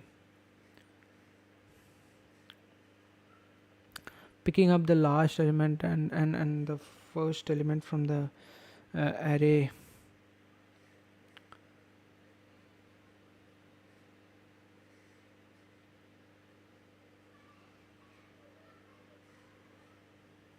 Is it always true that that is going to give me answer, like kind of two pointer sorting and using the two pointer approach?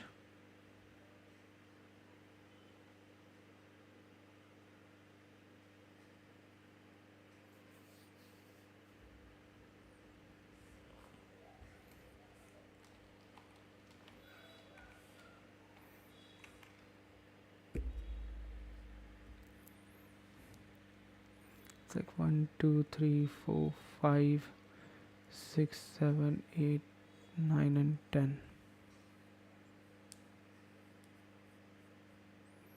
Can you see a pattern in the numbers? It's always like in a sequence.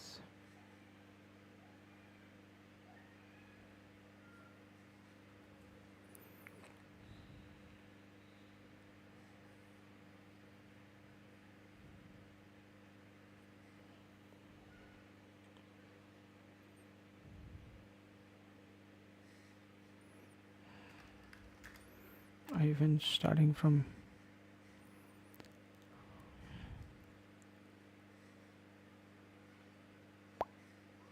divided by 5, is it possible?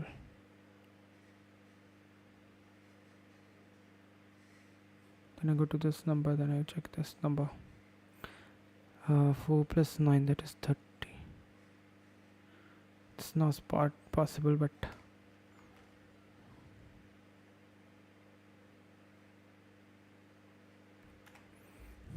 hmm.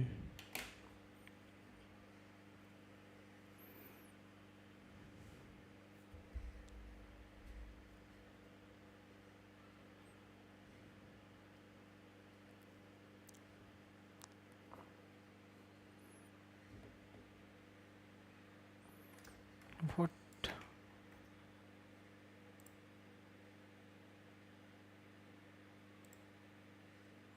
What is the trick to solve this question?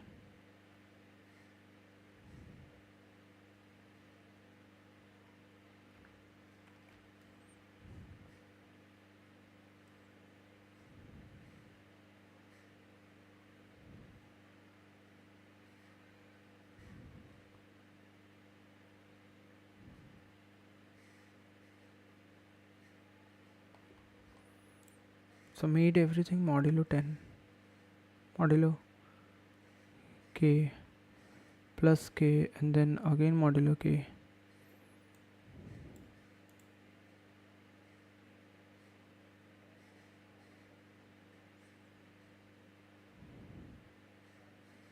Because we are dealing with negative numbers, that's why he did so.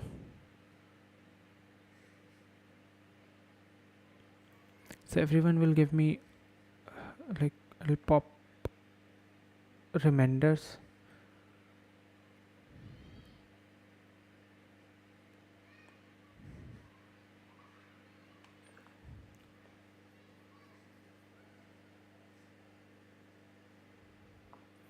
If IT of second is equals to 0, if the remainder is like kind of 0,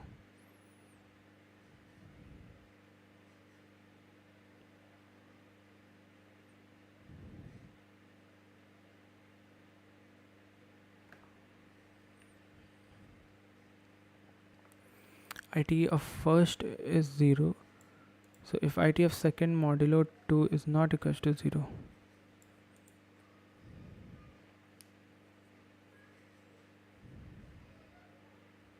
what in the world I did?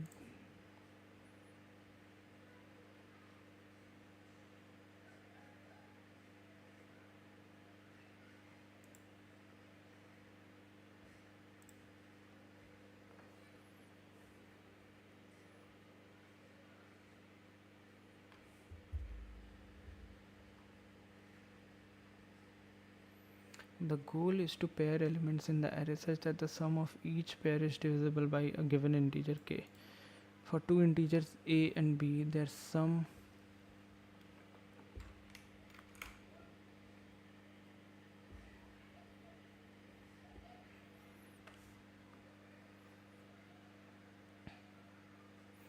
their sum a plus b is divisible by k.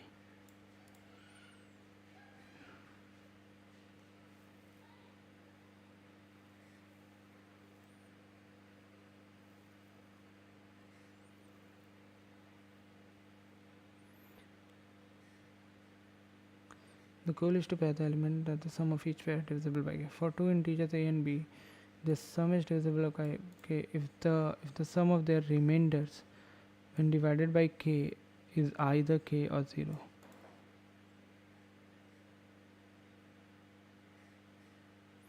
This leads us to consider the remainders of each element when divided by k. So sum of remainders 0 plus 0 divided by 0 divided by k, that is 0.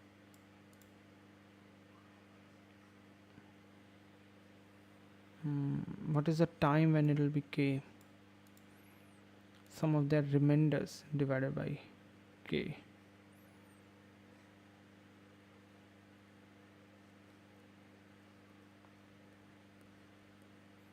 Calculator. For each number in the array, calculate the remainder when divided by k. If the remainder is negative, convert it to a positive remainder by adding k.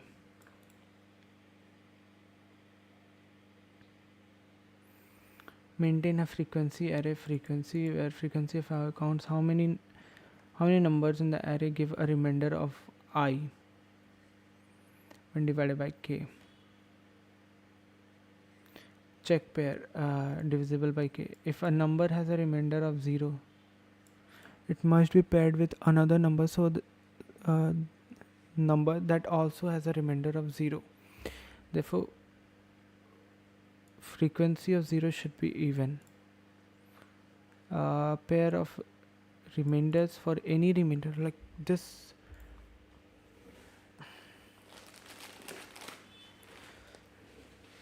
This was something that I was forgetting the logic. Now I remember the logic. So these things I forgot long time ago, and I should not be paired with k minus I. This means that frequency of I must be equal frequency of I must be equal to frequency of k minus I. Specifically, for I is equal to 1 to k by 2, check that frequency of I matches. Handle the special case when k is even.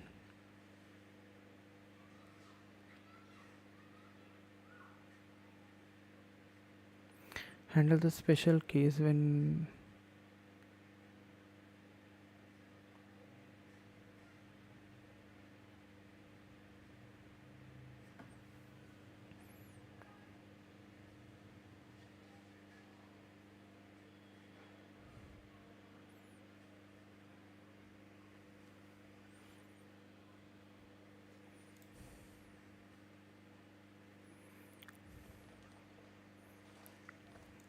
this is the number. I'll calculated the remainders. Remainder count: 0 is twice, 1 is twice, 2 is twice, 3 is twice, 4 is twice. Check pairing condition. Now let's analyze the condition for pairing. Remainder 0 count must be even since pair need to be formed. So frequency of 0 is to even, condition satisfied.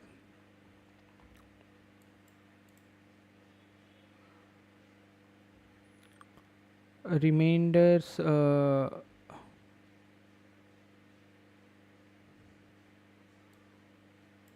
1 and 4.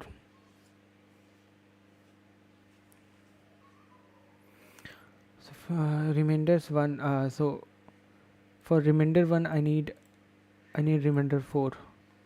So frequency of 1 must be equal to frequency of 4. So frequency of 1 is 2 and frequency of 4. Condition satisfied. So they can be paired up. So we'll make them 0. Now 2. Since all pairing conditions are, we can conclude that the possible.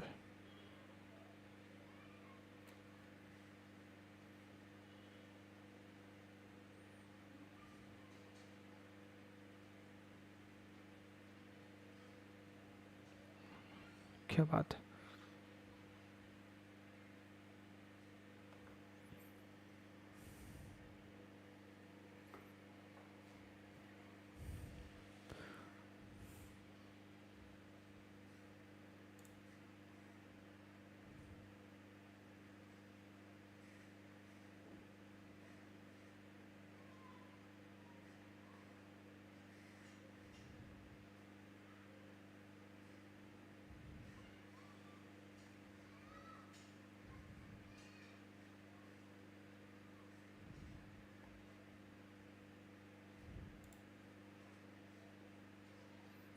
Example value is 12k is 7.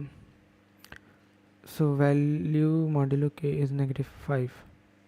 Since we want remainder to add up to 0 or k, a number of remainder -y would need a pair with a number of remainder 5, because -5 plus -5 is 0. But in order to shift the remainder into range 0 to k plus 1, -5 would need to be positive, because we already know that remainder -5 is pairing with remainder 5. The positive equivalent of remainder -5 would also have to pair with, so remainder 2 would satisfy that condition, because 5 plus 2.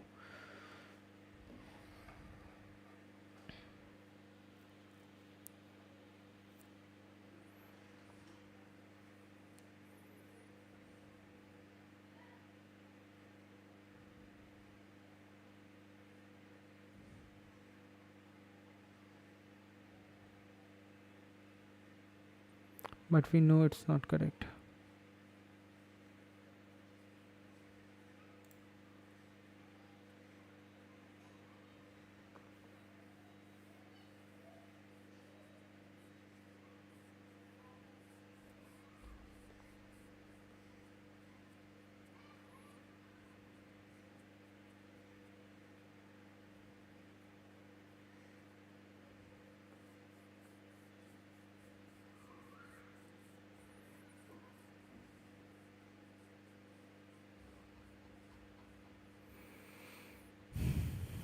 This was like a nice way, very nice.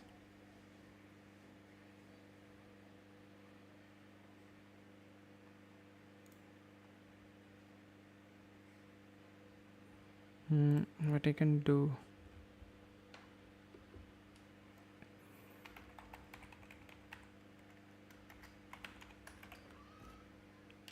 why would I create a map for this? Maybe another map will do the job.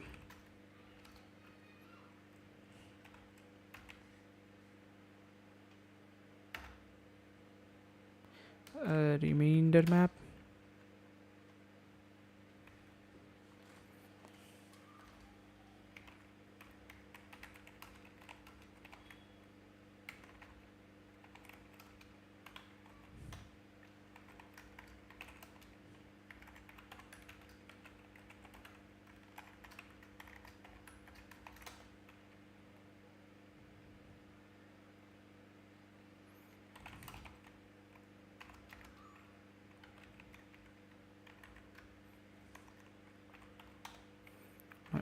If remainder is equals to if remainder is lesser than 0, I would just simply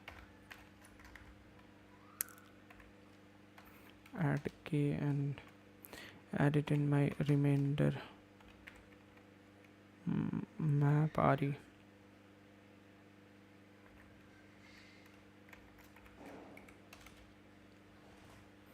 Now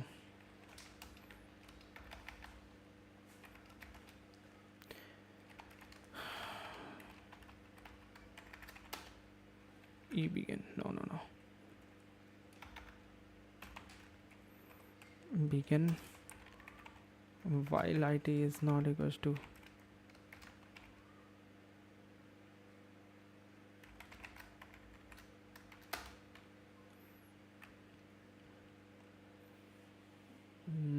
if it of second is equals to 0, I'll simply do it plus plus and continue, else I'll find pair. So there is one thing, if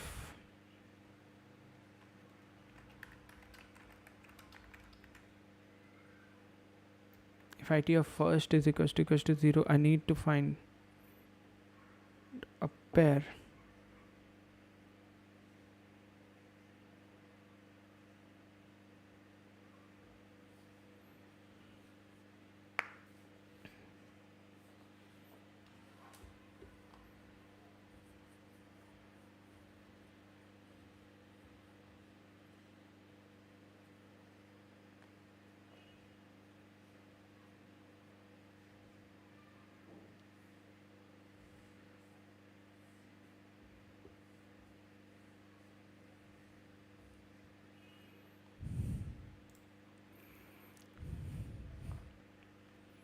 So if the value is 0, then the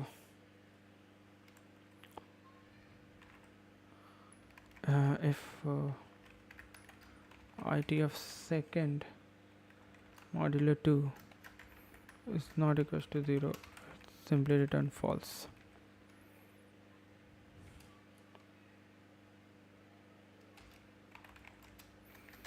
Special case checked.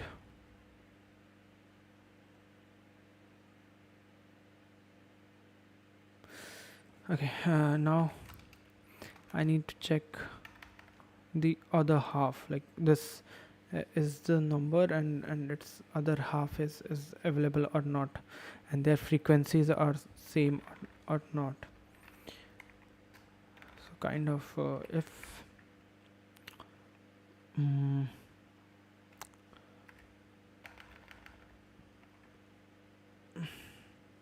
it's like a frequency of other half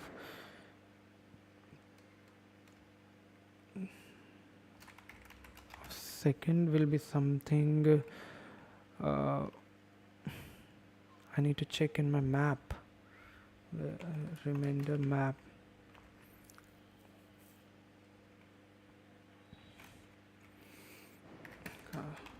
Second remainder map.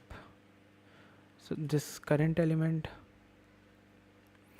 will current element number, so it of first k minus, so k minus it of first will be that second is the frequency of second.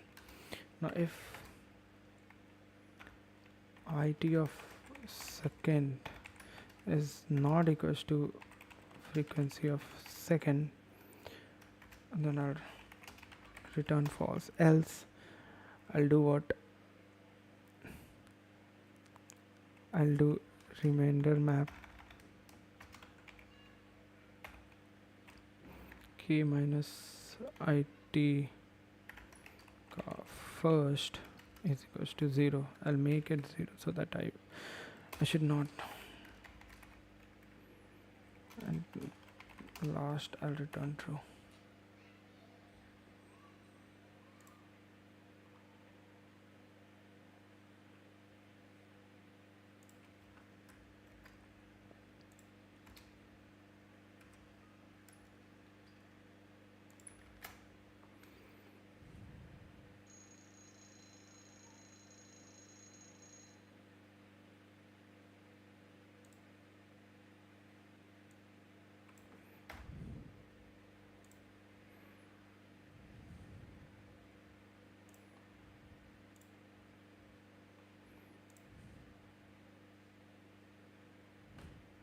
Accepted.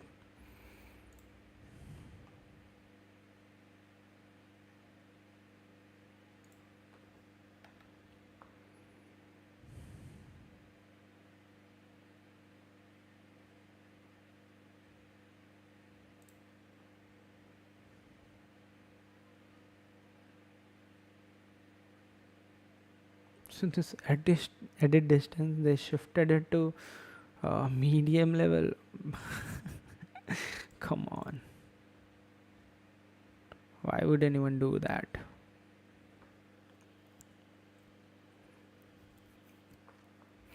This question is like,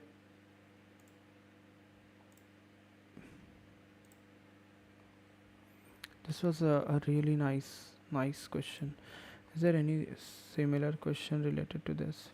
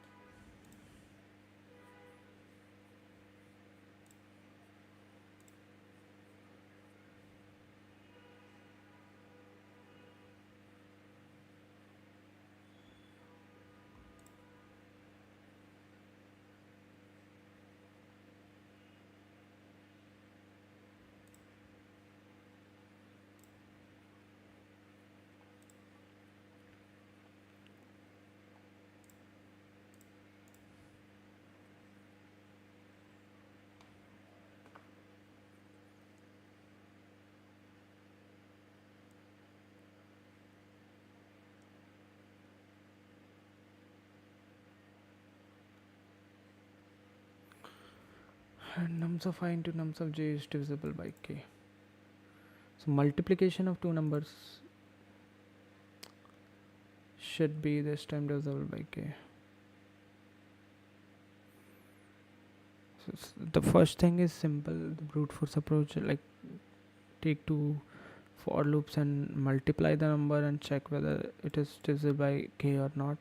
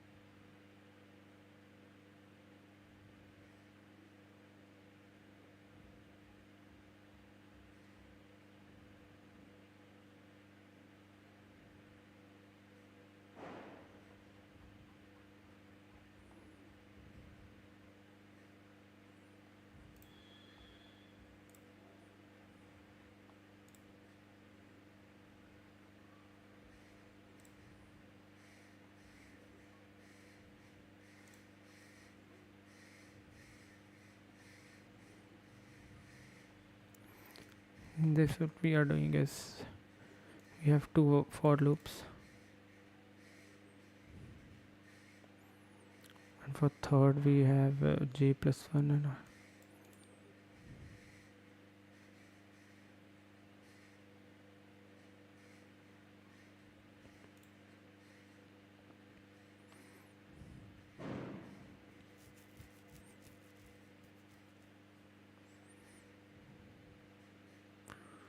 if we found the number, then l plus plus r minus minus.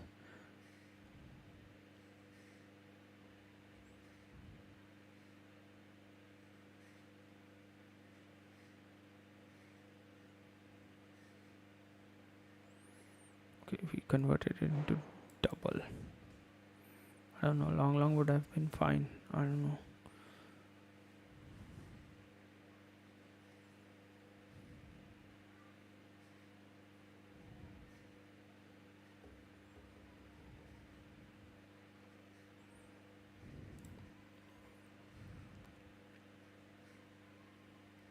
So given two strings word 1 and word 2, return the minimum number of operations required to convert word 1 to word 2. You have the following three operations permitted on a word: insert a character, delete a character, replace a character. Okay, let's try for a short break, and after that we'll continue from here.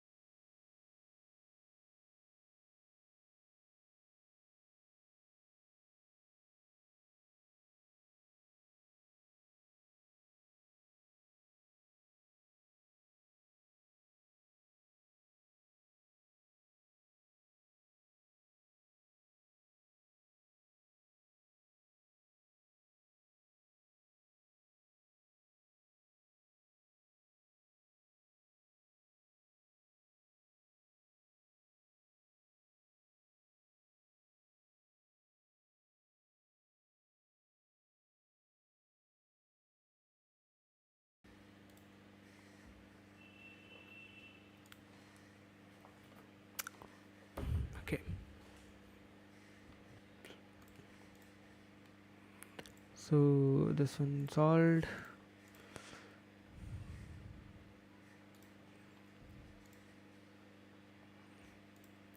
For some edit distance, let's talk about this edit distance.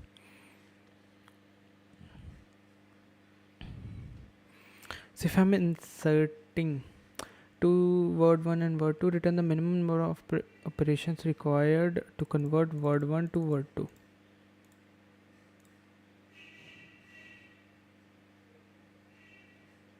So replace H with R, remove R, so R O, and remove A.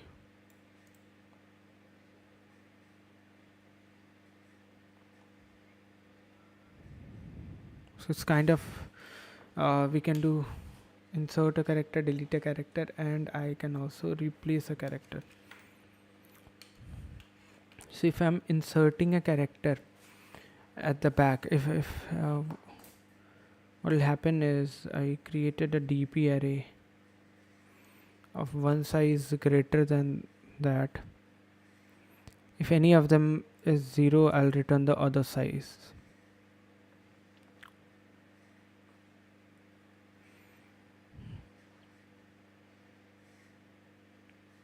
I'll fill with 0 1 2 3 4 0 1 2 3 4.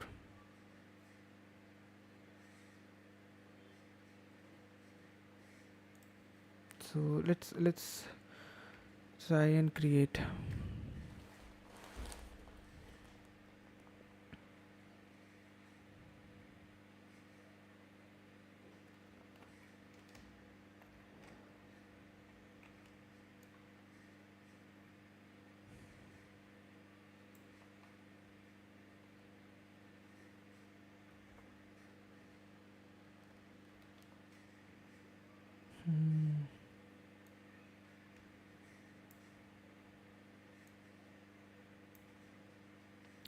HOR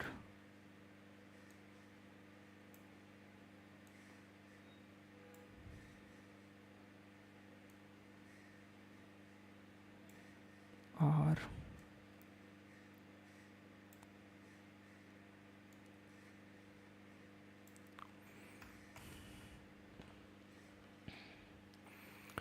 So this is something ROS and HORSE. This is empty. So indexing will be like 0 1 2 3 and then 0 1 2 3 4 5.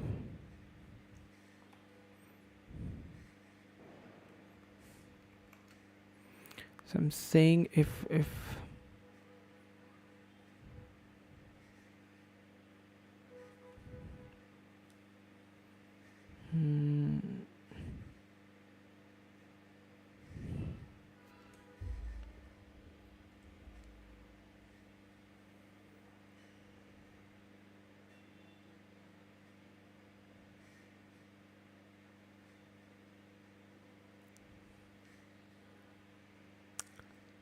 so what I'm thinking is if they match whatever value we have, so this will be filled with 0 1 2 3 4 5. This will be 0 1 2.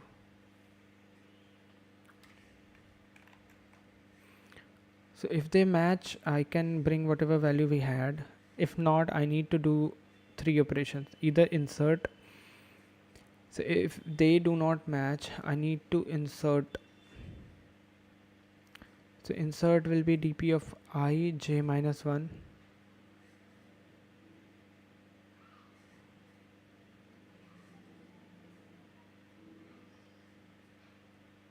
which is I need to insert a character, delete a character I minus 1 j and replace a character I minus 1 j minus 1.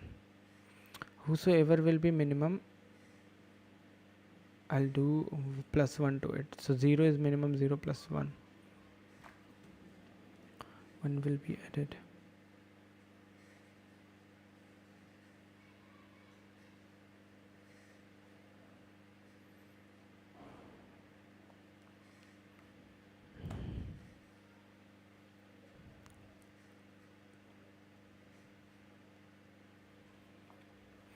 And what is the recursive approach for this?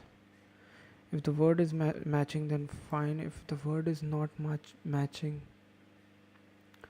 I'm starting from ij as the last word. If the last words do not match for them,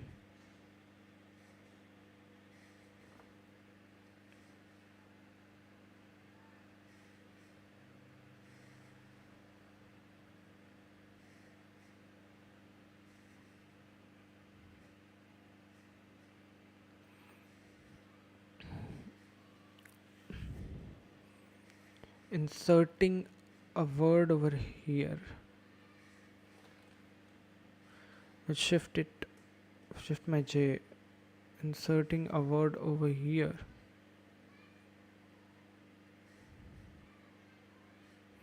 I'm deleting a word, will shift my uh,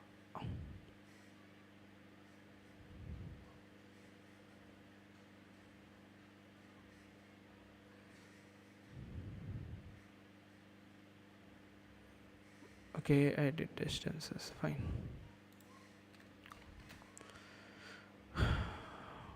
Else we'll take the replacement of that.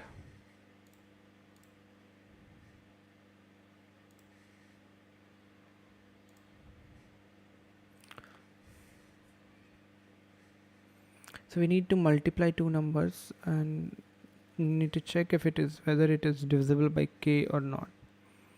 So return the number of pairs. So how many pairs are there? So same number can be used twice in other pairs, right? It's like 1 into 2, 1 into 4. So one can be used in 2 also, one can be used with 4 also.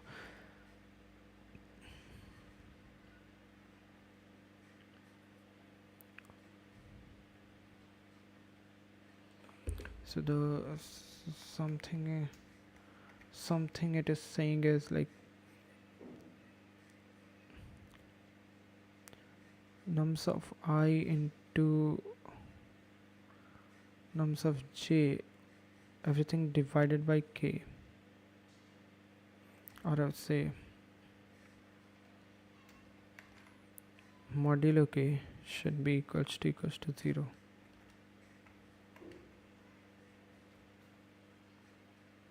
Means the remainder is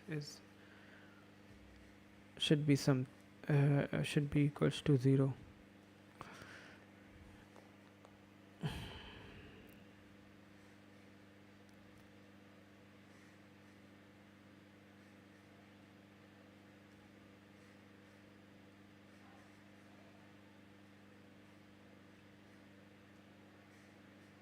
Even if we make everything inside range,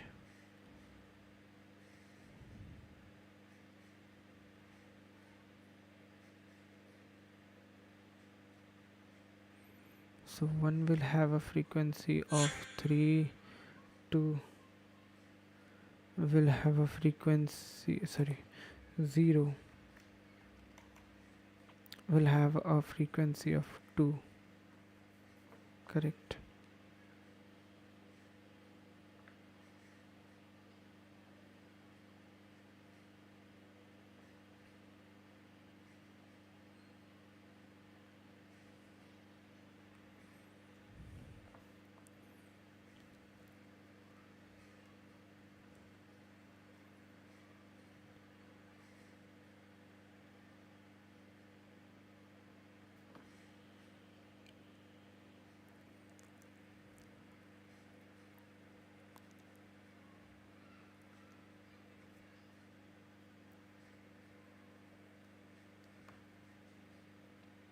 Now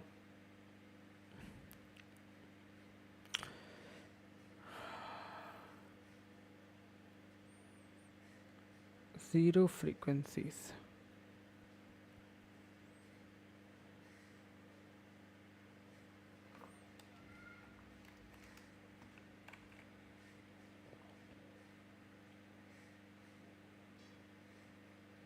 are these two.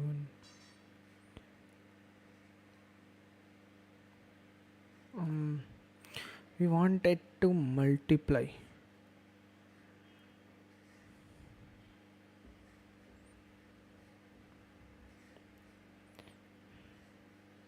Can we do some equation manipulation and something like that?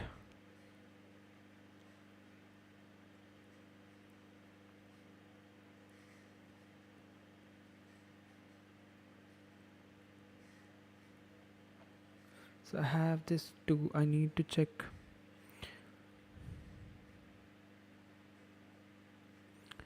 2 can be multiplied by many numbers available in the past, where I would check uh,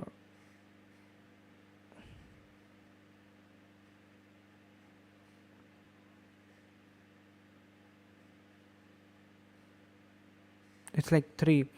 We have a number 3. Now this number will be divisible by 2.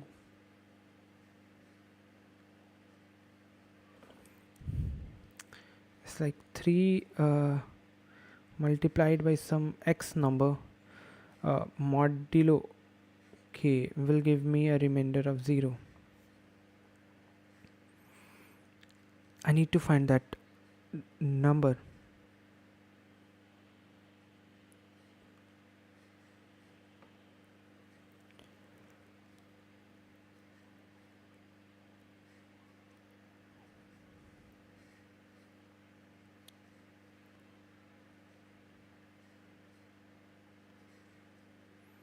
This is my remainder operation. 3 into x.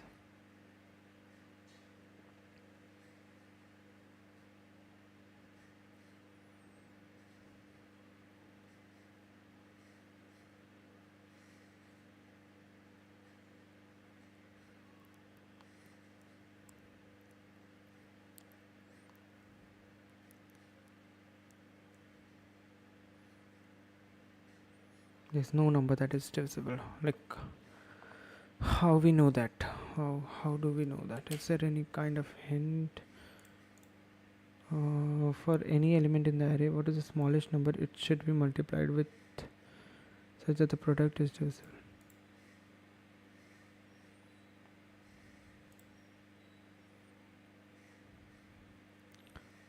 So for 3 to be divisible by 5, the minimum number that it should be multiplied with is like 5, right? So 3 5 will give me 15. So uh, do we have 5?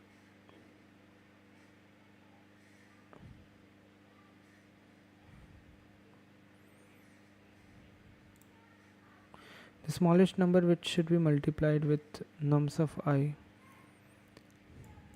so that the product is divisible by k is k divided by GCD of k, now think about how you can store and update the count of such numbers present in the array efficiently. Okay, the smallest number which should be multiplied with with nums of I so that the product is divisible by k is k divided by GCD of k comma nums of I. It's like okay. For 3, let's see, for divisible by 5 comma GCD of greatest common divisor of 3 comma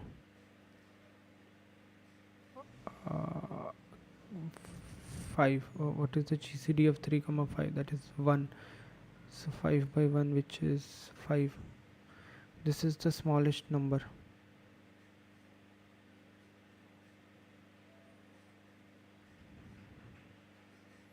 And if we do it for 5,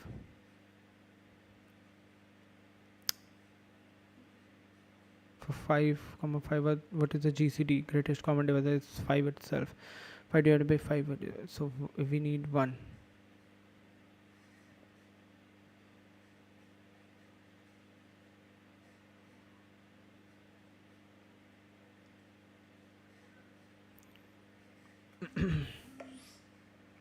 I need to return its unique number, right?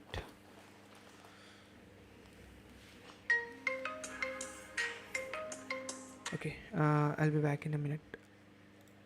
Just a minute.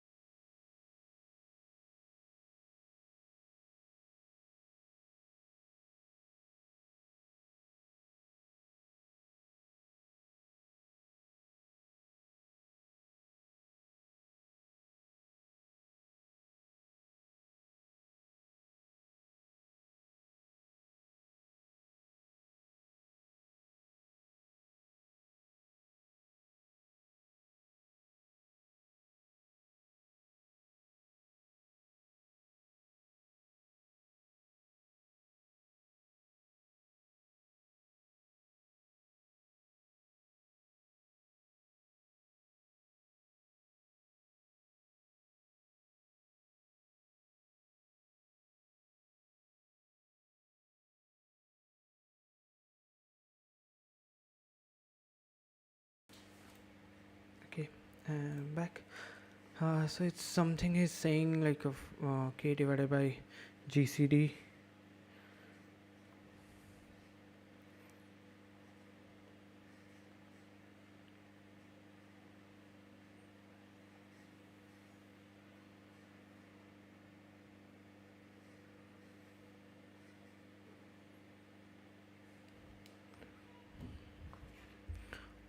K divided by the GCD, kind of greatest common divisor. We are finding the GCDs over here, which will give eventually give me. So for 5, I have 1.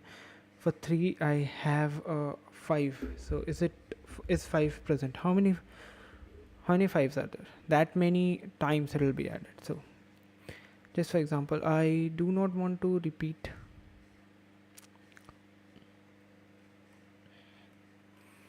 So for 1 5 divided by 1 comma 5, GCD of 1 comma 5, what's that? 5 only. So for 1 I have used 5. So for 5 why I will use 1 again. 1 for 0th index we have it's like it was for k is equals to 2. If k is 5, we already used 0 and 5. So for 5 this will only come. So it's like I don't have to use it.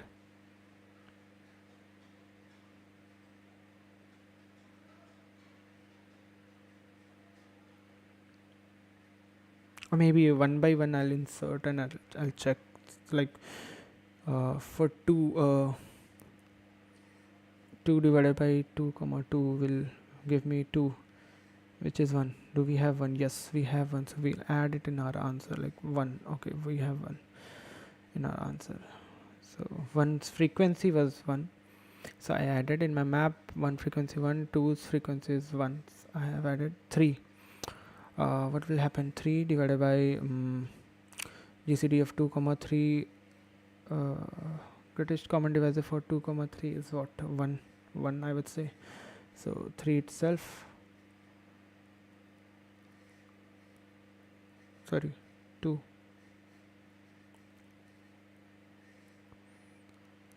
is 1, so 2 itself, so 3 2 just 6.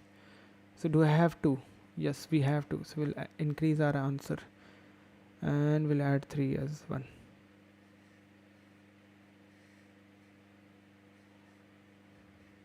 Okay, for 4 same thing, 2 by 2 comma 4, so it will be 2. We'll divide it, we'll get 1.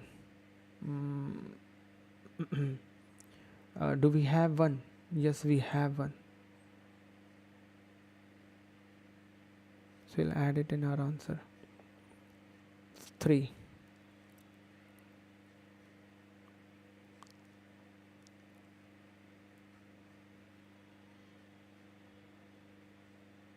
Five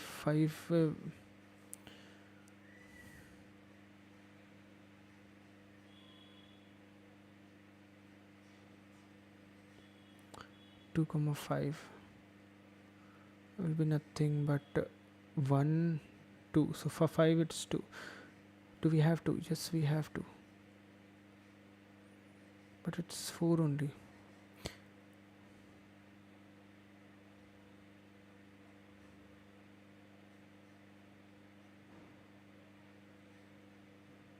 For 1 we had what? 1 comma 2, which was 1.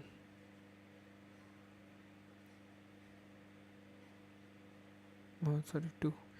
So 2 we do not had.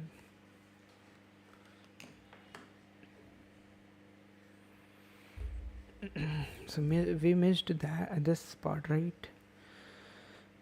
0 1.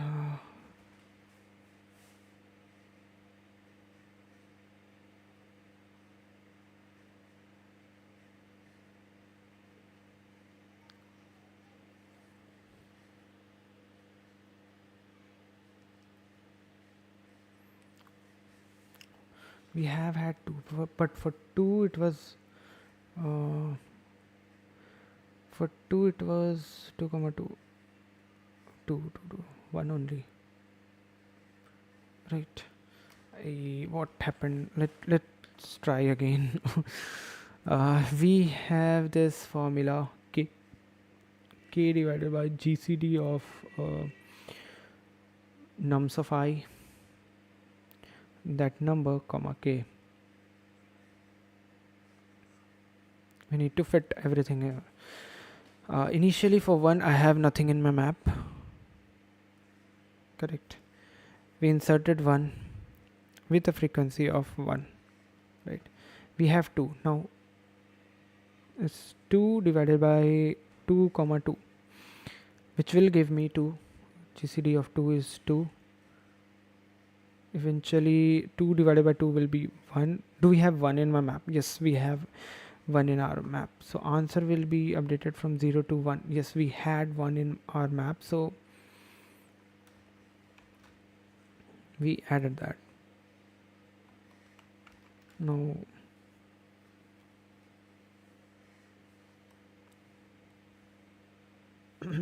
we'll add 2 also in our map with a count as 1. Now 3. So 2 divided by 3 comma 2, which is nothing but 2 only, direct 2. Do we have 2? Yes, we have 2. So whatever frequency this 2 contains, I'll add that. So it's 2. We will add 3 also in my map as a frequency of 1. 4. 2 by 4 comma 2, we'll get what? 2 by 2, which is again 4. 1. Do we have 1? Yes, we have 1. We paired 2 with 1, we paired 4 with 1, right? So we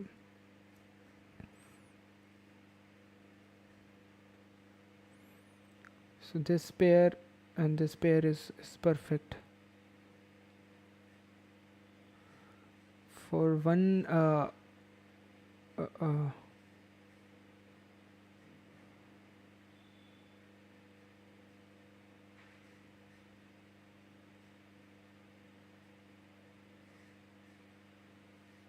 1 and 2 there is a pair, and 1 and 4 also. 3 4.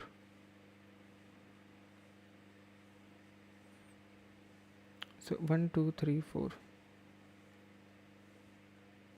Why it's 4 only? Okay, let's go for 5. 5 we have GCD of 5 comma 2 is nothing but 1, so 2, sorry. GCD of 5 and 2 is 1, so 2 only. Do we have to? Yes, we have to. So we'll add it in our answer, that is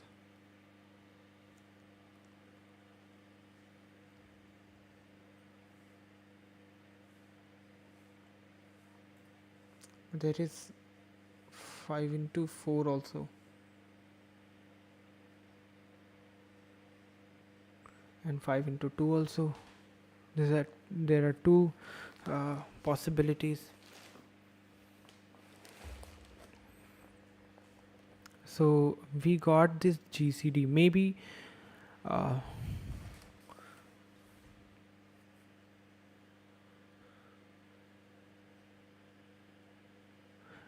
maybe instead of adding the numbers, I could add the GCD's frequency plus plus. So something like that. So let's try that. I hope that should work. GCD's frequency will give me probably the answer that I am searching for. Initially one had nothing. For this 2 we get 2 comma 2, which is 2 1. So we have 1 as GCD. This is my GCD. We had one frequency was 1, so I added in my answer as 0 to 1, and this GCD is now increased to 2. Fine, let's see. And this number also, I need this number also, GCD as well as this number. Okay. For 3 we have 2 3 2, which is 1. We'll get 2. Do we have 2? Yes, we have 2. Whatever value we have, right? So we'll increase, we'll add 3 also, and as well as GCD will be increased to 2. Let's see. We have 4 2 4 comma 2. We will be having a GCD of 2. 2 divided by 2 is 1. So 1 we have 2. So we'll add 2 to it. So it's 4. And once GCD will increase to 3, and this number 4 with 1. Now for 5 it'll be 3. So 7 will be added and 5 will be added in my. So I'm what I'm doing is I'm increasing the GCD also, as well as I'm adding that number also.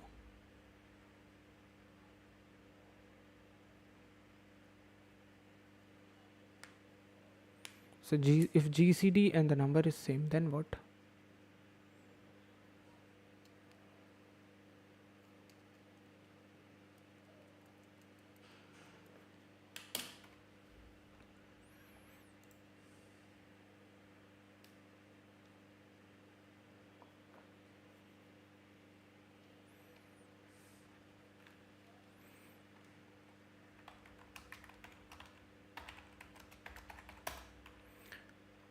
Okay.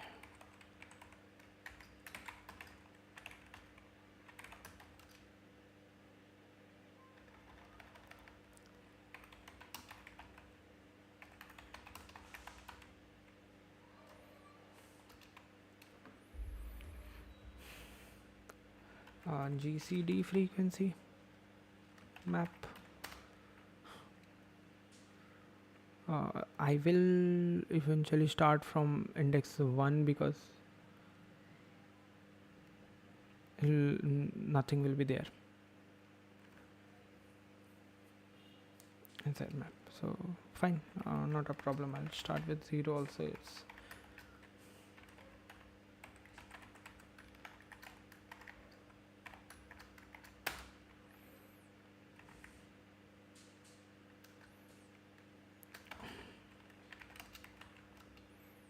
val will be something k divided by underscore underscore gcd of nums of I comma k. So whatever value we'll get, will put it in our map. After that, what we can do is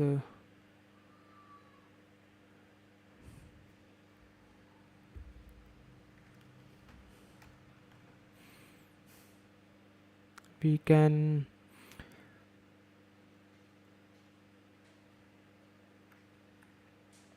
check whether this value is present or not. So gcd frequency map dot find this val is not equals to gcd frequency map dot end. So result plus is equals to gcd frequency map of this val will be added. Now this gcd frequency map, inside this we'll add this new gcd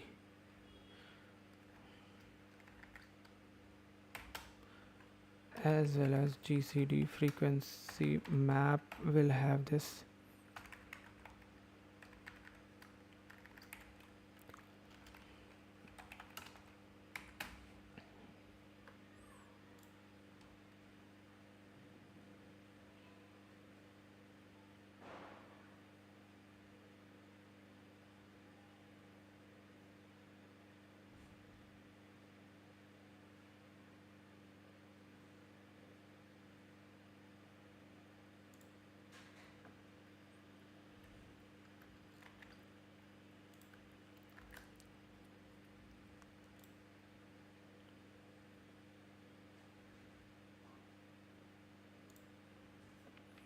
and if we do not add,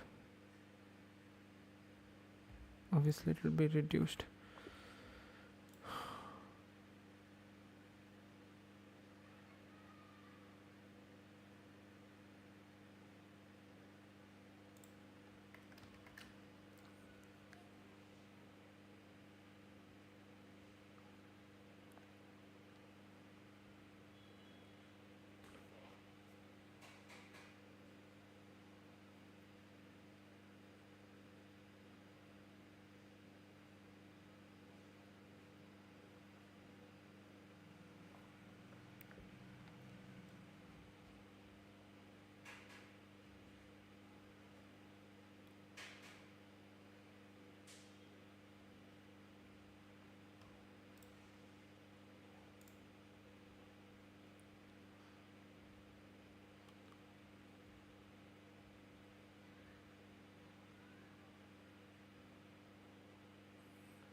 So that number and k, I found the gcd.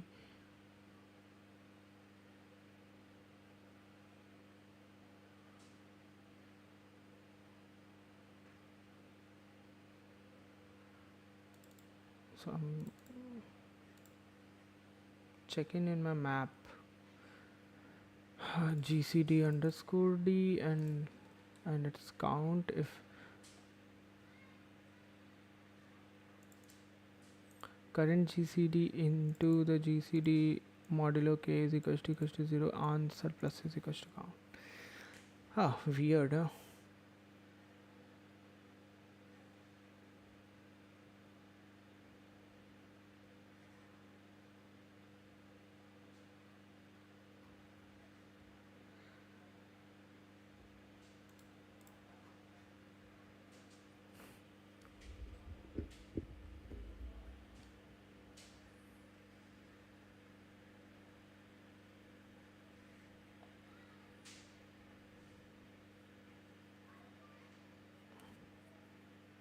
To get 40% runtime boost.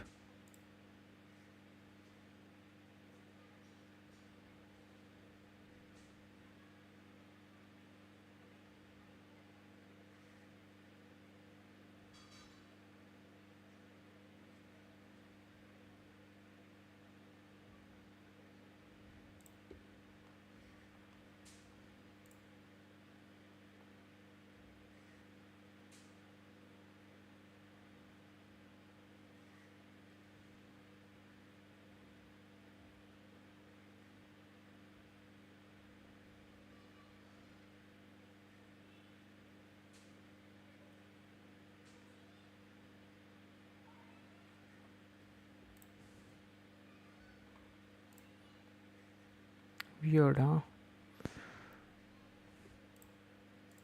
It's kind of a weird question with a weird solution.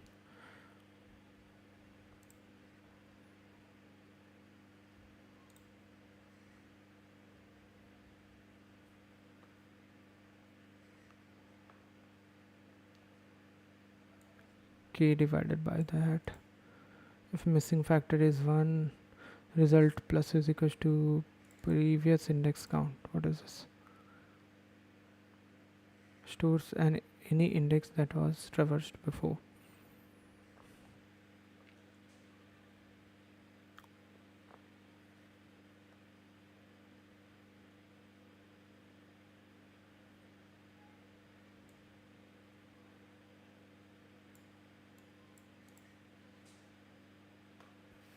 So that GCD and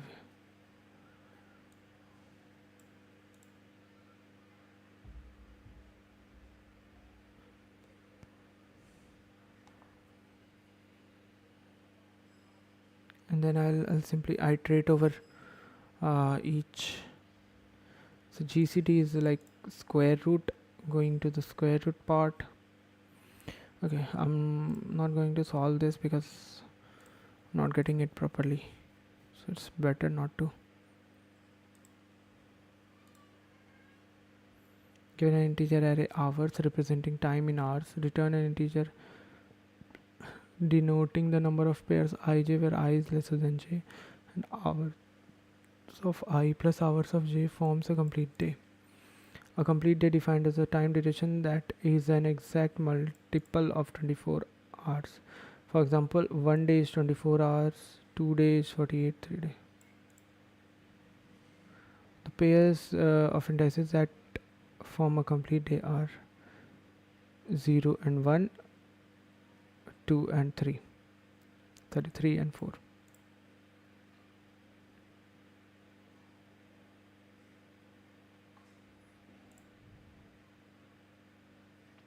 So it's same, modulate with 24 to make the remainder reduce down to that part. I need a map. I have this hours of I subtract 24. Why this is sum? Shouldn't be sum, it should be the number hours of I. What is the other half that we want? If it is there, add it and add this hours of I.